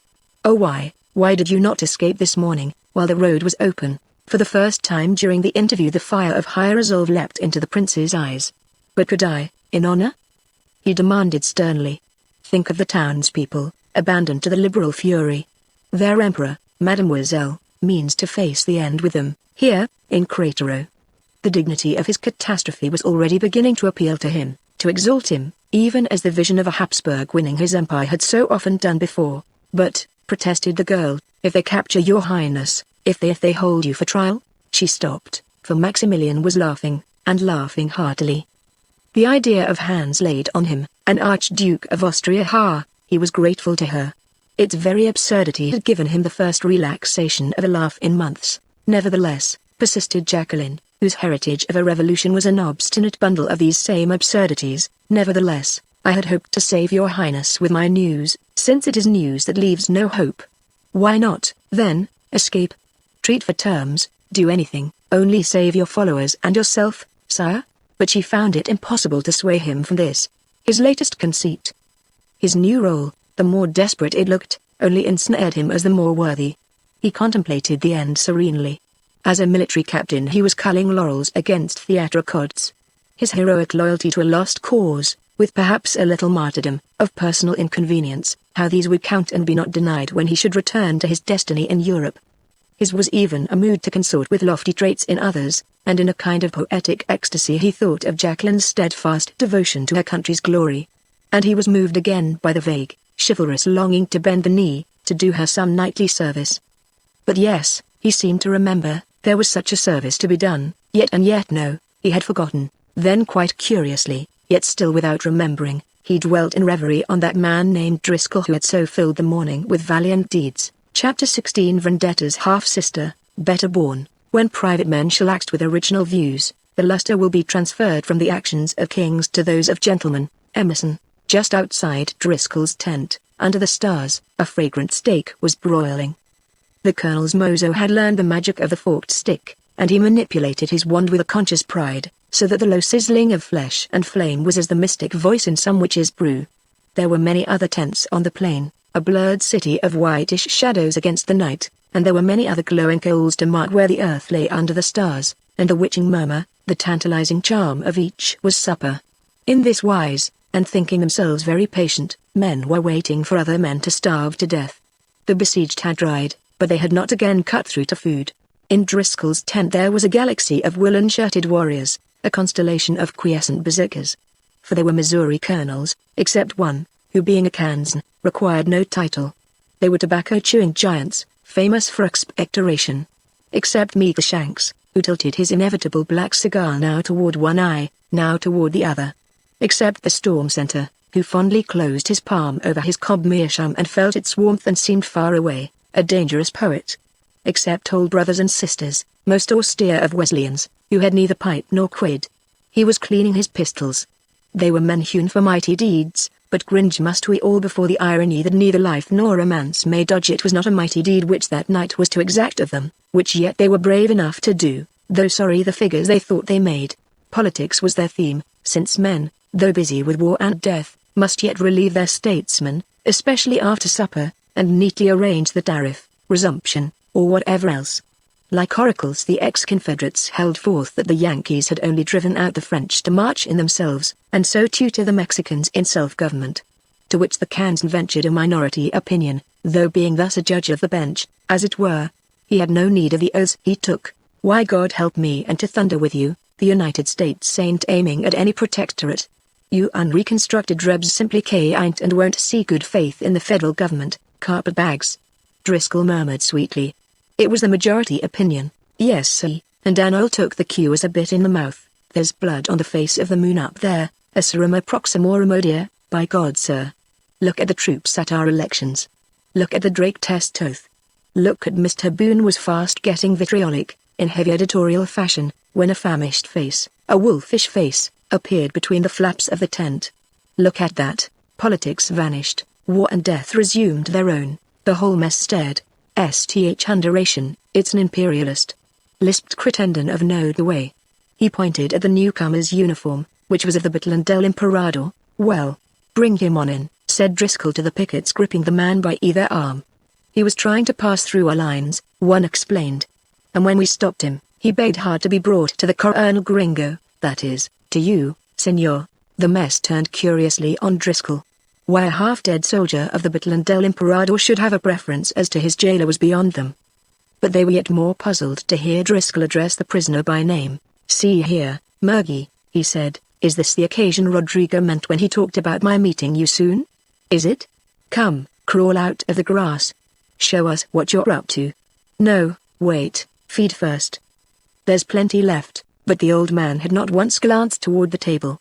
Whatever the pangs of hunger, another torment was uppermost. What do you mean by this? Boone demanded, as though personally offended. You've got the hospital color, dull lead on yellow. Here, take a drink. Yes, I know, it's mescal, out and out embalmed deviltry that no self-respecting drunkard would touch, but Lord Almighty, man, you need something. Murgia shook his head irritably. Offers of what his body craved were annoying hindrances before the craving of his soul. He twitched himself free of the sentinels, and limped painfully to where Driscoll sat. He wore no coat, but his green pantaloons with their crimson stripes were rolled to the knee, and the white kilts and sloes beneath flapped against his skeleton ankles. His feet were bare, the better for an errand of stealth in the night. He was a pitiful spectacle, yet repulsive, and the Americans despised themselves for the strange impulse they had to kick him out like a dog. They watched him wonderingly as he tried to speak. He panted from his late rough handling by the sentry, and his half-closed wound gave excruciating pain. The muscles of his face jerked horribly, but his will was tremendous, merciless, and at last the cords of the jaw knotted and hardened. Tomorrow morning, he began. The Emperor will fight. It is arranged for daybreak, Senos. To fight to break through to escape. Well then, exclaimed Harry Collins, the Kansan, good for him. The parson snatched off his brass-bowed spectacles, and his brow lowered fiercely over his cherubic eyes. And so you had to come and tell us? He demanded. But the traitorous old man had not the smallest thought of his shame, nor could have. You will let him escape? He challenged them in frantic anger. The mess stole abashed glances at one another. They knew well enough, have to act on this information. But they were men for a fair fight, and they had no stomach to rob the besieged of the last desperate chance. For a moment they were enraged against the informer. We'll just keep him here, said one. Yes, till morning. Then he'll tell no one else, and we won't. Poor old Maxie. Sure, ejaculated Collins, give Golden Whiskers a show. The wolfish light in the sunken eyes quickened to a flash. Lust for Maximilian's capture turned to chagrin. Senos myos. He whined. You do not know yet, you do not know, that if Maximilian is not taken, here now, growled Clay of Carroll, you needn't worry so much. He'll be driven back into the town all right, I reckon. And what then, senor? No, you do not know. Your general, Senos Generalis Corbedo has orders to raise the siege. What? Si, senor, to raise the siege. The orders are from San Luis, from the senor president either. He thinks the siege has lasted long enough. Great Scott, precisamente. Yes, it would look like defeat. It would, if you don't capture Maximilian by daybreak. Megashanks brought his boot soles wrathfully to the ground, kicking the stool back of him. His whole mien exuded a newspaperman's contempt for faking. Now then, young fellow, and he shook a long finger at the ancient Mexican, here you know all that Maximilian knows. And here again you know all that the President knows. All right, suppose you just tell us now more or less about how mighty little you do know? It's like a message from El Chaparrito, the parson demurred, from Shorty. Daniel almost roared. Oh come, Clem, don't you go to mixing up the unseen and all-seeing guardian of the Republica with this dried-up, wild-eyed specimen of a dried-up of an old rascal. No one ever hears from El Chaparrito less there's a crisis on, and is there one on now? You know there ain't. If there was, someone would be hearing from Shorty Driscoll there, probably. But there ain't. Shucks, this old codger is only plumb daft. Aren't you now? He appealed querulously to Murgia. Aren't you just crazy, say? But even as the Americans breathed easy air, they stared aghast at the old man. Crazy? He repeated. Crazy? He fairly shrieked, clutching Boone by the sleeve. No, I am not. Senor, say that I am not. No, I am not crazy, not yet, not before it is done, not before, God. Boone half whispered. Look at his eyes now. The old man checked himself in trembling. No help for him lay in human testimony. But there was his own will, which had driven his frail body.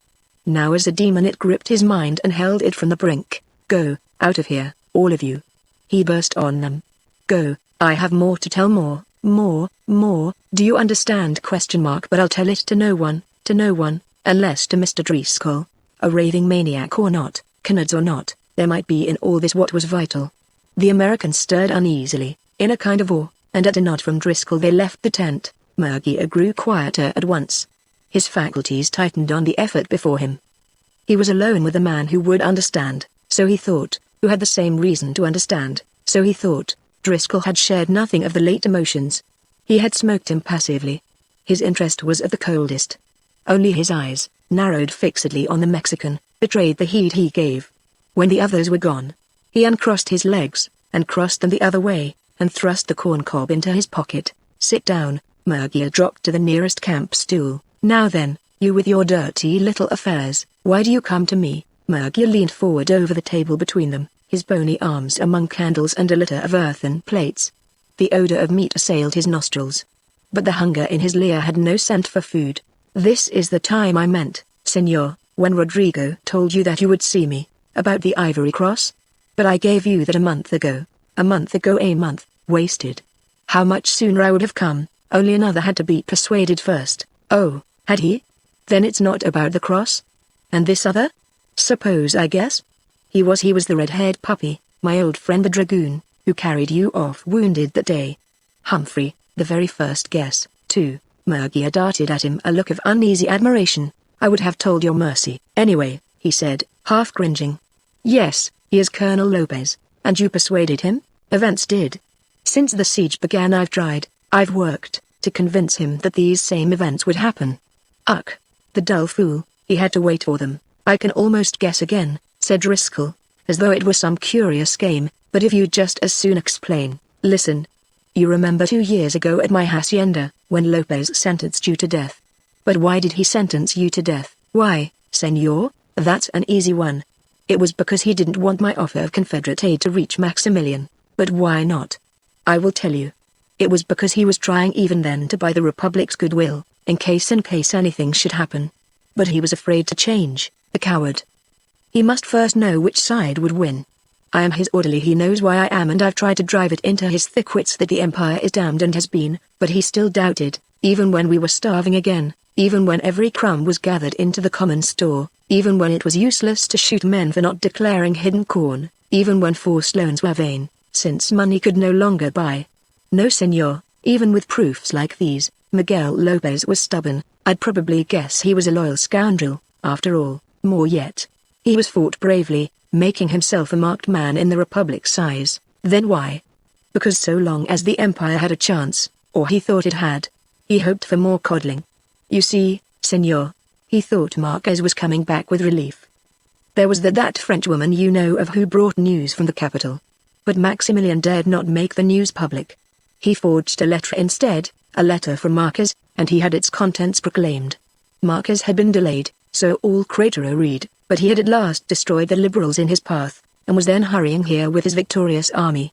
This false hope blinded Lopez with the others in there. But when Marcus did not come, when utter demoralization set in, when we were a starving town against 35,000 outside, when there were scores of deserters every day, when any man who talked of surrender was executed, and still no Marcus, then Lopez began. I see, he began to be persuaded. Still, he wanted to be a general. But the other generals forced Maximilian not to promote him, so he was disappointed, and persuaded. Senor. The sally was already planned for this morning, but Lopez argued obstacles, and so got it postponed until tomorrow morning. He wanted to act on his persuasion. And that is why. Magneon got to his feet and limped around the table to Driscoll, and that is why. He ended in a croaking whisper, why I am here, and the red puppy, how near here did he come with you? Again Magneon darted at his questioner that uneasy glance of admiration. Lopez is waiting between the lines, he replied. As to our own lines, we passed them easily, since Lopez commands the reserve brigade and places the sentinels himself around La Cruz Monastery. Oh, does he? Driscoll whistled softly. But what's your plan? He put the question sympathetically, which disturbed Don Anastasia vastly more than the American's peremptory tone in the beginning. What's your plan? He asked again, gently coaxing. Magneon hesitated. This polite drawing-room interest was the most ironical of encouragement for villainy. Driscoll frowned impatiently, but at once he was smiling again. He placidly filled his corncob, and a moment later, his gaze piercing the tobacco smoke, he said, then I'll tell you. You're here to make a dicker, you and your two between the lines. The monastery of La Cruz on top of the bluff is the citadel of Cratero. Maximilian has his quarters there. The troops there are the reserve brigade. This puppy, this mongrel, commands the reserve brigade. He places the sentinels. And you are his orderly. Oh, I haven't forgotten how he let you off that time he condemned me! So now you are his orderly, for your own reasons and his. And here you are, talking mysteriously about capturing Maximilian. But you don't mean that, Snake. You are here to sell him. Howsoever, and smiling a little at the stilted phrasing, Driscoll paused and delicately rammed the tobacco tighter in the bowl. Howsoever, Maggie, you've come to the wrong market. No, there's no demand for Maximilians just now, not in this booth. But why in blazes didn't you go to Escobedo? With his Shylock beard, I reckon he'd take a flyer in human flesh. I was going to him. But I came to you first, to take us there, to take Lopez and myself. I thought you would manage it all, because your mercy is the strongest, the most resourceful enough, to dodge the bullets you had fixed up for me once. Thanks, Maggie, but I liked your attentions then better than your slimy advances now. By the way, how are you going to get to Escobedo? The tone was honey itself. Maggie gasped, yet not so much to find himself a prisoner, as to find himself mistaken in the American. Now maybe, Driscoll suggested, maybe you'll be wondering yourself why you bring your dirty little affairs to me? Lopez may be an open book, but you seem to have read me wrong. Probably the language is foreign. Magneon's jaw dropped, and he gaped as one who beholds the collapse of high towering walls. It was his system of life, of motives calculated, of humanity weighed.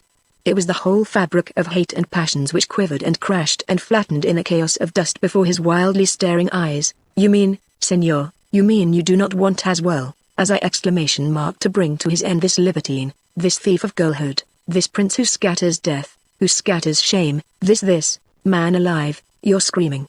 Stop it. With his nails the old man combed the froth from his lips. But you too have cause, he cried, cause not so heavy, but cause enough, as well as I. There was my daughter, my little girl. With you there is that French woman. He stopped, for he thought he heard the sharp click of teeth. But Driscoll was only grave. Well, go on, he said. But speak for your daughter only. I can't go on. I won't go on, Magneon burst out desperately, and flung up his arms. If you don't understand already, then I can't make you. It's useless. A book? You're a stone. But any other, who had a heart for suffering, in your place would. Oh, shut up, Magneon, cried Driscoll wearily, but in something akin to supplication. With the serpent's wisdom, the tempter struck no more on that side. His fangs were not for the blighted lover. What, though, of the soldier? No one doubts, senor, he whined unctuously, that your mercy is loyal to the Republic. So it cannot be that mercy knows. See here, Magneon, I'm getting sleepy. But I'll find you a comfortable tent, with plenty to eat, and a polite guard, Senor," stormed the old man. "I tell you, you don't know what this means to the Republic. Maximilian will escape, no matter the cost. At daybreak there is to be a concentrated attack on some point in your lines, but where, nobody knows except Mirman. Then Maximilian will cut through with the cavalry. The infantry will follow, if it can. And after them, the artillery. You Republicans may not even know it until too late, because meantime you will be fighting the townspeople, thinking you are fighting the whole army." Driscoll roused himself suddenly. "The townspeople? Si, senor, they are to be a decoy." Some volunteered, the rest were drafted. "They have been armed, but they are only to be killed, they are only to draw the Republican strength, while the Emperor and the army escape." Driscoll sprang from his seat, in an agitation that was Magneon's first hope. "Do you mean to tell me," he demanded, "that this Maximilian who makes speeches about not deserting intends now to sacrifice these poor helpless devils?" "Prove it." Magneon had touched neither lover nor soldier. But what man was here, in boots and woolen shirt, puffing angrily at a corncob, yet sitting in judgment supreme on the proud Habsburg himself? Blindly stumbling, Magneon had touched the inexplicable man who was of stone, and the baffled fiend that was in him leapt up with a cry of glee. "To prove it?" he cried. "Aye, then Lopez shall walk with you in our outer trenches. For in them you shall see the doomed townsmen themselves, 1,000 townsmen, sleeping there until the dawn. Afterward, when Maximilian is safe, they who are still alive will be free to surrender, and then." But Driscoll knew the temper of the siege. What with the chief prize lost, there would be scant mercy for surrendered townsmen. "God in heaven," he muttered fervently, "if there's any to suffer, it might as well be the guilty one, and 1,000 times better one than 1,000. A man's a man, or alleged to be ! Maggie, you wait here, I'm going to call the others." The others came, and heard. It was the court and bank, 5 Missourians and a Kansan. And the culprit was a Caesar. But they hewed forth their justice as rugged and huge, and as true, as would the outlaw, Michelangelo. Like him, they were their own law. Nor were they nice gentlemen, these Homeric men who spat tobacco. Finding their goddess pandered to by those who were nice gentlemen, and finding the gift of these a pretty scarf over her eye, they roughly tore it away. For them she was not that kind of a woman. This prince is no Christian," Crittenden announced in querulous discovery. 1,000 loyally dying for their sovereign, Daniel mused, his romantic soul wavering. "Show," he cried the instant after, "that thing's outdated." And the prince that began the Kansan angrily, "May just go to the devil," all swung round on one of their number. It was the parson himself who had pronounced sentence. Then they set out under the stars to attend to it. Chapter 17. Under a Spanish cloak. What misadventure is so early up? That calls our person from our morning's rest? Romeo and Juliet. Just within their own bivouac 4 Missourians waited with 8 horses. Driscoll and Boone, and the small limping shadow of Magneon between them, went on outside the sentry line toward the Alameda. When they returned, a stranger accompanied them, a little distance apart. "It's true," Driscoll whispered to those who had stayed. "The trenches are filled with townsmen." "He took me." The Americans glanced once the stranger's way, and grunted. He was a large man, hidden to the eyes in a Spanish cloak. For all the charity of darkness, he seemed ill at ease, and held himself from them, a marked figure, alone. A leprosy in himself tainted his every thought. He would not willingly come near any man. He understood English, unhappily now for him, and Boone's warning as they mounted seared like vitriol. "Look out, Harry, don't touch the filthy scut. It'll take the rotting of death to clean your fingers."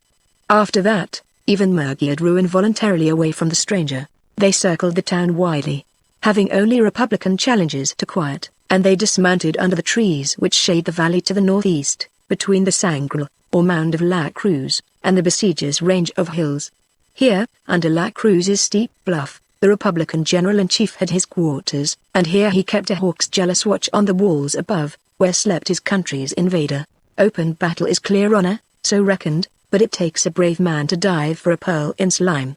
Driscoll was the one to conduct Magneon and his gloomy companion into the presence of General Escobedo. When he rejoined the other 5 outside the tent, he was alone. "Well, come on," he said as he mounted under the trees. "We needn't stay for the rest of it, thank God." For a while they rode in silence back toward their camp. They passed under the aqueduct and entered the open plain. Then the parson stretched out his hand to the pommel of Driscoll's saddle. "Well?" he ventured softly. "Well, Clem, it's done. The others crowded their horses nearer. "I want to tell you all," Driscoll abruptly began again. "I want to tell you that I've just seen the strangest thing of my whole life, right back there in that tent. Well, it's simply flattened me out." "You mean Lopez, Din?" one asked tentatively. "Lopez? No, there's nothing strange in him. Any lowhound will sell out to save his hide. No, Dan, I mean the other. I mean the old man. He's the one who used to run the blockade off Mobile, and a white-livered, more contemptible old grandmother I never hoped to see anywhere. No, never. Yet not a month ago, the day of that Cimetario scrimmage, I found him on the battlefield, and he had been wounded. But he didn't seem to know it. He didn't even seem to know that the shells were still banging all around him. An old coward, too." Someone muttered. "But wait. He used to be one thing worse, one thing more, than a coward. He was a miser, and such a miser that he made himself face danger. You should have seen him running a blockade, with the Yankees chasing behind. He trembled, I tell you, he trembled like a withered cottonwood leaf on a broken stem. Yet he whined against stoking with turpentine, because it cost a little more. I'd have thought, I did then, that the miser was in his bones until the last trumpet. But tonight, back in that tent just now, well, he refused money. He refused gold. He didn't seem to know what it was, any more than he did bullets a month ago. Escobedo asked him his price, and shoved a glittering heap across the table at him. You saw how he acted when we offered him something to eat? Well, he looked the same way at the gold. He acted impatient. He didn't want to see anything except Lopez. But you'd have called it a miser's eagerness, the way he watched that Lopez. Only a miser don't exult when it's someone else who pockets the money. Maybe they'll divide? Not much, because Murgy could have had his share over and above. No, it wasn't that. It wasn't the gold. He was greedy for a soul. He wanted to see Lopez bought, and no hitch. And when it was done, he wet those catfish lips of his with his tongue. I believe the devil in hell must look just that way when he gets some poor sinner. But to think of that old skinflint, to think of that old feeble cowardly shark not knowing danger, not knowing money. Come, Din, the parson's blessed, cheery voice interrupted. Let's hurry back and wash our hands. Then we'll all feel better. While the 6 Americans rode gloomily away from what they had done, and from their own thoughts as they best could, a stealthy company was forming under the trees among the tents of the Republican general. After a time the seeming specters began to move in unison, an undulating wave that spread as the greyish shadow of a low-hanging cloud. The dim figures slowly swept the little space of valley, on toward the steep slope of La Cruz, and soon they were climbing, silently creeping, nearer and nearer the dark walls above. 2 seemed the leaders, and the 3rd limped close behind.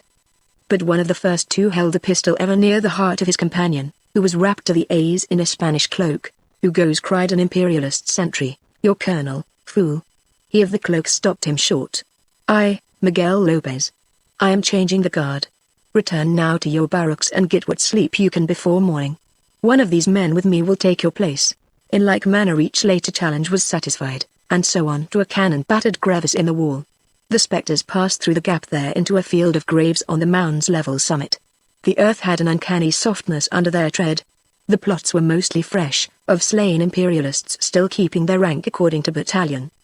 But the living, the reserve brigade, were here as well, sleeping over the dead. They stirred and grumbled at being disturbed, but thought then no more of the intruders. The secret plans for the daybreak attack explained everything. Their colonel, whose voice they knew, was shifting forces in preparation. But when the dawn came, they awoke to find their weapons gone, and themselves defenseless prisoners. Many of the spectral troop fell away to hold the cemetery, but the rest kept on, and entered the monastery garden. Here there was a battery of 1 gun, whose muzzle pointed the way to the Republican camp. Without a sound the imperialist gunners were replaced by Republicans. The cannon was one captured during the Cimetario fight.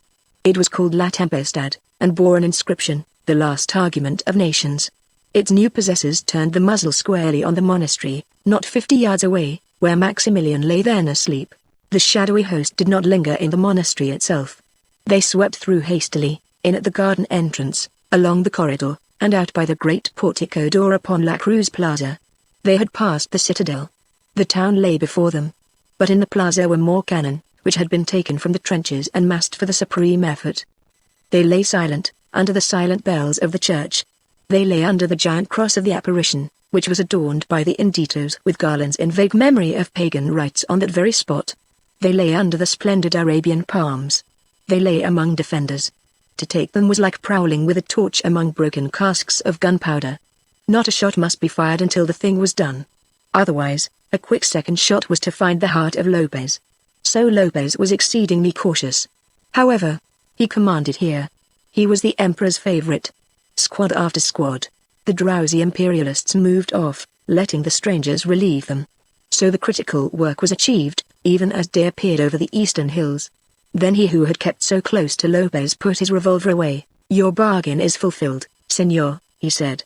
"Accordingly, here's the paper I was to give you. It is your safe conduct throughout the Republic. You are free. Go." Lopez clutched the thing that meant his life, but as his fingers tightened over it, his first greed vanished. He stared about him uncertainly. The plaza swarmed with men. They were the grey battalion he had led there. In the dawning light they were still grey. They were the Supremos Poderes de la República. De la República? Yes, of the enemy, and he had brought them. But it was as though he had just awakened, and found them there. The enemy? The enemy was in La Cruz. With a sharp cry, he turned and ran back into the monastery. He brushed aside the hateful grey uniforms. He ran panting up the stone steps. In the dark hall above he stopped at a cell door, and pounded, and tugged frantically at its latch. "Senor, awake. Hurry. We are betrayed. Hurry. Escape, escape." Within came a startled sleepy voice. What, which changed at once to reproving dignity. "Can it be Lopez? But Senor, sire, the Chinacos, the Republicans, they are here already, Colonel Lopez." In its shocked surprise the voice was edged with rebuke.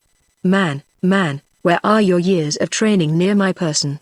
One would think you some boorish night watchman." Lopez outside the door dropped his hands, and fell abjectly silent, as servilely abashed in his lapse of etiquette as though he stood the traitor unmasked. "Now then, Miguel," spoke the Emperor more kindly, "go to General Mejia and the others. Let them have the goodness to attend me here." Lopez turned on down the corridor, stopped at the doors of Generals Mejia and Castillo, and the Prince's arm. At each he tapped lightly, as one dazed, and announced that the enemy surrounded them. Then, remembering, he fled. Within the thick walls that narrowed his state into a friar's cell, Maximilian rose from his iron couch. "So," he sighed, almost in relief, "destiny means it to end in this way." He was calm, and he attired himself carefully. He chose his general's uniform, with its rich dark blue, and scarlet cordon.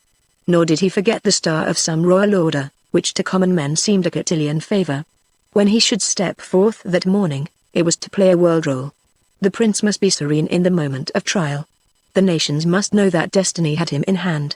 And musing thus, he parted his golden beard with dainty precision.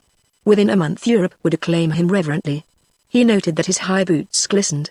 Mejia and the other two, hurrying to him, fell back in admiration to behold how placid he was. "Gentlemen," said he, "to leave here, or die. There's nothing else." He noticed a soft heap at the door, and picked it up. Lopez's cloak, a disguise.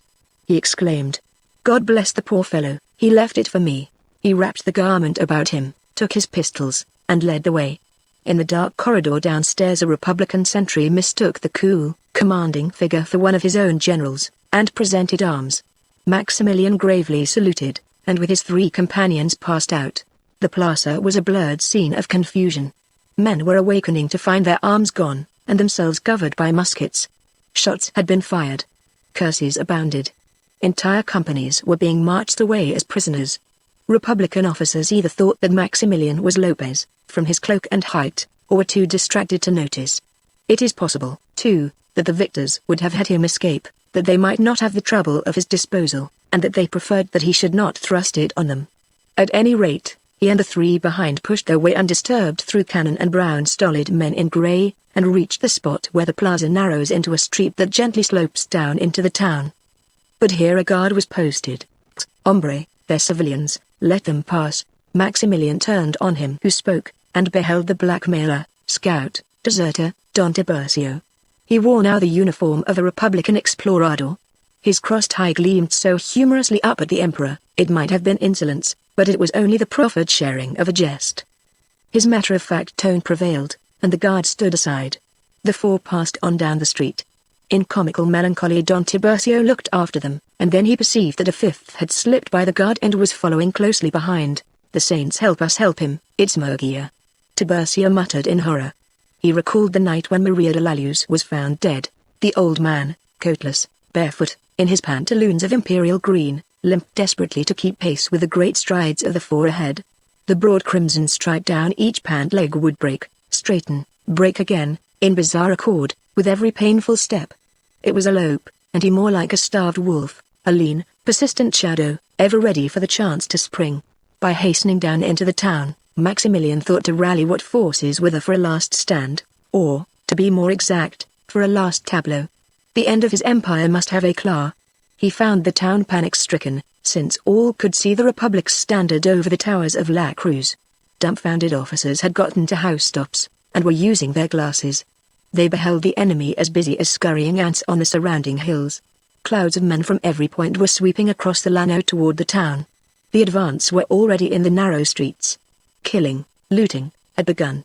Clanging bells, hoofbeats, yells, musketry, and in the distance deep-voiced cannon. The Emperor and his three companions, with a malignant shadow hovering ever near, quickened their course through the town. They paused only to dispatch couriers. Miriam, when found, was to come at all speed with every possible man to the Cerro de las Campanas.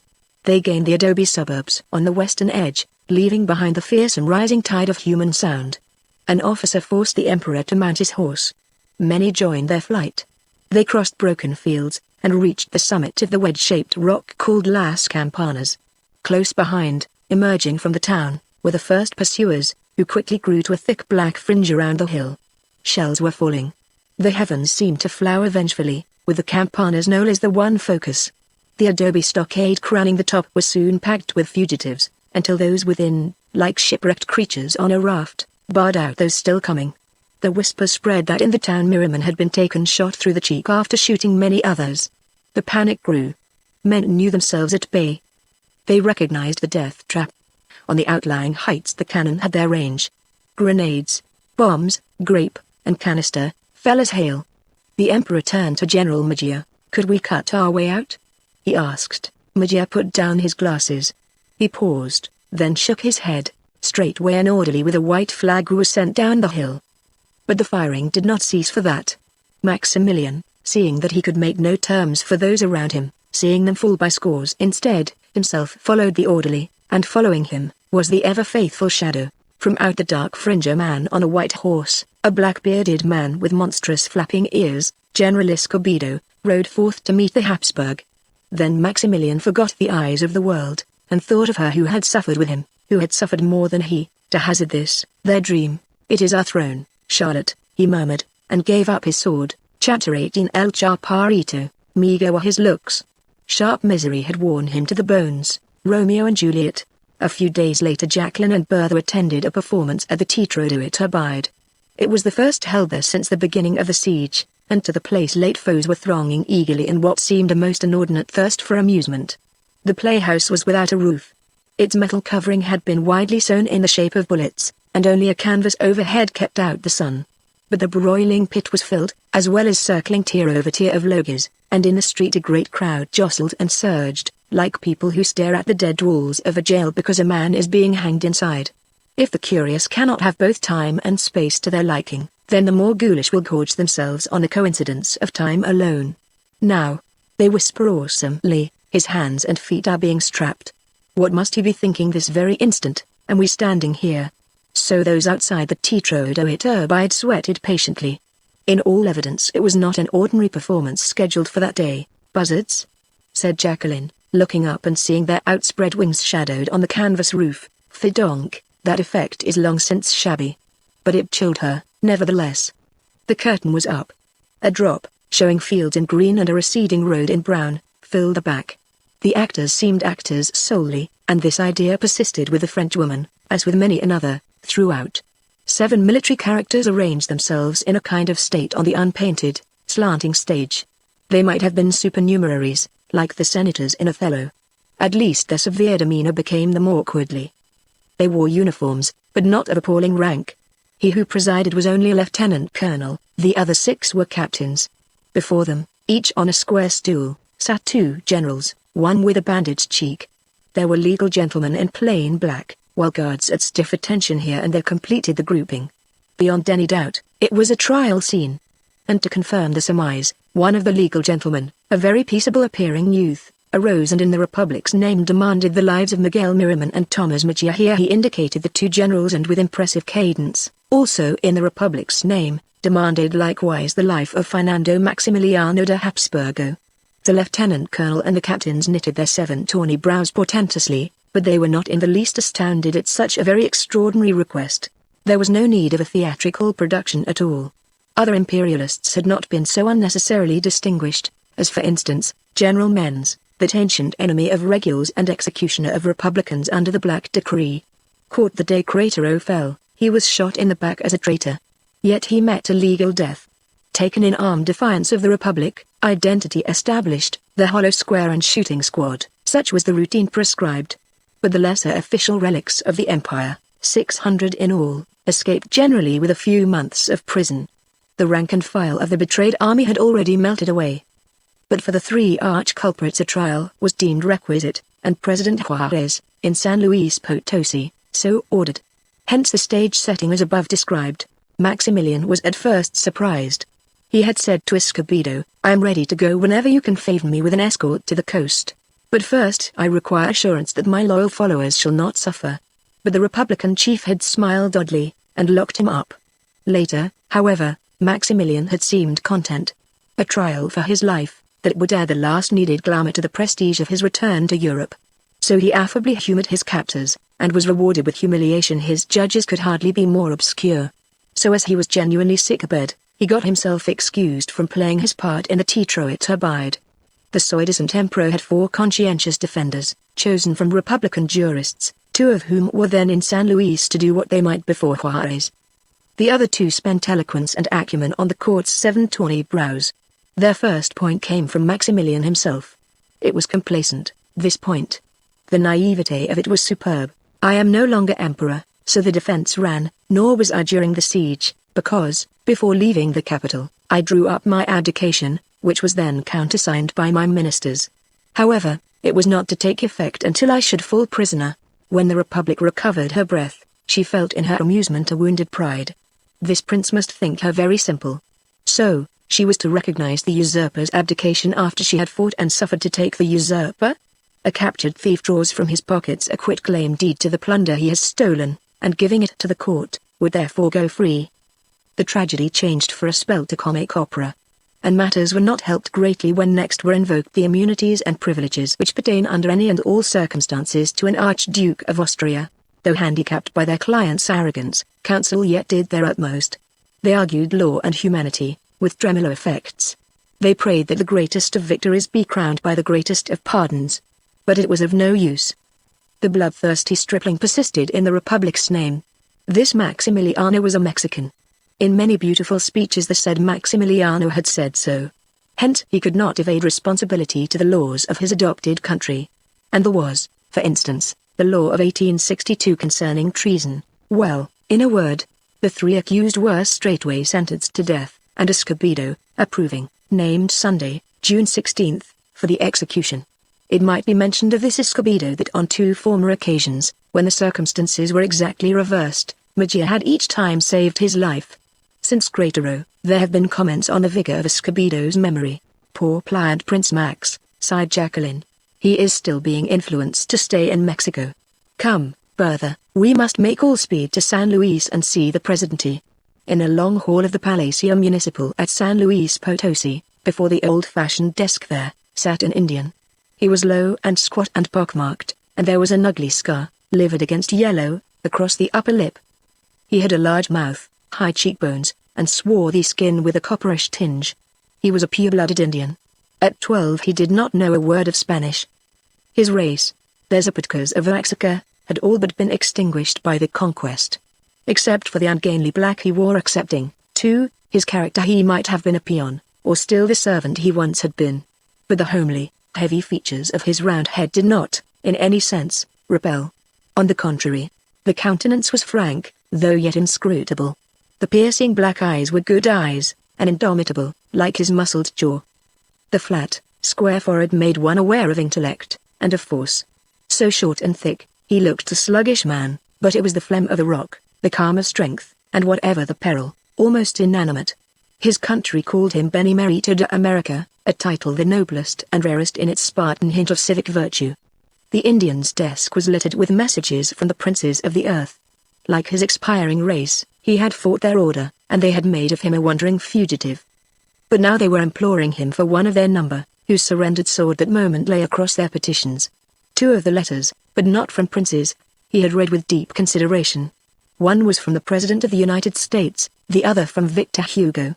But these also he shoved from him, though regretfully, and now he was gazing out over the plaza, the line of his jaw as inflexible as ever, but they were not many. The moments this man had to himself, and it was not long before a gendarme in coarse blue, serving as an orderly, disturbed him. "Well, show her in then," he said, frowning at the card laid on his desk, nor did he rise when an unusually beautiful but very grave young woman entered the room. "At your orders, Señorita de Dormol. You come, I suppose, to save him ? But," he added with the austerity of a parent, "it is not difficult to imagine why you are interested." "No, Señor Presidente." He heard himself quietly contradicted. "Your Excellency cannot imagine." He looked up, into a pair of honest grey eyes. But her tone had already told him enough. He rose to his feet in rugged courtesy. The Indian was a wise man, and he knew now that other men had whispered falsely about one exquisite Parisienne. "Pardon me, child," he said gently. "No, I cannot imagine." Impulsively Jacqueline leaned over the desk and gave him her hand. "Thank you," she said, in a voice that trembled unexpectedly.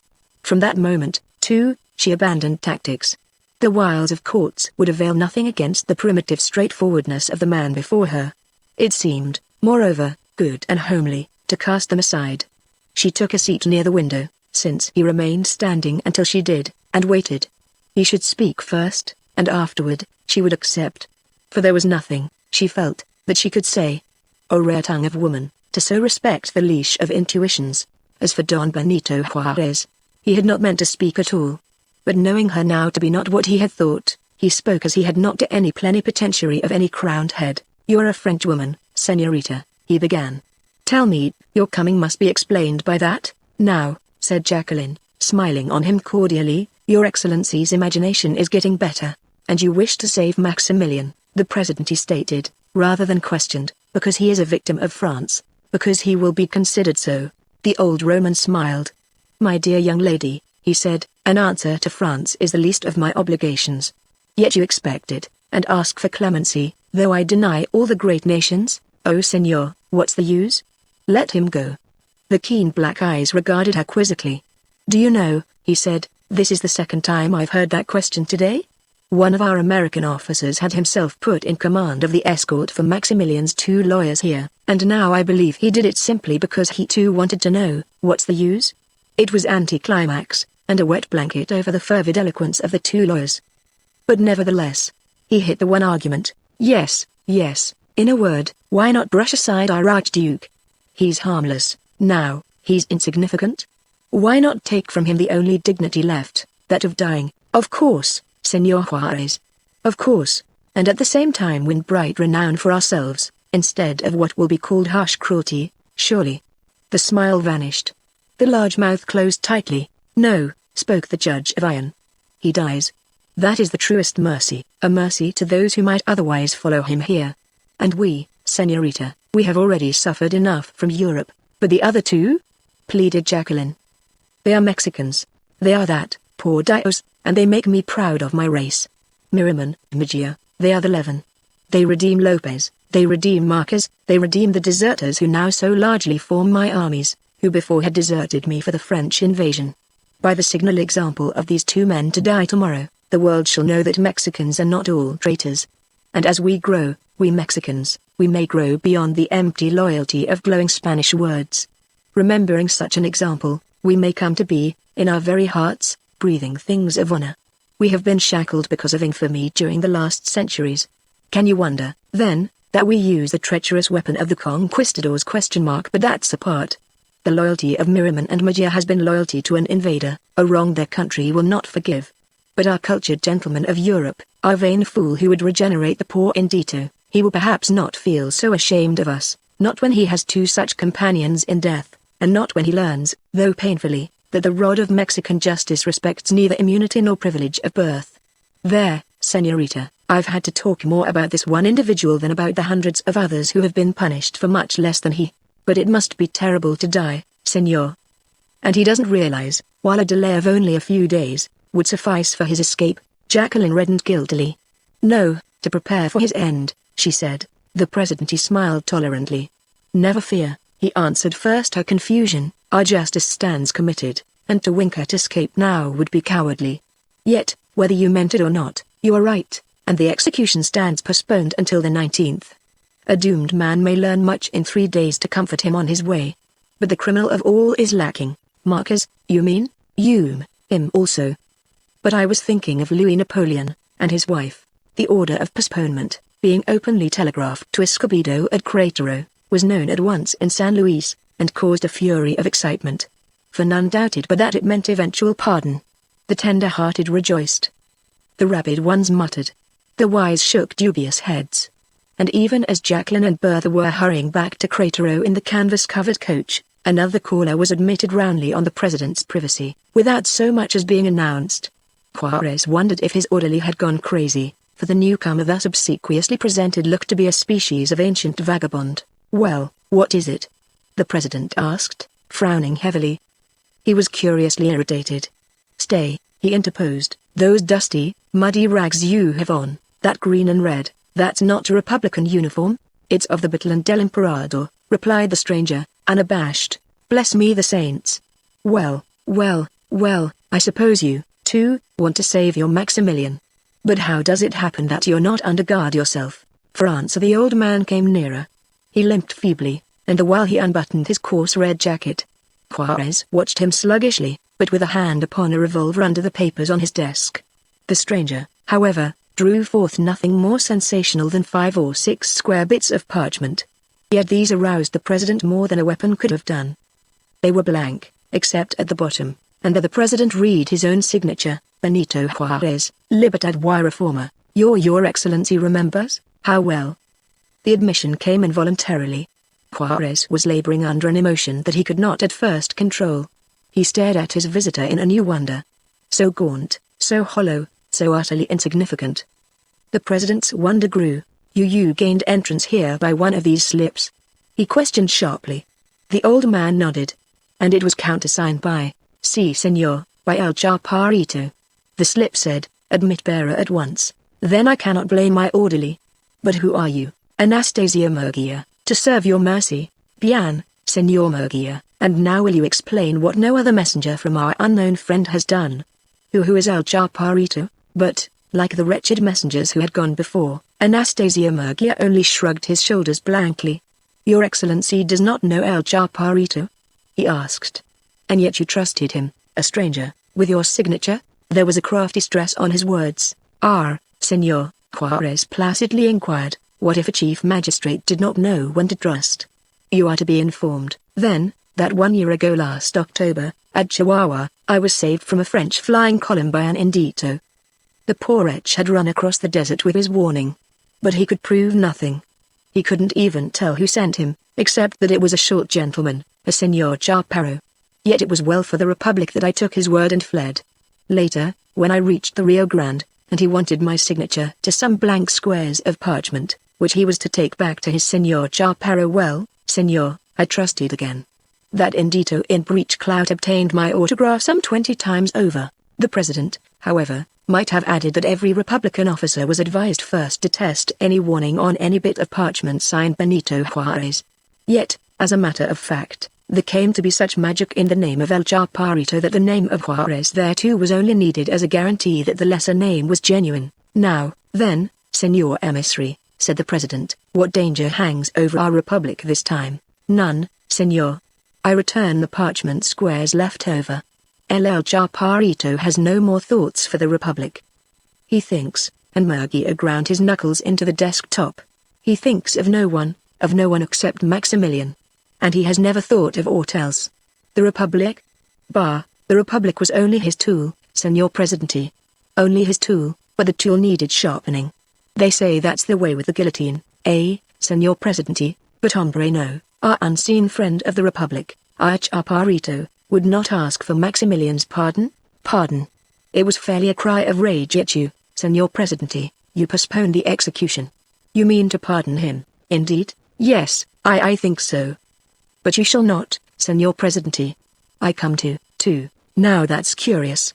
Possibly I, too, am to be sharpened into a kind of guillotine, eh, Senor? All the others were, Murgia returned stubbornly. That is, all except one. Ha, then El Chaparrito found one man who was incorruptible? Yes. But still your excellency is mistaken. El Chaparrito did not use money to win his agents. That, senor, is the unsafest way of all. You would tell me, senor, that El Chaparrito had a safe way? Yes, and it was absolute. He awakened memory. The memory, Senor Presidente, of wrongs. For example, there was your excellency's savior in Breech Clout. He once lived in a forest village down in the Huasteca. One night Dupin came and burned the huts, and the Indito's family perished with other women and children there.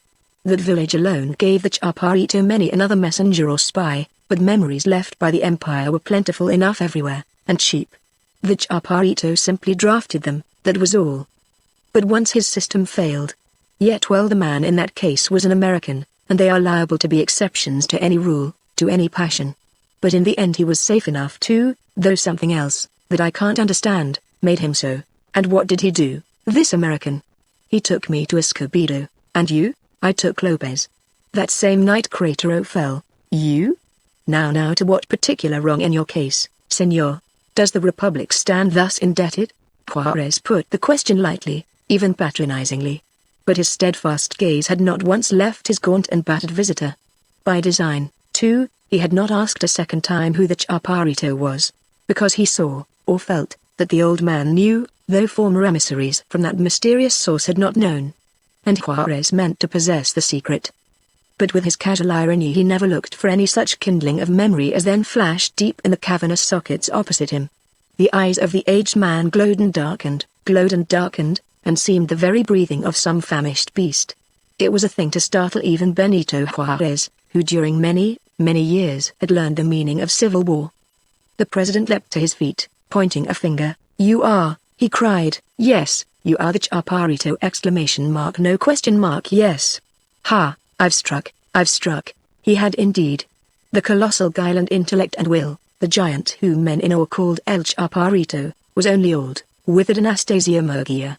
But the astute Juarez knew that he was right. He knew it in that one look of consuming, conquering hate.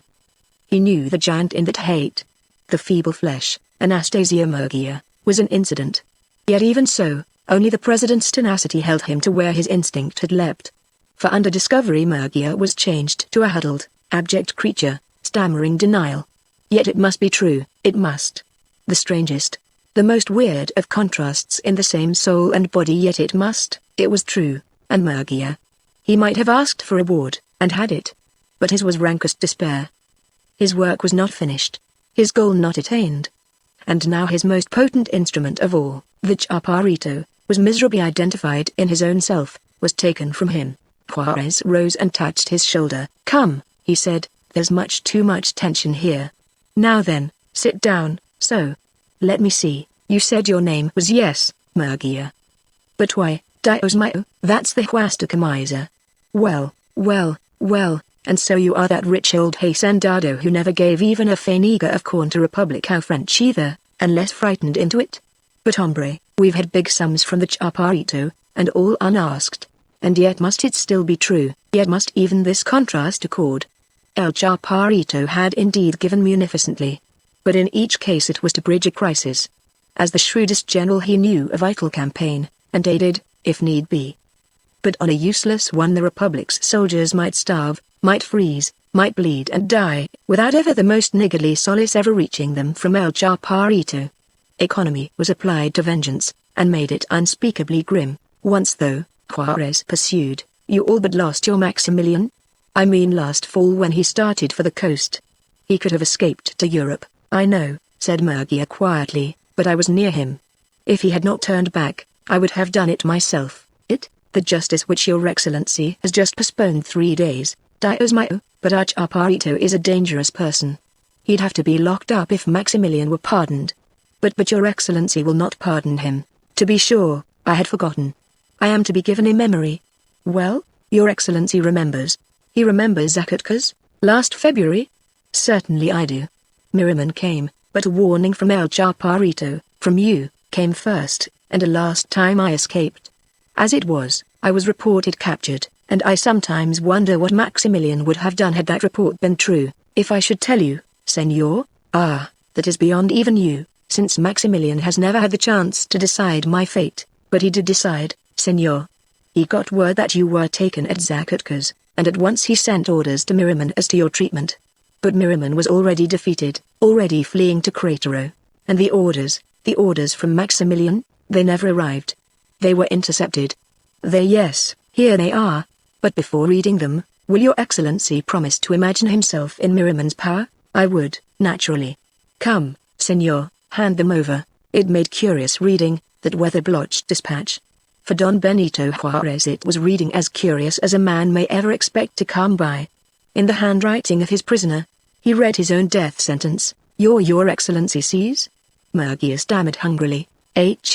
What, for example? Why, that Maximilian would not have pardoned. On the contrary, Senor Mayo, that is precisely what the generous Maximilian did intend. Listen, Miriman was to delay execution until His Majesty should pass upon it. No, your excellency. He would not have. Oh ho, so you think you've missed your last stroke? You think that there is no memory for me in this dispatch? But don't whine so, because, man, there is. It may not be the memory of my intended death, but it is the memory of intended insult. Oh, what a patriot he must have thought me, this good, regenerating prince. He had already offered to make me Chief Justice. But this time he would have saved me from his own black decree. And I would have been touched by his clemency. I would have accepted, the grateful tears streaming from my eyes. And thus I would be regenerated. It sounds beautiful. It sounds like the chivalrous Middle Ages, when there were black princes along with the black decrees. My liege lord he would have been, but my liege Patria, what of her ? Well, he has 3 days in which to understand me better, and to think of his own regeneration a little. Then, cried Murgia, limping gleefully toward him, then there will be no pardon? I see, said Juarez, suddenly cold and very calm. I am now corrupted. I'm now safe, like the others. Take that chair, wait. Saying which the president he left his desk, clapped his hands for the orderly, and seated himself near the window. To the orderly he said, go to the diligence office across the plaza. Ask for Colonel Driscoll, the American officer who commands the escort of the 2 lawyers. Say that I wish to see him here at once. When Driscoll appeared, Juarez put to him this question, Colonel, I'll say General, whenever you decide to be a citizen among us, Colonel, can you reach Cratero early tomorrow morning by riding all night? Not with my own horse, sir. He's getting old, and deserves better. Then it's all right, senor. You will take any horse you want. I have telegraphed to stop the execution, but there's been no reply. You must therefore see General Escobedo yourself. Look on my desk. Do you find a packet there? Yes, sealed? Well, break it open. Now read the contents to my visitor here. Driscoll unfolded a long sheet of foolscap, and began to read. Murgia the while fidgeted in an agony, but listening further, his limbs grew tense, and a hideous joy overspread his face. But at sunrise of the 19th you will execute the sentence already approved. The prisoners were not to be deceived by false hopes. There would be no further appeal. The final decision, had been made. I have signed it, I believe, Colonel Driscoll? Yes, then seal it again, and hurry. Goodbye, sir, goodbye. When Driscoll was gone, the Benemerito of America turned to the grinning hyena-like old man who was his visitor. His own dark features were passionless, impenetrable. You observe, senor, he said, that justice does not require corrupting, nor even a memory. So let El Chaparrito add this to his philosophy, that he need not boast again of an infallible spur to civic loyalty, for he will never find it, nor I. And yet there is patriotism, chapter 19 in Articulo Mortis. The centuries are conspirators against the sanity and majesty of the soul. Man cannot be happy and strong until he lives in the present. Emerson. For Maximilian it was the eve of execution. The soul feels that there is much to decide at such a time, but under the nettling merciless load the soul will either flounder pitifully and decide nothing, else lie numb and in a half-death vaingloriously believe that it has decided everything. so may the condemned be open-eyed or blind. Or, according to the police reporter, be either coward or stoic. But it really depends in large measure on whether realization be dealt, or number. Maximilian had too late come to understand that his anointed flesh was viable at all. He learned it only when the death watch was actually set on his each remaining breath. And now he was en capilla, in the chapel of the doomed, he, Ferdinand Maximilian Joseph, Archduke of Austria, Prince of Hungary and Bohemia, Count of Habsburg, Prince of Lorraine, Emperor of Mexico, even he. They had given him the tower room of Cratero's old Capuchin church, and against the wall was an improvised altar. But the sacrament waited. The tapers on the snow-white cloth were as yet unlighted. Instead, the most serene Archduke Emperor no longer read from a battered volume of universal history, which, with a book's queer vagaries, had strayed into his cell. He read how Charles of England had died, then he paused, blinking at the 2 candles on the rough table. They were vague shapes, they were horrors, which he now began to see, as the visions of truth so often are when hazily perceived. He bitterly envied that unhappy Stuart, who, before his palace windows, among cavaliers and roundheads, had died in majesty, the bright central figure in a tragedy of august magnitude. But for the Habsburg how sordid, how mean, it all would be. He could see already the gaping, yellow faces, sympathetic in their stupidity. They would not really know that a prince was dying. The very guard with shouldered bayonet outside his door was a deserter, and it was this man, more than aught else, that gave him to chafe against his ignoble lot. The fellow never uttered a word, indeed, but he had a heavy, malignant eye, and each time he passed a large inner window that opened on the corridor he would look into the cell, as though to locate his prisoner. Then Maximilian could feel the insolent, mocking gleam upon himself, until for rage he clenched his fist. Thus the most serene Archduke's first perception of calamity was not that royal blood was to flow, but that it was to flow obscurely. Even the ancient raven curse, the curse of the habit which had given his house its very name, was now fulfilled by unclean buzzards. He saw them each day, perched on the neighboring roofs. He sighed and turned to his book. Universal history? Yes, but for hundreds and hundreds of years that history of millions and millions of people was no more than the record of his own little family group. Such a course of reading for such a man held a terrible grandeur, and it must have been a unique sensation of pride that touched the golden-bearded, ultra-refined Viking prince. A spoiled child he was, and though so cruelly reproved by life, he yet could learn no lesson in the passing footnote that he would add to that family record. He could not see that the light which made the printed characters so dazzling, yet distorted them. He could not know that the commonest man of the millions and millions might read that universal history by quite a different and a calmer light. But he was aware of the sentinel's dread back of him, and aware too of the fellow's coarse, familiar leer. One consolation he felt he might have had, and this was the dignity of martyrdom. But no one, alas, seemed to regard him as a martyr at all. He had begged that he alone should suffer. But the play at knightly generosity was too shallow. For at the time Maximilian believed that he would not suffer in any case. Later, though, when he knew that he must die, then with simple earnestness he had pleaded for Miriam and Magier, and forgot himself altogether. But Juarez had hardly more than acknowledged the telegram, and now in the cell next him Miriam was confessing, and in the cell on his other side Magier waited. Each of these 2 men would leave a wife and child. Someone knocked.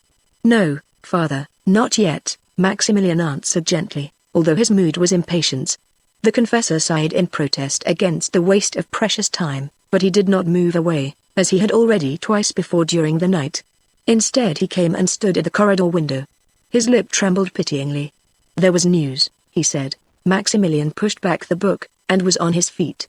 The priest, meeting his eager look, shook his head sadly. "It comes from Miriam." Maximilian fell back. One hand groped out involuntarily, as in appeal before a blow. "News of Charlotte?" he asked faintly. Charlotte was dead. The priest told him. During a long time, after the priest had gone, his head lay on his arms, between the 2 candles. He heard no more the sentry challenges, nor sensed the menace in every slightest sound of the dark night outside. There was something else. Death? At first he did not consciously strive for an answer. But the question kept falling, and falling again, as a lash. The vulgar hands which plied the scourge, the stupid yellow faces, these no longer mattered. He felt the blows themselves, only the blows. She had died. The poor maniac. She had died, a thing for the lowliest pity. And this was true of the haughty child of Orleans because she had wanted a throne. Slowly her husband raised his head, and staring at the wall, His tear-dimmed eyes opened wider and wider. Because she had wanted a throne? Because she had wanted a dais above the meek and lowly, above those who now pitied her. His eyes fell on the universal history, the family record, and there grew in his eyes a look of detestation. Groaning suddenly, he buried his head again in his arms. At dawn he too was to die, and because he too had craved a scepter. Yet, he had meant to be an instrument of good. Born of kings, anointed by the Vicar of Christ, he had come as agent from the Almighty. But God had failed to sustain him. God had again the blue eyes raised, but dry now, and stark in terror. Yes, yes, yes, so his reeling soul cried to him, there is a God. There is. One sharp breath, and the mortal fear passed. In ghastly panic he crept back from the brink, either of the atheist's despair or of the madman's chaos. But the cost was heavy. Since God did exist, and God yet had failed him, then it was the man's divine right that must be false. He, only a man, had mistaken his destiny. Nay, had he a destiny? Or why, more than another man? Here, then, was the cost. To keep his hope of heaven, he stepped down among the millions and millions. His divine right, grumbling under the grandeur of partition among the millions, became for himself the most infinitesimal of shares, neither greater nor less than that of any other human being. But glorified now by the holy alchemy of charity, the tiny grain became divine indeed, and he beheld it as a glowing spark, his own inalienable share in the rights of man. So, for a moment, the poet prince knew again his old-time exultation. Even truth, he now perceived, had her sublimities. But the pall of horror fell again. Tomorrow he was to die. He was to die because his life long he had sought to rob others of the tiny grain, of their God-given dignity as men, and that too, even as they were awaking to its possession. The vanity, the presumptuous, inconsistent vanity of it all. Under the dark medieval cloak he had planned enlightenment, he, who had tried to rule without parliament, without constitution. He would have made a people believe in God's injustice, in God's choice of a man like them to be a demigod over them. Hence the blasphemous demigod had now to answer to human law. And it was meet and right. Purgatory was beginning on the eve of his death. He, the torch of progress. Maximilian smiled scornfully on himself. He was only a clod of grit caught in the world's great wheels. The foreign substance had wrought a discordant screech for a moment, and then was mercilessly ground into powder and thrust out of the bearings. He pondered on the first days of the family group, when there was extenuation, more, when there was necessity, for a king. At any rate the monarch then earned, or could earn, his pomp and state by services actually rendered. And now? The Habsburg decided that there was not a more contemptible parasite on the body politic. The crowned head was simply the first among paupers. He had his bowl of porridge, which was the civil list. The doomed prince sank to a depth of shame that may not be conceived. He was humanity's puny infant. He had dawdled among men centuries older than himself. His whole being was out of harmony with the universe. Fate had held his soul fast during those dark ages when he might have striven nobly, and now had cast it forth, an anachronism. It was a soul misplaced in eternity. The dire realization grew and grew, and with it the tragic agony, until with a sudden and the bitterest of cries he flung up his arms and fell heavily across the table. My life. He moaned in piteous begging for something he might not have. My life, to live my life over again. In the first light of morning Escobedo came. The Republican general unfolded a paper, and began to read. But instead of the death sentence, it was reprieve. President Juarez had postponed execution for 3 days. 3 days? Maximilian repeated, wearily shaking his head. If your republic could give me as many centuries, but 3 days! 3 days, in which to live my life. Chapter 20 Knighthood's belated flower. Trusting to show, in woods few, that men have an ill use, to their own shame, women to blame. And causeless them accuse, the nut-brown maid. Later the same morning there sounded the ineffable swish of silken petticoats along the corridor and the clinking of high heels on the tiles. La Señorita Marquesa Dormol had obtained permission to visit His Most Serene Highness. The sentinel of the evening before was again on duty, and his evil crossed eyes seemed to lighten with vast humor as he presented arms for the lady to pass. She met his insolence with a searching, level gaze. Maximilian hastened to the door of his bare cell, and took both her hands in his. I'm beginning to recognize my friends, he said simply. I know, he added, you come to tell me that you failed to get the pardon. But you do bring reprieve. He would have her believe that he valued that. Jacqueline regarded steadily the tall, slight figure in black. with a pinioned sheep of the golden fleece about his neck, and she sighed. She was disappointed in him. She had thought that pride of race, if nothing more, would give him character during these last moments. She allowed, too, for the grief, and the remorse, in the blow of Charlotte's death. But she was not prepared for the roving eyes, the disordered mind, the feverish unrest of the condemned prince. Had his soul, then, been a cringing one throughout the night just past? It was the first time she had seen him, except at a distance, since the day she arrived in Cratero, for she had chosen, and perhaps maliciously, to disconcert the tongue of slander. Hence she could not picture the ravages of sickness and anxiety, until now when she beheld his haggard face. It was one to bring a pang. The cheeks were hollow, the lines sharply drawn, and the skin was white, so very white, with never a fleck of pink remaining. And staring from the wasted flesh were the eyes, large and round and faded blue, and in them an appealing, a haunted look. But they softened at sight of her, as though comforted already. "A reprieve is best," he said. "You cannot think that I want a pardon, now that she is dead. But sire. Ah, my lady, you are a little late, by something like a few hundred years.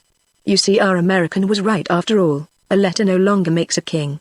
It was a bon mot that Maximilian had always enjoyed, it being his own, but this time he was most zealously in earnest. "Monsieur, then," she said, in no mood for reforms of etiquette.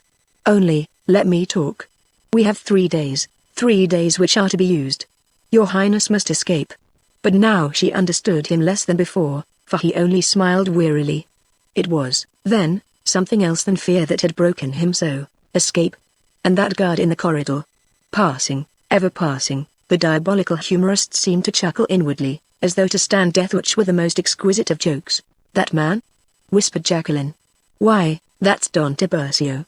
He was driven out of the imperialist ranks by Father Fisher.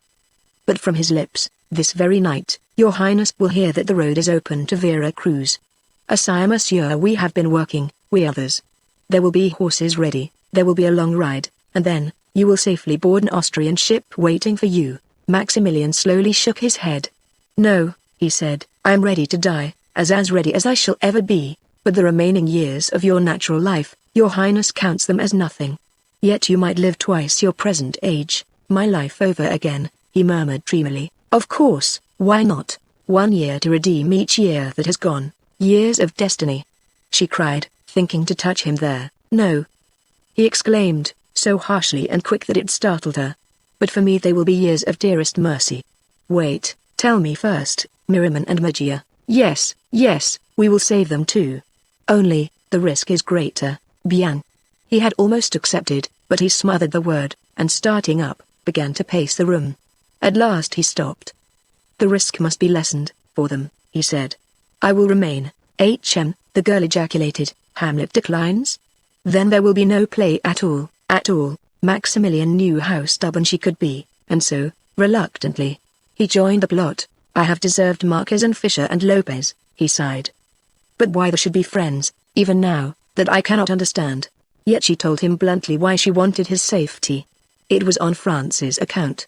Still, his gratitude was no less profound.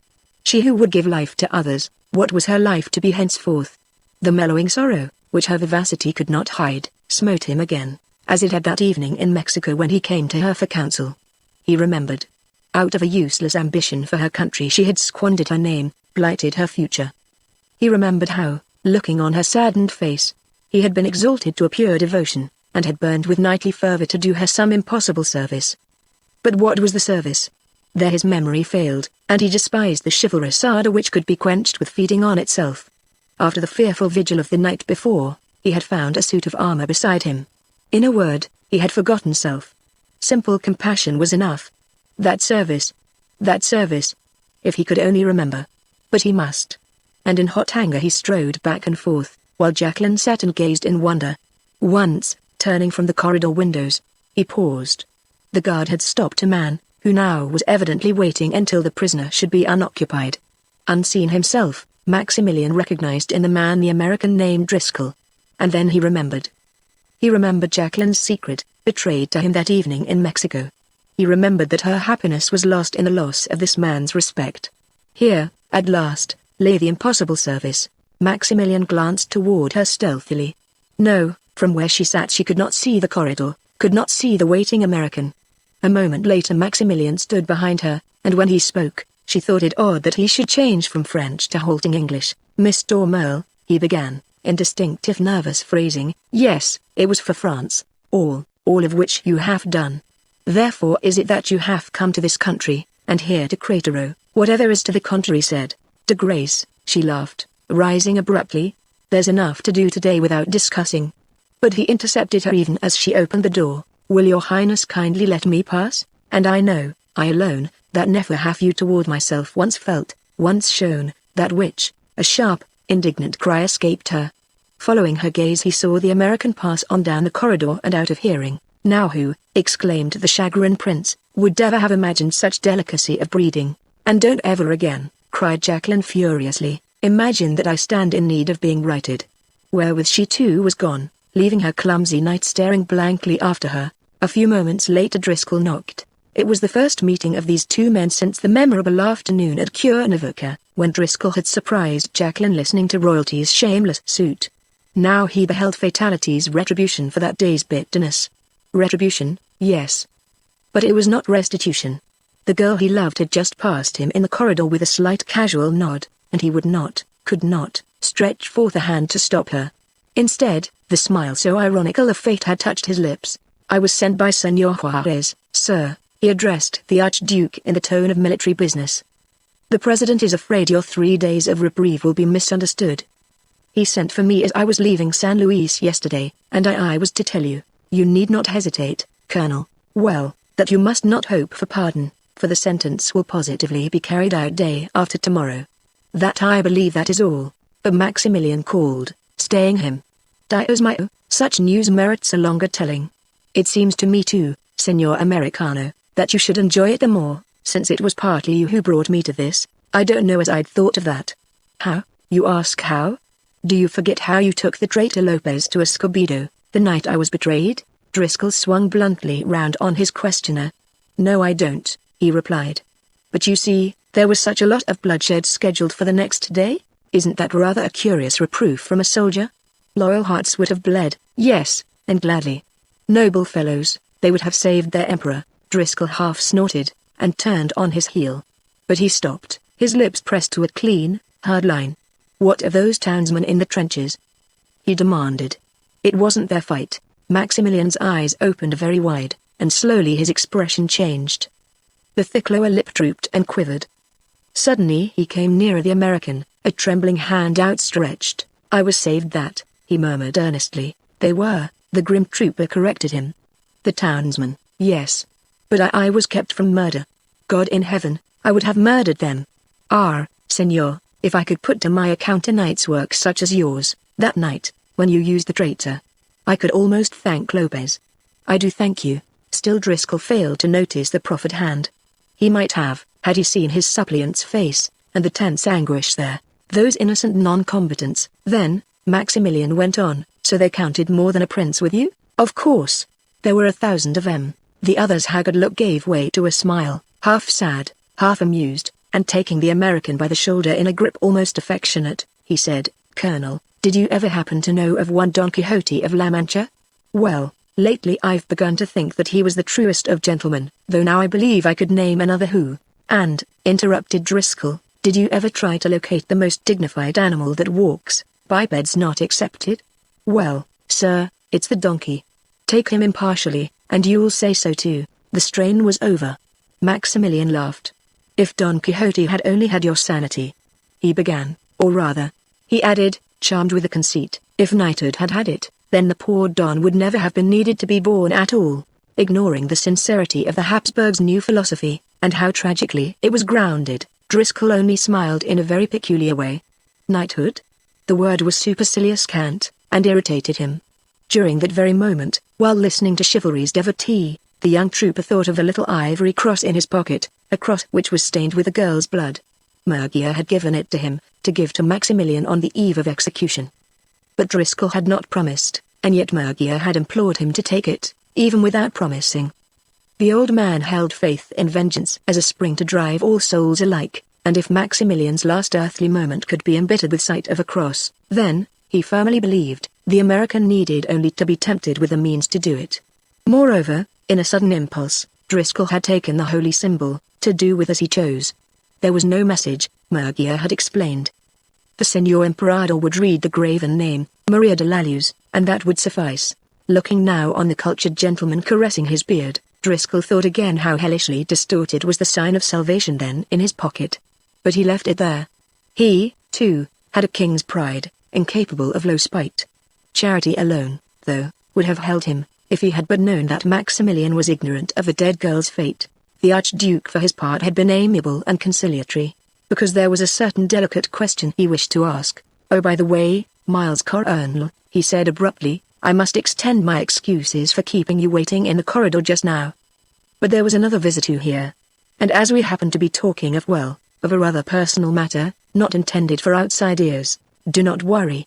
When you raised your voice, I turned and left, but perhaps," said Maximilian slowly, "it would have been better if you had overheard, either you or another knowing the cruel rumors which would link my recent visitor's name with my own. Then the truth would have been made known. That truth, senor," he hastened to add, despite a hardening frown between the American's eyes, "means first that I have been honored, indeed, in my visitors." He got no further. A broad hand closed over his mouth. Another word of that, and Lyle. The threat was left unfinished. Gasping in the chair where he had fallen, Maximilian found himself alone. He was vaguely nonplussed. There had been so many revelations of late that he thought this one simply a further readjusting of himself to the modern world of men. The present instance had to do with the critical juncture where the woman enters. But he had learned something else, too. The American loved her, and that was important. Yet lovers were very contrary beings, he mused lugubriously. Still, I shall try again, he decided. One humble success against my career of distinguished failures should not be too much to expect. The night that followed, a black, favorable night, was the time planned for escape. Horses ready saddled waited outside the town under the aqueduct. Certain guards were bribed, among them Don Tiburcio. The humorous rascal had driven a hard bargain, but only because the money was to be had. He would have sold himself as briskly for the cream of the jest. Late the same night there came a frantic pounding at Driscoll's door, where he was quartered in the sacristy of the old Capuchin church. "Well?" he muttered, alert already. "Hurry, Miles Colonel." A cracked voice blended with the knocking. "Hurry, you are wanted, Murgy," Driscoll exclaimed, flinging wide the door. "Back from San Luis, and prowling round here as usual, eh? Well, what's the matter? Quick, senor. Maximilian is sick? Go to him." Partly dressed, bootless, unarmed, Driscoll shoved the old man aside, and sped through the church, hopping over half-awakened soldiers as he went. Once in the street, he glanced up at the tower room, which was Maximilian's, and thought it odd that no light streamed through the narrow slits there. The sentinels, too, were gone. But he ran up the steps and darted along the corridor, only to strike his head against a heavy wooden door that was ajar. He rushed inside the cell, and with arms outspread quickly covered the space of it, in the utter dark, smashing a chair, crashing over a table, cursing a mishap to his toe. But he found no one. "This here's a jailbreak," he mumbled under his breath. "Damn that Murgy, he's roped me in to stop him." Whereat, all unconsciously, he smiled again at fatality. Groping his way back to the corridor, he felt rather than saw three dim figures steal past the door. Silently, swiftly, he gave pursuit. He heard a fervent whisper just ahead, "Hasten, dear friends, and may God." The next second he was grappling with someone. But his unknown captive did not resist. "There, senor, loosen your fingers. I am not escaping. I am returning to my cell." But I had to make the other two think that I was with them. The voice was Maximilian's. "Hark. Ah, poor souls, they have failed." The prince spoke truly. A fierce alto sounded below. Then there were musket shots and the confusion of many scrambling feet. Magneon had rooted out the church barracks. And when torches were brought, the soldiers discovered that they had hands on Miriam and Magia. But the false sentinels were gone. In leaving the road clear they had used it themselves, already. "You fools." Suddenly a half-crazed wail arose. "Fools, he has escaped." "Oh, dry up, Murgy," said Driscoll, coming down the steps. "He's gone back to his room, I reckon." Chapter 21. The title of nobility. "Hear, therefore, O ye kings, and understand. Wisdom of Solomon, one more sunset, one more sunrise." And then, Maximilian again confronted the ghostly enumeration. But this time his last day should be the day of a man's work, in simple-hearted humility. He no more searched the skies to find a supernal finger there. He let destiny alone, and did his best instead. For a man's best is destiny's peer. The fiery June sun was dying in its larger shell of bronze over the western Sierras, and the self-same blue that vaults beautiful Tuscany was taking on its richer, darker hue, when a foreigner in the land, Din Driscoll, walked under the Alameda trees. His pipe cold in his mouth, he perplexed before his heavy spirits. For he no longer had war to distract, to engross. Maximilian's physician, an Austrian, found him in his reverie. Would the Herr Americano at once repair to his Highness attend? The Seigneur's presence would a favor be esteemed, in reason that a witness was greatly necessitated. Wondering not a little, Driscoll hastened back into the town. As the physician did not follow, he arrived alone. But in the door of the Archduke's cell he stopped, angry and embarrassed. For his eyes encountered a second pair, which were no less angry, which moreover, were Jacqueline's. Maximilian and Padre Soria, the father confessor, were also there. But Driscoll at first saw no one but Jacqueline. As with him, she had been vaguely summoned, without knowing why. A last testament was to be signed, she imagined, but in his choice of witnesses she thought that Maximilian might at least have shown more delicacy. As to cruelty also, she would not confess. But cruelty it was, nevertheless. To see again this American was to know memory quickened into torture, and days afterward there would still be with her, vividly, hatefully, the beloved awkwardness of his strong frame, the splendid, roguish head, now so forbidding, and more than all, the way he smiled of late. It was a smile so cold, so cheerless, as something so changed in him since the old, piquant days of their first acquaintance. Despise herself as she might, Jacqueline knew how the sight of the man halted there would leave her whole woman's being athirst and panting. Maximilian's thin white face lighted eagerly when he perceived that Driscoll had come. The haggard despair of 2 days before had given way to a serene calm, like that which soothes a dying man when the pain is no longer felt. In a gentleness of command that would not be denied, he rose and brought the American into the room. "Colonel Driscoll," he began, "you know, of course, that a witness is the world's deputy. He is named to learn a certain truth, but afterward he must champion that truth, even against the world. So you find yourself here, but first I wish to thank—" "Please don't mention it," Driscoll interposed. "I'm willing to do anything I can." "Then remember," said Maximilian, "that you are a witness, and a witness only. Can you bear that in mind, Senor, no matter what you may hear?" Driscoll nodded, but the very first words all but made him a violent actor as well. Maximilian had turned to Jacqueline. For a moment he paused, then with a grave dignity spoke. "Mademoiselle," he said, reverently, prayerfully, "I ask your hand in marriage." She gasped, and so sharp and quick that certainly she was the most dumbfounded there. Her utter stupefaction amazed Driscoll as much again as the question itself. He stiffened as though struck. If this were a revelation? If it could be that she really knew no reason why she should marry Maximilian? The Archduke observed them both, and his eyes shone with kindliness. But making a gesture for patience, he hurried on. "Father Soria here," he said, "will come in the morning, just before the execution, to perform the ceremony. A judge of the Republic will come too, for the civil marriage. As to the banns—" "But why, parbleu?" Jacqueline stood before him, stung from her speechless trance by fury. Behind narrowed lids the grey eyes hardened as points of steel. "You shall know, mademoiselle," he answered softly. "It is a boon I ask of you, the greatest, and the only one before I go." "Why? Tell me why." "Because it is the boon a true knight may crave. It is to write before the world the noblest woman a knight can ever know, sire." The word was rage and supplication both. It was a hurt cry, piteous to hear. Then the glint dying from her eyes blazed a tempestuous life in those of the Missourian. But the priest's hand touched his arm, and the priest's voice, low and gentle, stayed him. Maximilian, though, had seen the outburst. "Ah yes, Senor, I remember," he said, and smiled. "One may be slapped upon the mouth. Yes, for even breathing my lady's name when one talks of rumor." Jacqueline darted at them a puzzled glance. She did not understand at first. Then she divined. And then, wide and gloriously, her eyes opened on Driscoll, her defender. But in the instant they sought a safer quarter. She could not, and would not, forgive him for being there at all. "However," the obdurate prince continued, "our witness must bear with me this time, for I will, I tell each of you speak plainly. The false scandal does exist. Deny it, dear lady, if you can. Nay, Senor, you believe it, or did. So, now, as the world's deputy here, You must be armed to foil those venomous tongues. But there is only one way. You shall tell them that they talk of Maximilian's widow, but, Jacqueline, Driscoll, both spoke at once. But the girl flashed on the man an angry command for silence. Enough, enough. She cried, let me speak, then end it. Whatever others may think, your highness extends me his respect? Bien, but that gives me a certain right, which is the right to consider just one thing in answering the question of your highness, just one lone, little thing. And that is whether or not I have the honor to love your highness. Oh, the shame in such sacrifice, the shame you put on me. You should have known my answer already. Her answer? Driscoll stirred uneasily.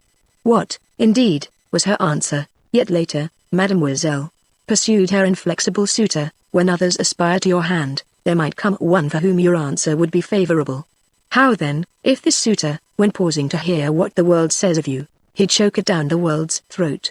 Driscoll burst forth. He alone need know it's a lie. Jacqueline started as she heard him speak, but the glad and unintended look she gave him changed as quick as thought to haughty resentment. After all, he was still there. But how else, Maximilian persisted, can such a man know so much? Then, a captive absolute to his lofty idea. The poet prince pleaded for it as one inspired. All things worked, as by heaven's own will, to sanction what he proposed. There was Charlotte's death. There was his own. Dying. He was still a Mexican, and might wed in any station he chose. While if he lived, as an Archduke of Austria he could not. But he detested life. With it he had bettered no one. Yet by his death he hoped to save more than life to another. This other was the girl before him. He had wrecked her dearest ambition. For France's sake she would have lured him from peril. For that, and that alone, she had sacrificed her name. Such accounted for their interview at Cuernavaca. Such accounted for her coming to Cratero. Yet through his own blind weakness she had failed. France had lost Mexico, he his life, and she her happiness. But the last could yet be restored. And why not purchase it with his death, since he must have died in any case? Must have, Driscoll interrupted, must have died in any case. The American had listened perplexed, now with a quick, eager start, now with crinkled brows. First of all the old mystery and its anguish had assailed him. The hideous, gloomy tangle would wound him round again. Did Jacqueline care for this prince? Surely, because he had seen the evidence. But why had she intrigued against his empire? Why had she turned confederate from him? Then, as the ruined monarch spoke, the other man saw. He saw the truth. Truth that reconciled all contradictions. That explained what even the theory of her wanton heart had only half satisfied before. Explained everything by that heart of purest gold.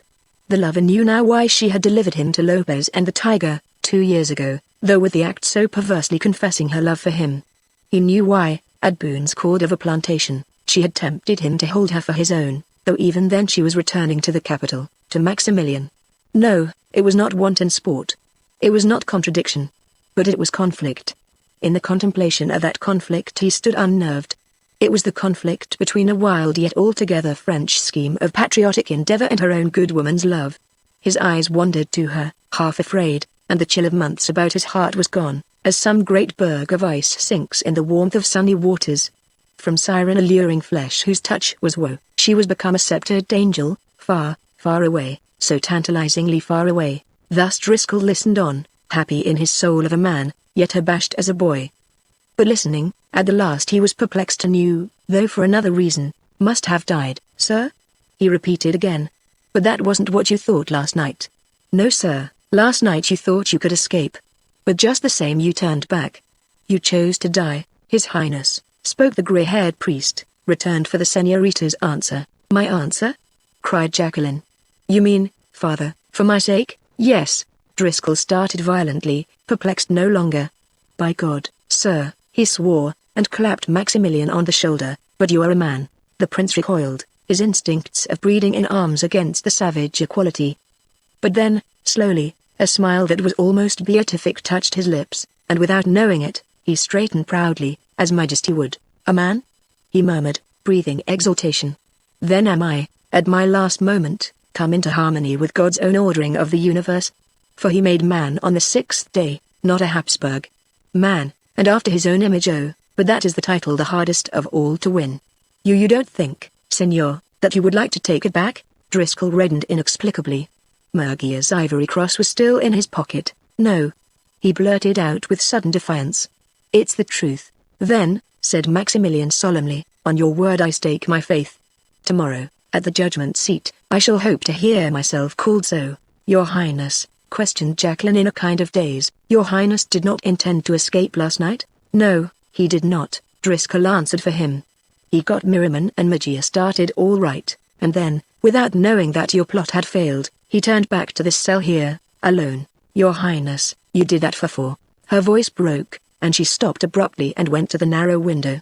With her back to them, she groped for the dainty bit of cambric that was her handkerchief. "So you see, my daughter," said the priest, drawing near her, "what he would have given, what, before heaven, he has given, to tell you what you so hotly resent. Do you resent it now?" The beautiful head shook slowly. She was touching her eyes with her handkerchief. "Then you will not let his sacrifice be in vain? You will marry him?" Impetuously she turned, and faced them. There were blinding drops, clear as diamonds, on the long lashes. "Oh, Your Highness, there is something you can tell me that is inexpressibly better?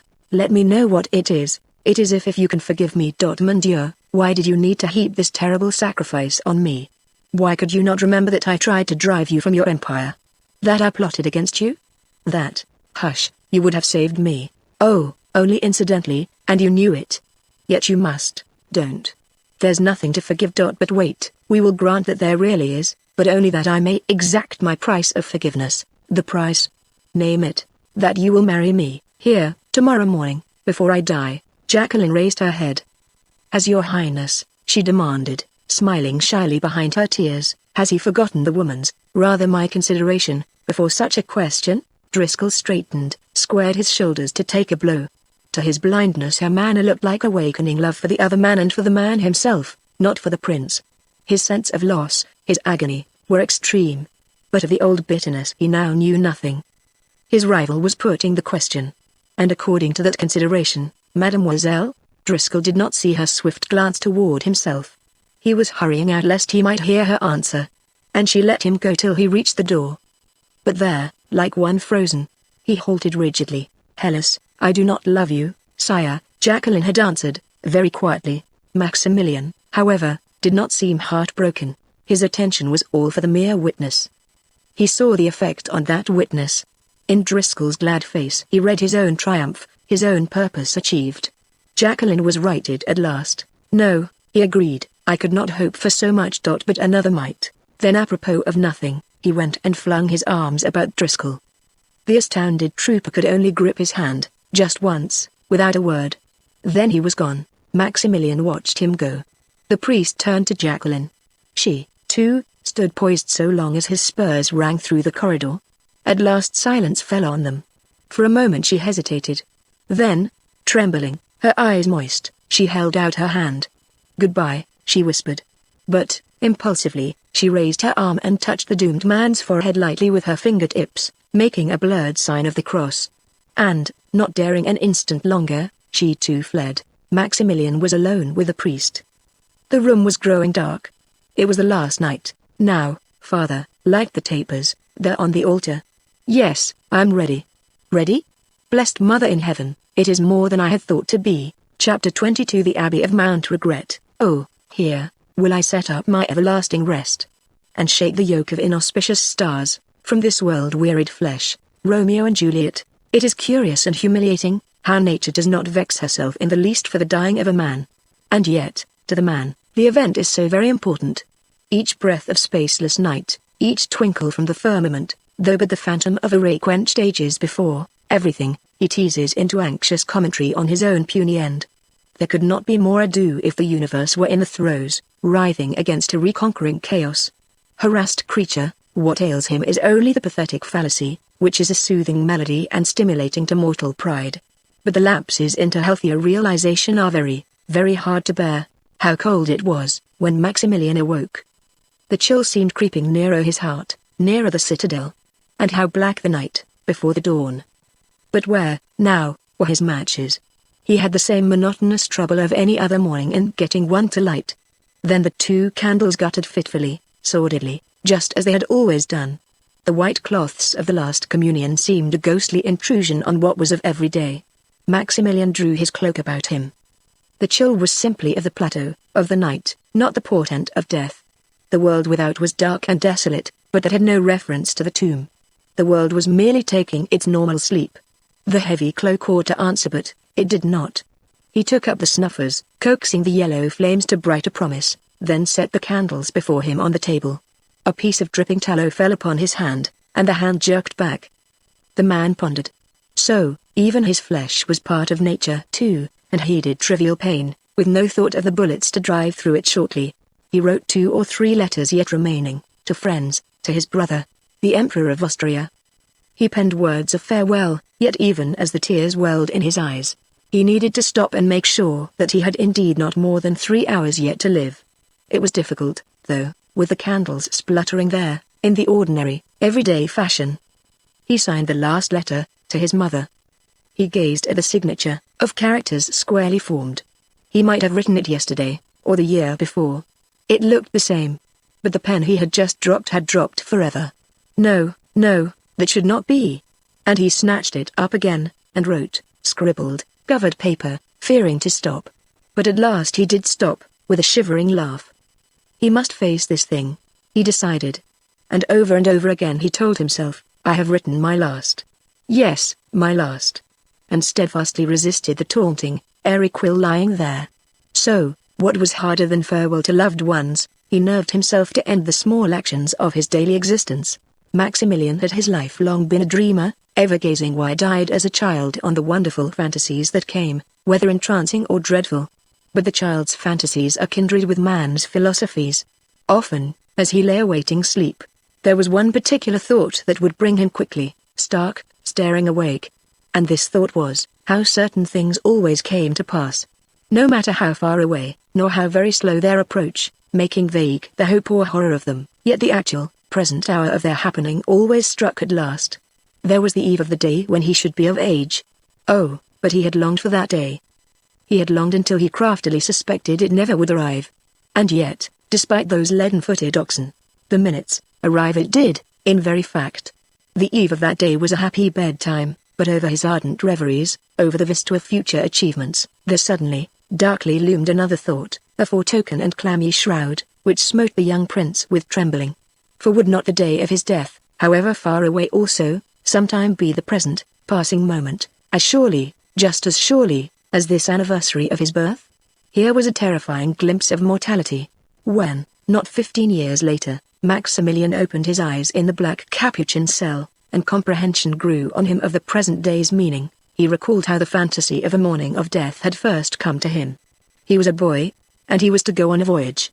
The boy had awakened when there was scarcely light as yet, and heard his mother at the door. It is time, dear. She spoke low, not liking to break his slumber. But in the silence of all the world her voice was clear, and very sweet, and the words stood forth against his memory ever afterward. He was to be gone from her for a time, and this was in her mind as she called him. The boy, though, could think of nothing except that his little excursion among new and strange adventures was to begin, actually to begin. But then, quite unaccountably, there fell over his eagerness a chilling gloom. The delightful sprite named Expectation, who had whispered so piquantly of this same eventful morn, had basely changed herself into a hideous vampire, and she muttered at him, in frightful, raucous tones. Yet the hag's snarls were true promises. There was to come, surely, inexorably, a certain other eventful morn, and he would awake, and without his mother's calling him, he would know that it was time. Back in that childhood hour he had lain for a while quite inconsolable, until his mother came again, and rested her hand on his head, and told him why, one would think the little goose was going away forever. It was broad daylight by now, too, and wholly comforted, he had sprung up, joyfully alive. Eternity did not worry him any more for a week, but the awakening of this later morning, in a Mexican prison. And when he understood that the old familiar fantasy was become a fact. When he remembered how once he had been consoled in his boyhood.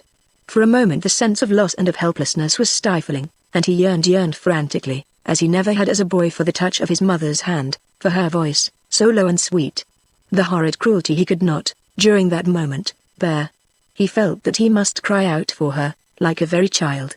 And though he wept, it was the man, and the man's despair that his was not now the boy's need of comfort. But when they came in the first dawn and knocked at his door, they found him serene, untroubled, and only the wonted shade of melancholy on his brow. He greeted them courteously, and was desirous that they should have no unnecessary difficulties on his account. Being dressed already, punctiliously, and in black, he himself went to call Miriam and Magia, and brought them to his own cell, where they received the last sacrament together. Later the three condemned were at breakfast: bread, chicken, a little wine and a cup of coffee, when horses' hooves rang abruptly in the street below, and as abruptly ceased under their window. There was a command, and sabers rasped against their scabbards to gain the light. Maximilian raised eyes filled with pity to his two companions. Magia, an Indian thoroughly, made a gesture of impatience. The handsome Miriam, of French blood, shrugged his shoulders.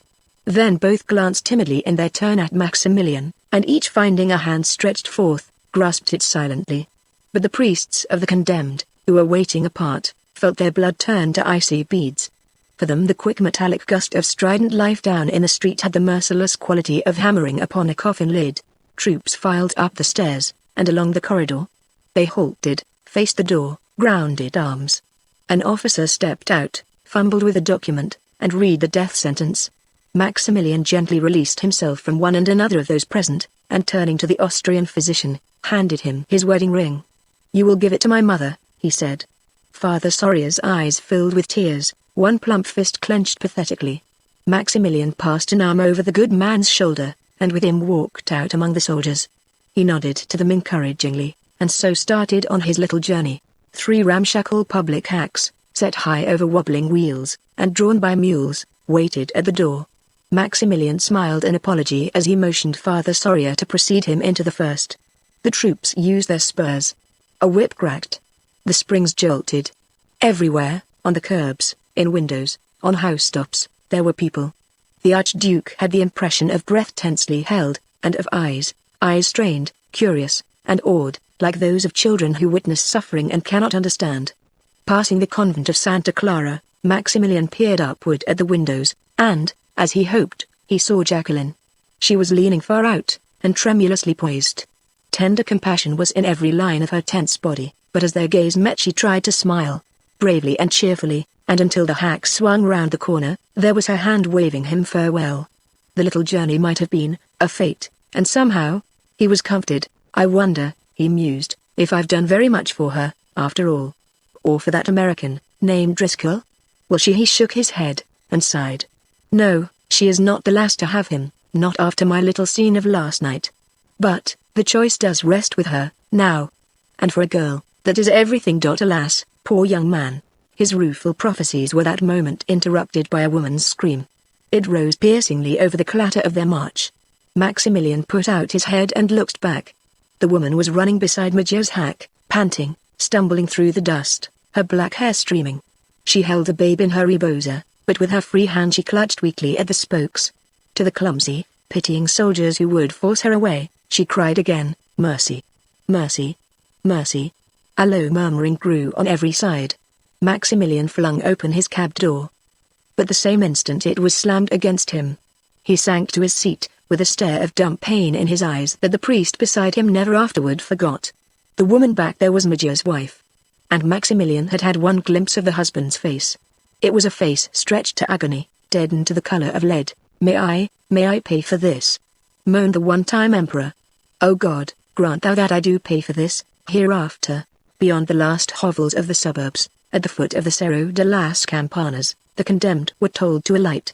Here again there was a throng, hundreds and hundreds of swarthy faces, blank in awed pity. One gaping fellow pointed wonderingly. "Look, there they are. They're Los Muertos," Maximilian overheard, and a cold shiver crossed his spine. To be identified already as the dead one, then he beheld his coffin, there, the longest of the 3 being borne up the hill. They were boxes of cheap wood, unpainted inside, smeared with black on the outside. A wavy streak of carmine simulated the drooping cordoned golden tassels of richer caskets. It was the pomp and circumstance that pertains to the humblest peon clay. 4,000 serried bayonets squared the base of the hill, and made a compact, bristling hedge to hold back the common people. Through it marched the doomed imperialists, each with his confessor and a platoon of guards, and so toiled on up the slope. The Archduke looked about him. There were many privileged spectators within the cordon, but nowhere did he see a former friend. All had kept away, and in his heart he knew that it was better so. He could not ask that much of them. But stay, yes, a remembered figure caught his attention, a shriveled decrepit figure. Here, too, mid every color Republican, he beheld in the man's garb a last surviving uniform of the vanished empire. It was, however, scarcely to be distinguished as such. The red coat was threadbare, and soiled with dust. The ragged green pantaloons, held by a knotted rope, were grotesquely faded. Yet the prince, who had once gloried in dashing regimentals and mistook them for power, was deeply touched. He recognized a lone unit of what had been none other than the Battle del Emperador. He paused, to have a word with the miserable derelict. "So, you would be near me, even now?" he said. "Ah, ever faithful little old man, but are you brave enough for the horror of it? Are you?" Red eyeballs rolled upward in their sockets, and for a space met the Archduke's kindly gaze. Then the steady repellent hate in them seemed disconcerted, and the withered form cowered under the touch of the pale white hand. Inaudible words rattled in the old man's throat, and he trembled, as though to turn and run. Maximilian regarded him benevolently, thinking it a crisis of emotion. There, he said, "go if you wish. It's not well, you see, to think of me so much. But you must not imagine that I am ungrateful. When you believed yourself unseen, certainly when you had no hope of reward, throughout my misfortunes, you have always hovered near me, on the battlefield, and more lately under my prison window. Yes, I have seen. And now I thank you." The bloodshot eyes roved the ground, but did not lift again. "As humble, as loyal as a dog," Maximilian murmured as he turned away. They indicated to him that he should take his place before a wall of adobe blocks which had been piled together near the crest of the hill, only a little lower than those very fortifications built by the imperialists themselves. With a gesture of assent, he complied. The priests fell sorrowfully back behind the soldiers, and he and Miriam and Magia were alone together, three tragic isolated figures in a little oblong patch of bare rocky hillside. One end of the oblong was the adobe shield. The other three sides were walls of living men, massed shoulder to shoulder, with bayonets pointed outward against the jostling peering crowd. The three who were to die could now see no human being beyond the dense, double row of soldiery. The remainder of earth for them was the hollow square, bounded by the slouching backs clothed in blue, by the white flats of the kepis, by the line of light playing over the thorns of steel. Beyond was the early morning sun, above, the mystery of space. Through the gap of an instant the shooting squads tramped in, nearer and nearer, until they halted opposite the condemned. Maximilian then perceived which squad was to be his own. It numbered 7 toreadors and a yellow, beardless officer. The 7 were low, cumbersome, tawny, and they shuffled awkwardly.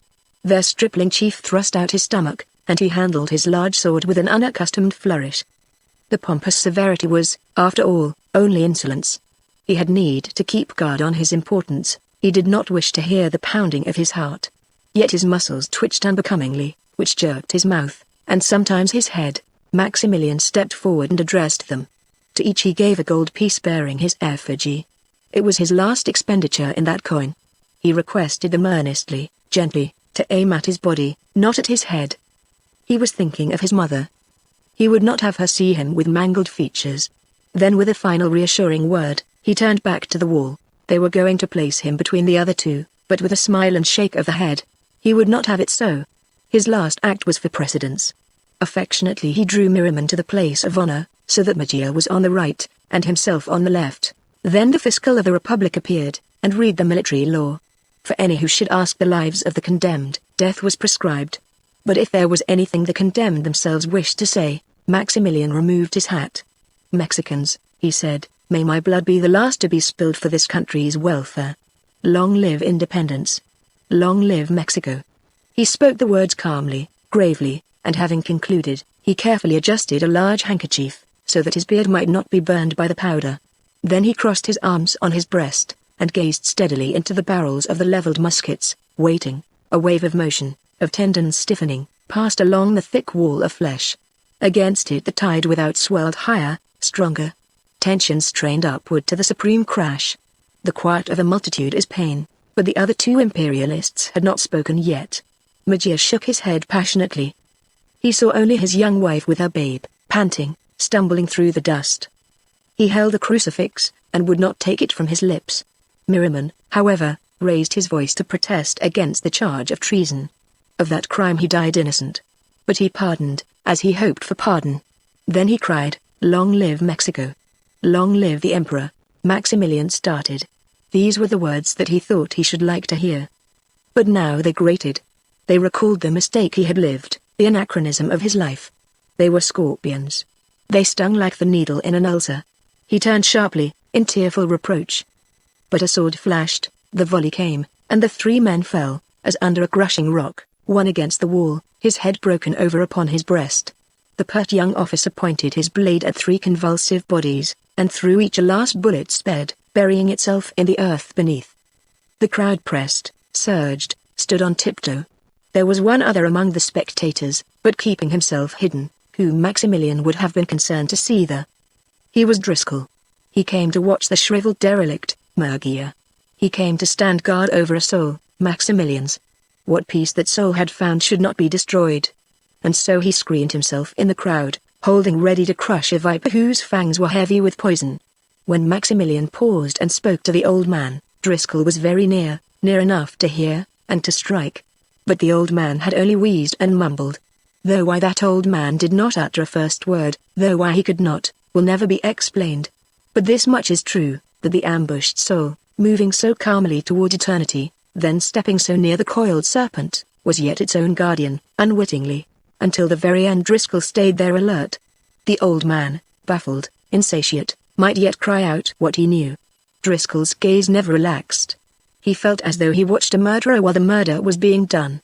But the old man only listened. Unable to see within the hollow square, he listened, and waited.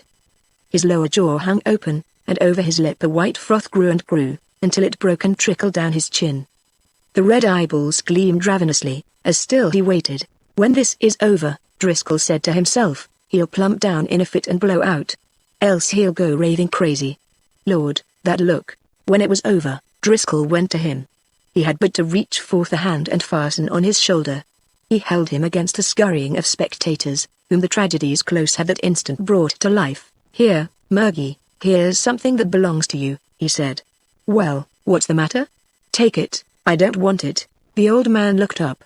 An ivory cross was dangling from the other's fingers.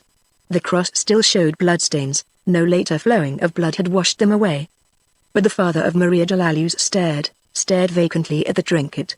The masterful, consuming rage of 2 years past was gone out of his eyes. Instead they were watery and senile. The brows, and even the lashes, had turned as white as the thin strands of hair, and contrasted gruesomely against the yellow, mottled skin, which stretched like clouded parchment over the bony death's head. At last the old man put out his hand and took the cross, not comprehending. "No, I didn't give it to him," Driscoll explained bluntly. "I told you I wouldn't." Yet no spasm of chagrin distorted the weazen face. "This chain here, it said gold." The old man cried. Then he sputtered, choked. What had he betrayed? Would the strange donor reclaim the gift, knowing it was gold? He leered craftily at Driscoll, and with a hungry, gloating secrecy his old slimy way of handling money he smuggled the holy symbol under his jacket. But from cunning the leer changed to suspicion and quick alarm.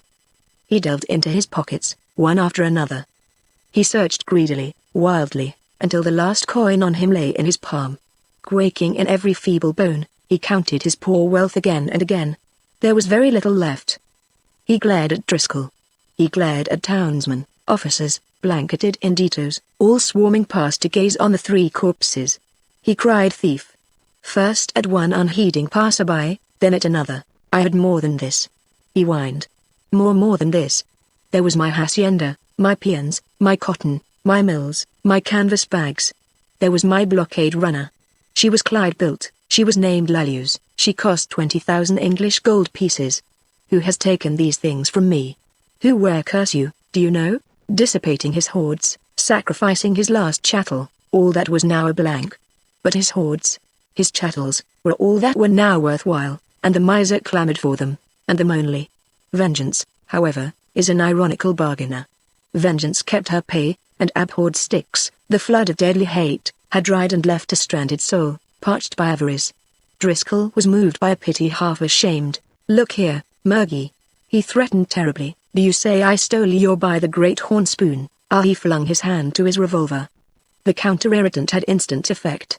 All moisture died out of the rat eyes, leaving them two little horrible beads. The miser shrank, grovelled, in mortal terror of some physical hurt. Chapter 23 The Contrariness of Jacqueline. Much ado there was, God what? He wold love, and she wold not. Ballad of Philida and Corydon. Maximiliano I of Mexico was dead. His dynasty and his empire were the frippery of a past time. Yet there was his capital, still holding out against the Republic. Leonardo Marquez, the leopard, spitefully refused to capitulate. But why he would not, no one knew, neither the starving city, nor the patient besieger outside. No one, unless it was Jacqueline. The very day of the triple execution she called on Escobedo, commander-in-chief at Cratero. She desired to return to the capital, and she wanted a pass through the Republic's lines there. She mentioned, in case it were any inducement, that the place would fall within 24 hours after her arrival. Jacqueline had difficulty to speak at all. She could not endure General's monstrous flaps of ears, his rabbinical beard, his cruel black eyes. Maria Purisima, he exclaimed, you cannot mean, Senorita, that you, all alone, will deliver the city of Mexico into our hands? It will certainly be an incident of my stay there, she replied, the hard, Jewish features lighted cunningly. Then, poor Dios, you are as wonderful as I've always heard.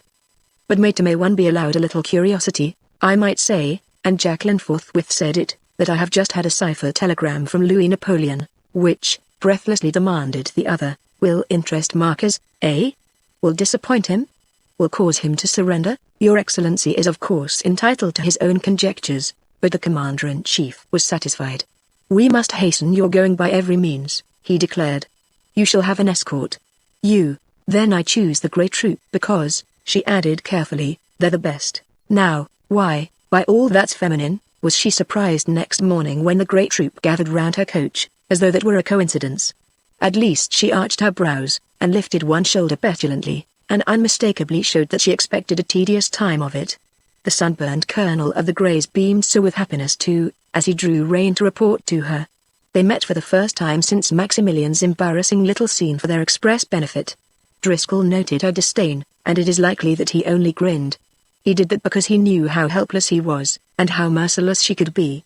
For she was not only beautiful, she was pretty et demure, sweet, and very pretty girl. Some vague instinct of self-defense guided him. His broad smile was exasperating in the last degree, and it was not she, but the other young woman in the coach, whom he addressed. I got some side saddles, Miss Burt, he announced, and a few extra mustangs, whenever anybody gets tired of traveling behind curtains. Curiously enough, both girls wore riding habits. Oh, by the way, he inquired suddenly, how's Miss Jacqueline this morning? Is she well and docile? Jacqueline's chin dropped in astonishment. She seized the old canvas window flap and jerked it down.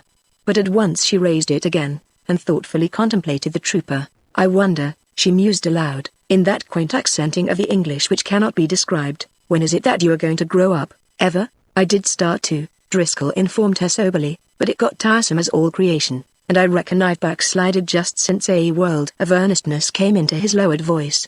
Well, just since we had that talk with poor Maximilian, the old canvas curtain fell for good then, and very abruptly. A moment later, however, she was avenging her flushed cheeks on Mr. Daniel Boone, who rode at the other side, also sunburned, also effulgent with happiness. If it isn't the animal disputants, she exclaimed.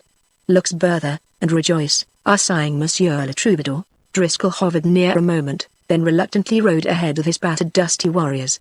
So he and the wilful maid from France began a secondary journey together, yet far, far apart. But only after many torturing hours did his first joy consent to perceive the distance between them. Now and then, though rarely, and never when he hoped for such a thing, she would ride with him. And then he usually stirred up hostilities before he knew it, and notwithstanding all that was tender and humble which he meant to tell her, there was, however, cause enough for savagery.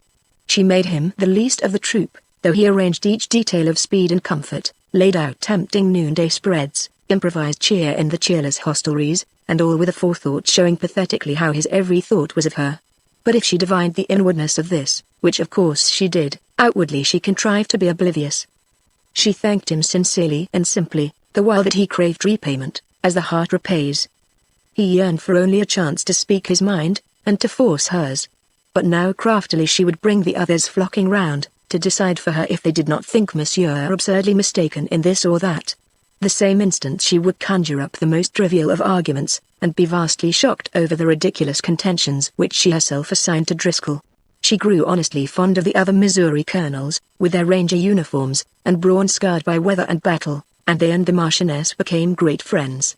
She was a dainty flower among them, but they were prime comrades, and she, the madcap tomboy her life long, took to them in the impulse that here were her own kind. Driscoll was proud to see it, without need of being generous. She gathered Bertha, as a soberer sister, into the merry communion, and she rode with Clay of Carroll, with Carroll of Clay, with Rhea Marmaduke, with Crittenden, with cherubic old brothers and sisters, with Hanks the bugler, and she mocked Meagher Shanks, that disputatious animal, because he tried to monopolize Bertha and would not dispute at all. She asked them questions. She asked Harry Collins if his tribe were the same as that of C's Missourians La, and the Kansan confessed that the two tribes had been a bit hostile of late, but what with raiding, razing, and murdering, he guessed they'd laid the foundation for a mutual self-respect, as behooved valiant redskins. So she often got strange answers for her inquisitiveness, but she had grown wary among Westerners, and she usually paid them back. They were a happy party.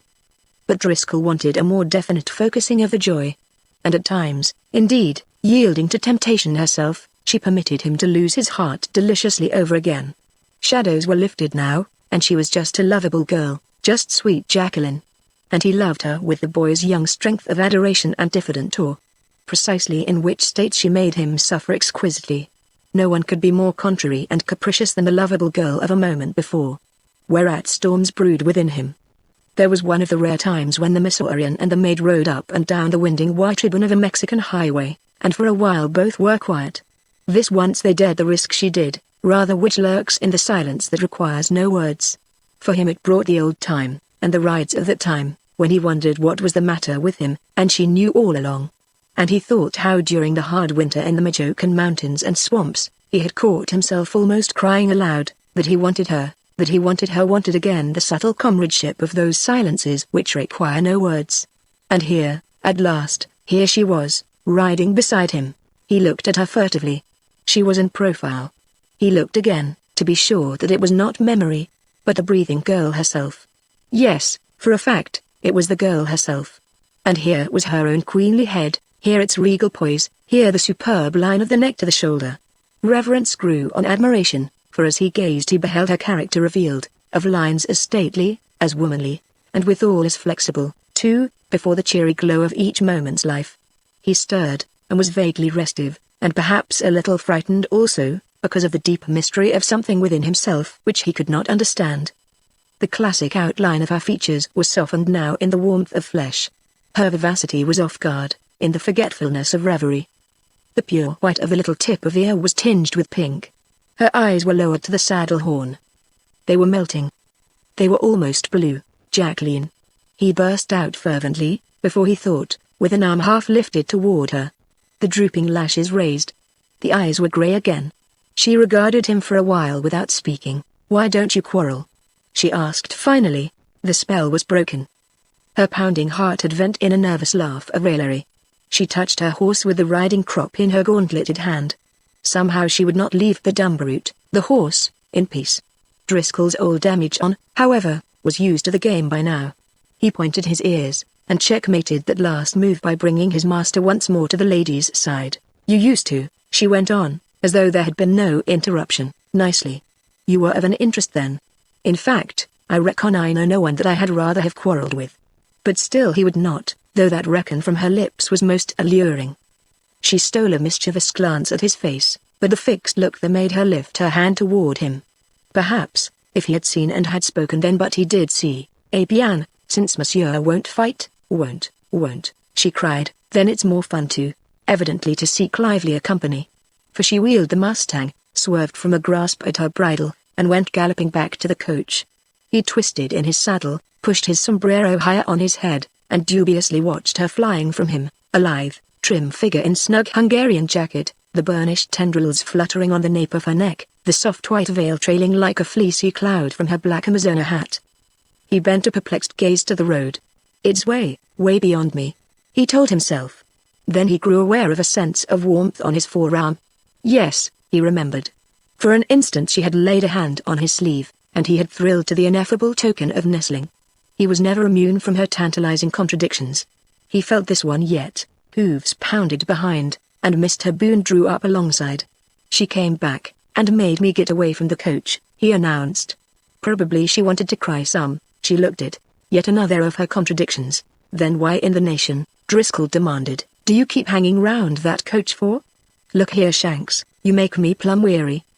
The idea of you falling in, no more'n you innocent gambling lamb of an old blatherskite." But Daniel's steel blue eyes had softened to their gentlest. "Say, Jack," he added, "she's going back to Paris, don't I know it?" "Lord Almighty, go on, never mind me," said Mr. Boone. "Groan out loud, if you want to. For she surely is, yes, back to Paris. Now by the troubadours R's always liquefied dreamily with that name, but has been telling me a few things, and I'm sure a porter enough to scout out the rest of the story, and it's just this, Jack, she's fair broken-hearted, Miss Burt, no, the Marchioness. She staked out a campaign over here, and it's panned out all wrong, and it wasn't her fault either. Poor girl, no wonder she might like to cry a little. She's lavished everything she had on it too, ancestral chateau, and all that, but," said Driscoll quickly, "she'll not suffer. There's her title." "Title?" exclaimed Daniel. She's going to give that up too, not having any chateau anymore, and she'll trip blithely down among the people again, where she says it's more comfortable anyhow. Title? Well, you've certainly noticed that she always did take that humorously. Her grandfather Bud says was right considerable of a jurist, used scissors and paste, and helped make a scrapbook called the Napoleonic Code, and Nap the First changed him into a picayunish duke. But wasn't the nobility of intellect there already? Surely. Miss Jacqueline, though, likes the father of her grandfather the best. He never was noble, technically I mean. His was the nobility of heart, and he'd have scorned to be tagged. He just baked bread, and fed most half of Saint Antoine for nothing at times, while the Dauphin at Versailles was throwing cakes to the swans. Howsoever, Mr. Boone added hastily, as sop to his softness for princes, I reckon that their Dauphin was noble too. Both of 'em fed the hungry mouths that were nearest, but, demanded Driscoll, doesn't her title carry some sort of AA compensation, not a red sou? The majorette, that's the male line, died out with her father, which means that the annuity died out too. Great Scott, she's tired and disheartened, that's what she is, and she's going back to Paris, and you." Boone paused, and glared at his companion. "And you mean to let her?" Old Demijohn felt a spur kicked against his flank, and he lifted his 4 feet and sped as the wind. It was fully an hour later when Meager Shanks caught up with horse and rider again. Rather, he met them coming back. His conversation was guileless, at first. "Do you know, Din," he began, "those 2 girls are only half-educated?" "Yes sir, gastronomically, they are positively illiterate, and it's a shame. They don't know hot biscuits and molasses. They don't know buttermilk. They don't know yams. Nor pawpaws, nor persimmons. They don't even know watermelon. Now isn't France a backward place? Don't, Shanks," Driscoll begged. "You'll have me heading for Missouri in a minute. You didn't, mention peach cobbler, and peach cobbler, big as an acre covered with snow. And just think, it's roastin' yat time up there now. How Daniel's voice did mellow under a tender sentiment. "And to think," he went on, "of the Marchioness living on in such ignorance. It's a thing that's just got to be remedied, Jack." "Then suppose you take her to Missouri," growled his friend, "and let me alone." "I take her? Oh come now, Din, I see I've got to tell you something." Which is the troubadour's accents grew low and fond, and the other man respected them, with something between a smile and a sigh for his own case. "Which is, well, nobody's noticed it. But the fact is that Miss Buth," "Dan," interrupted Driscoll severely, "you're not going to tell me any secret. You mean that you weren't mistaken when you mistook her for a queen? That's it?" ejaculated Daniel. "Of course," he added soothingly, "the other one is a mighty nice girl, but..." "Oh, is she? But Miss Burt is the one you want to take to Missouri?" "Well Dan, why don't you?" "Because," was the doleful reply, "those 2 are just like elfin sisters together, and well, she won't desert. She is a queen, by God, sir. Miss Jacqueline might make her, but I haven't got the heart to ask it. Now, if you would just bring along the other one." So, here was the goal of all of Daniel's maneuvering. Driscoll cast a leg over the pommel of his saddle, and faced Boone squarely. "Shanks," he demanded with tense vehemence, "do you suppose I need your woes for a prod? Don't you know how much Lord Almighty, how much ! I'd like to oblige you." but she won't let me even speak. There's something the matter. Boone's lank jaw fell. What, I wonder? And don't I wonder too? Driscoll muttered savagely. But it's something. From which moment until the end of the journey, and afterward, there were two men who pondered on what could be the trouble with Jacqueline. But while one pondered gloomily and fiercely and with a semi-comic grin under the lash, the other let perplexity delve and ferret into the mystery. For Mr. Boone had grown aware that an enormous heap of happiness for four depended on himself alone. Chapter 24 The Journalistic Sagacity of a Daniel. Ah, my beloved, fill the cup that clears, today of past regret and future fears, Omar. At last Jacqueline stabbed a dot after the word finis, and so rounded out her chapter on failure. Beyond doubt that tiny punctuation point saved many lives. The besiegers were waxing impatient to assault, and within the city famine mobs ran the streets, crying, "Corn and wood! Corn and wood!" Those who could fled to the Republican camp. The Austrians practically mutinied. Starving and dying thousands clamored for surrender. Yet the ugly, revolting pygmy who was lieutenant of the Empire held them back in the terror of his heartless cruelty. Then the angel of mercy came. From her markers the tyrant learned that his speculation and treachery had collapsed. Louis Napoleon wanted no more of that stock. Besides, every French bayonet was needed in France.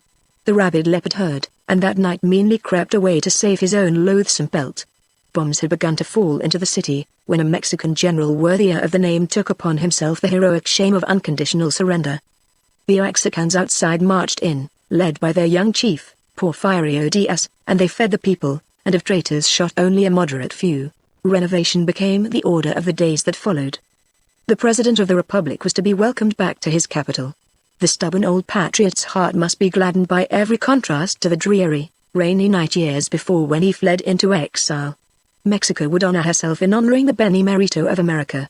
So bunting was spread over every facade, along every cornice, green, white, and red, a festival lichen of magic growth. Flags cracked and snapped aloft, and lace curtains decked the outside of windows. Soldiers put on shoes and canvassed their brown hands in white cotton gloves, and military bands rehearsed tirelessly. Din Driscoll sat on a bench in the shady Zocalo, and contemplated the Palacio Nacional and the cathedral in process of changing sides from empire to republic. Innumerable lanterns being hung along their massive outlines were for incense to a goddess restored. The Mexican eagle had prevailed over monarchical griffins, and held her serpent safely in the way of being throttled. The blunt homely visage of Don Benito Juarez, luxuriously framed, looked out from over the palace entrance. It was a huge portrait, surrounded by the national standards. Among the emblems there was one other, the Stars and Stripes. The gaze of the ex-Confederate was fixed. It was fixed steadily on the Stars and Stripes. Now and then he felt a rising in his throat, which he had difficulty to swallow down again. "Well, Jack?" Boone stood over him. Driscoll's eyes were oddly troubled as they turned from that flag opposite. "Sure it's hard," said Boone quietly, "mighty hard, to forgive our enemies the good they do." "What enemies?" "We, them," and Daniel pointed to a flag as to a nation. "Yes sir, the Yanks have kept faith. Do you see a single one of their uniforms down here? Do you notice anywheres that Yankee protectorate we were predicting?" "No sir, you do not." The Yanks, but the term was damning to eloquence. Mr. Boone found another. "The Americans, I repeat, have held back the European invader. They have given Mexico to the Mexicans. They have endowed a people with nationality. But they have not gobbled up one solitary foot of territory. Which is finer, grander, than your Napoleonic glory. And yet it's selfish, of course it is.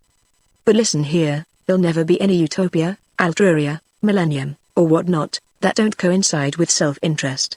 And first among the races of the earth, the Americans have made them coincide, and I want to know right now if the Americans are not the hope of the world." The orator paused for breath. He had to.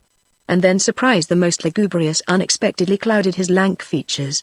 "Darn it, Jack," he exclaimed in alarm, "if I ain't getting reconstructed, right while I am standing here." "Talked yourself into it," Driscoll observed scornfully. "But Dan, you can just put the South along with your Americans. The French laughed at the North alone, but later, when well, just maybe it's a good thing we did get licked." Mr. Boone gasped. Sparks of indignation darted from his steel blue eyes. The recoil needed a full minute to spend itself. Then a greater horror appalled him, a horror of himself. "The Lord help me," he burst forth, "but you're right, Din Driscoll. You are. It was for the best." But don't you ever think I'm going to admit it again, to nary a living mortal soul, myself included. It would knock my editorial usefulness all to smash. There," he added, "that's decided, we're going back. The colonels want their mamas. They've been men long enough, and they're plumb homesick. All the old grudges up there must be about paid off by now, so's an ex-rub can live in Missouri without train robbing. Libertas et natile solemnits our surrender, at last." Driscoll rose abruptly. "Lay down your pen, Shanks," he said. "You're only trying to convert the converted." "Of course I'm going to. The flag, being down here, did it. And don't you suppose I've had letters from home too?" Meager Shanks jumped with relief. He straightened throughout his spare length. As the smell of battle to the war charger, the pungent odor of printer's ink on galley proofs assailed his nostrils. There were visions of double-leaded, unterrified thunderbolts crashing from the old Gutenberg, back in Boonville, Missouri. He breathed in fire. Missouri will surely stay Democratic. Both men glowed. They were buoyant, happy. But these two could not so soon be quit of the enervating land of roses. A pair of countenances fell together. Daniel voiced their mutual thought. "And Miss Jacqueline?" he queried boldly, with the air of meaning to persist, no matter what happened. Driscoll showed weariness, anger. "And Miss Burt?" he parried. "She won't desert, I told you once." "You mean that she's going to Paris too?" "I say, Shanks, they're leaving tomorrow." Shanks knew that much, quite well enough. "Have you tried to stop her?" he demanded sternly. Driscoll only looked disgusted. "But have you asked her?" Driscoll's head jerked a nod, of wrath ascending. The Inquisitor wisely swerved. What her answer had been was, to say the least, palpable. But her reason for it was the question with Daniel. "Is it," he pursued, "is it because she hasn't any dot? You know, Jack, that in France, when a young lady—" "No, it's not that." "I know it's not." "Oh ho," said Daniel, "so you've been guessing too. And how many guesses did she give you?" "No, let me try just a few more." "It ain't because she's an aristocrat?" "But I want an aristocrat," cried the young Missourian, one to her fingertips, enough of one to be above aristocracy. "And she is." "Then," said his friend in despair, "it's because she just simply don't care for you? You're a long time finding that out." "What? You don't mean?" "Fact," said Driscoll. "Even I guessed it at last. I told her I had been reckoning that she cared." "Yes." Driscoll made a wry face. "And she said I mustn't jump at conclusions, I might scare 'em." The troubadour chuckled heartlessly. Neither was Driscoll's sense of humor entirely gone. "Oh, awful goddess. Ever dreadful maid." Mr. Boone quoted. "She's sure a wonder," the other owned gloomily. "And you are a blind dunce, Jack." "Don't talk axioms at me," said Driscoll, with a warning light in his eye.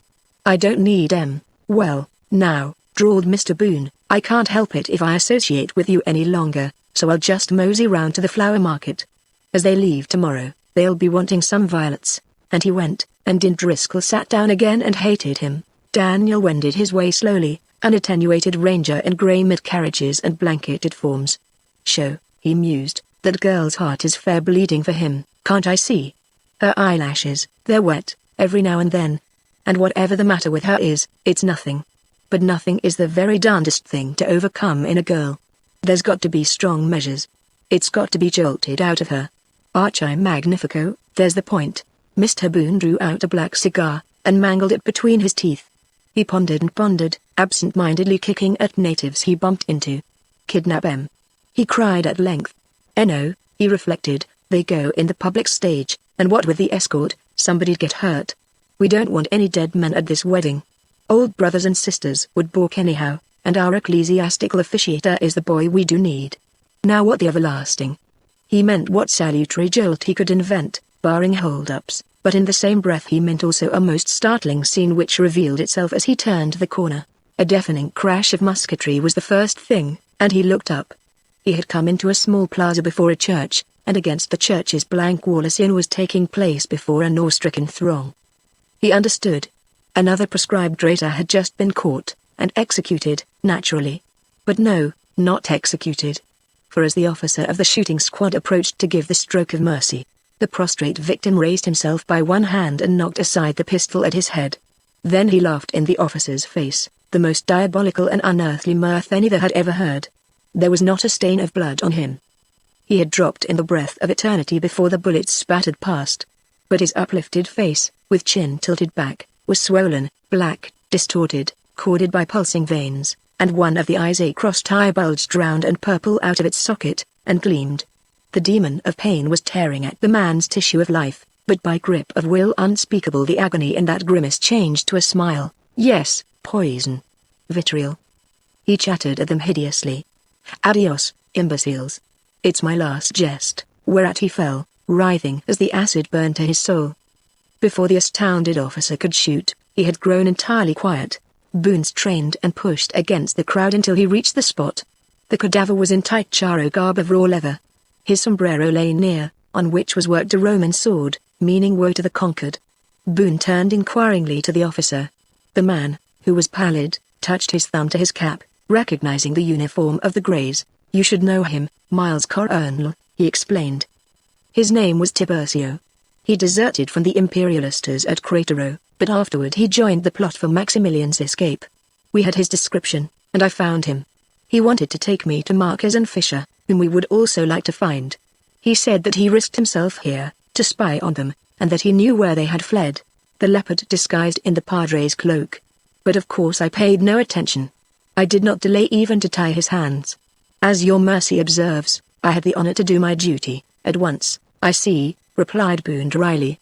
Lord, this is a jolt. Then he got himself away from there. A jolt, he muttered to himself again. But shucks, it can't. Yes, it can, he decided fervently. It can be used. We've got to have something terrifying, and poor cockeyed Don Tibby won't care. He'd appreciate it.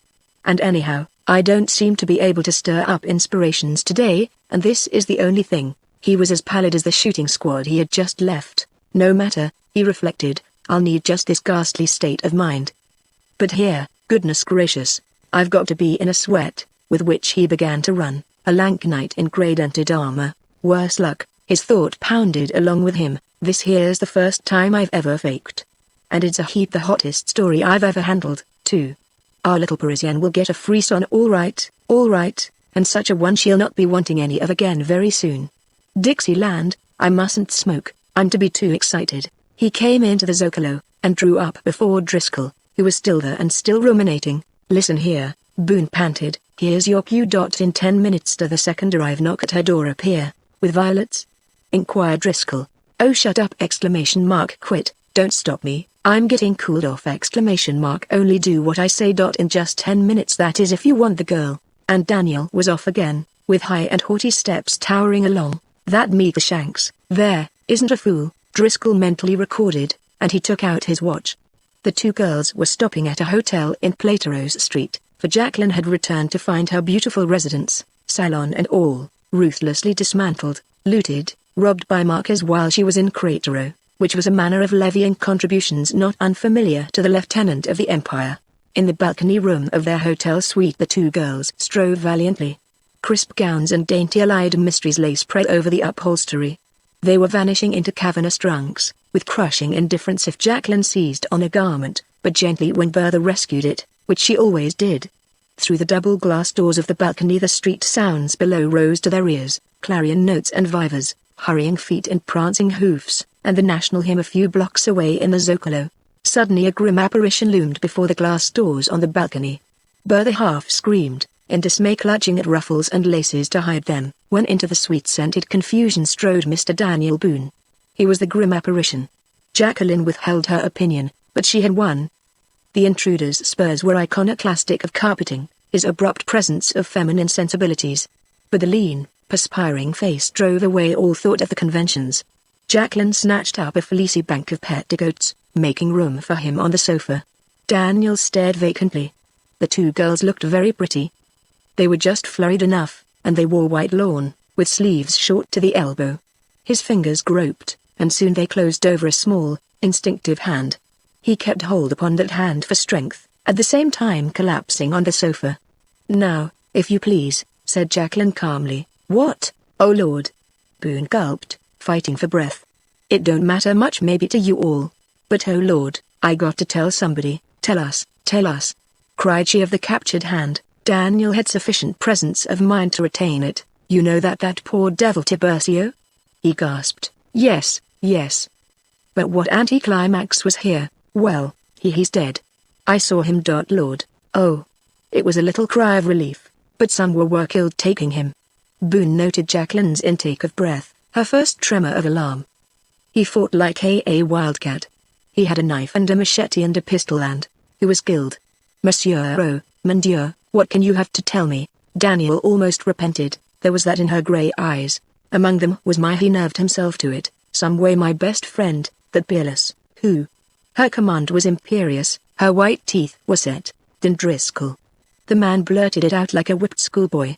He could not look up. He could only feel that she stood there, stricken, suffering. Where is he? He could not believe that this was her voice. It was hardened, tearless, without emotion. Monsieur, where is he? The girl at his side sprang up with a sharp cry to her who questioned. Then he raised his eyes. Jacqueline was unaware of the sobbing girl who clung to her. Her face was changed to marble, her body as rigid. Take me to him, she spoke again, still with that deathly authority of the grave. The man stammered before what he had done. The great bead stood out on his forehead. You would not, you must not, he is mine, she said simply. Wait, I shall be ready, at once. She passed into an inner room, the portieres falling after her. She's getting on her hat, Boone muttered inanely. But, she's got to be stopped. She's God, why don't he come? It's sure 10 minutes. It's what's that? Someone had knocked. In the instant Boone had the hall door ajar. Round to the balcony window, hurry. He whispered, then he turned, caught Bertha by the hand, and drew her quickly out into the hall. As he closed the door behind him, he heard the portieres rustle, but he dared not look back. Jacqueline stepped into the room, and her hat was upon her head. It was of straw, with a drooping brim. She had thrown a long cloak over her thin dress. There was ice in her veins on this tropical June day. She paused, for she saw that the room was deserted. But no, there was a shadow between her and the balcony door. She stared at it, and her eyes grew big. The cloak slipped to the floor, and her fingers worked in the tapestry behind her. She fluttered weakly, like a wounded dove on the ground. Her knees trembled under her. And the man there? He was gazing about him in a puzzled way, for the glare outside still blinded him. Then he saw. He reached her, and caught her as she sank. He felt two soft arms, but icy cold, drop his lead around his neck.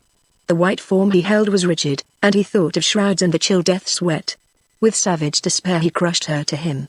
After a time her body slowly began to relax. Oh, my lad, my lad. He heard her crying faintly, in a kind of hysteria. He touched her head dazedly, with unutterable tenderness. There, the sweetheart, the word came, though he had never used it before.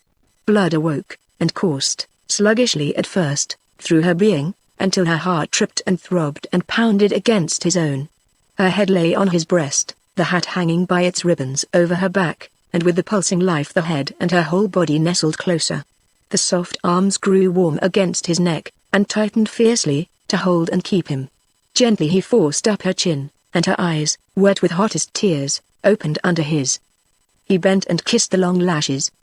But a small moist hand flattened against his brow and pushed back his head, and she raised on tiptoe.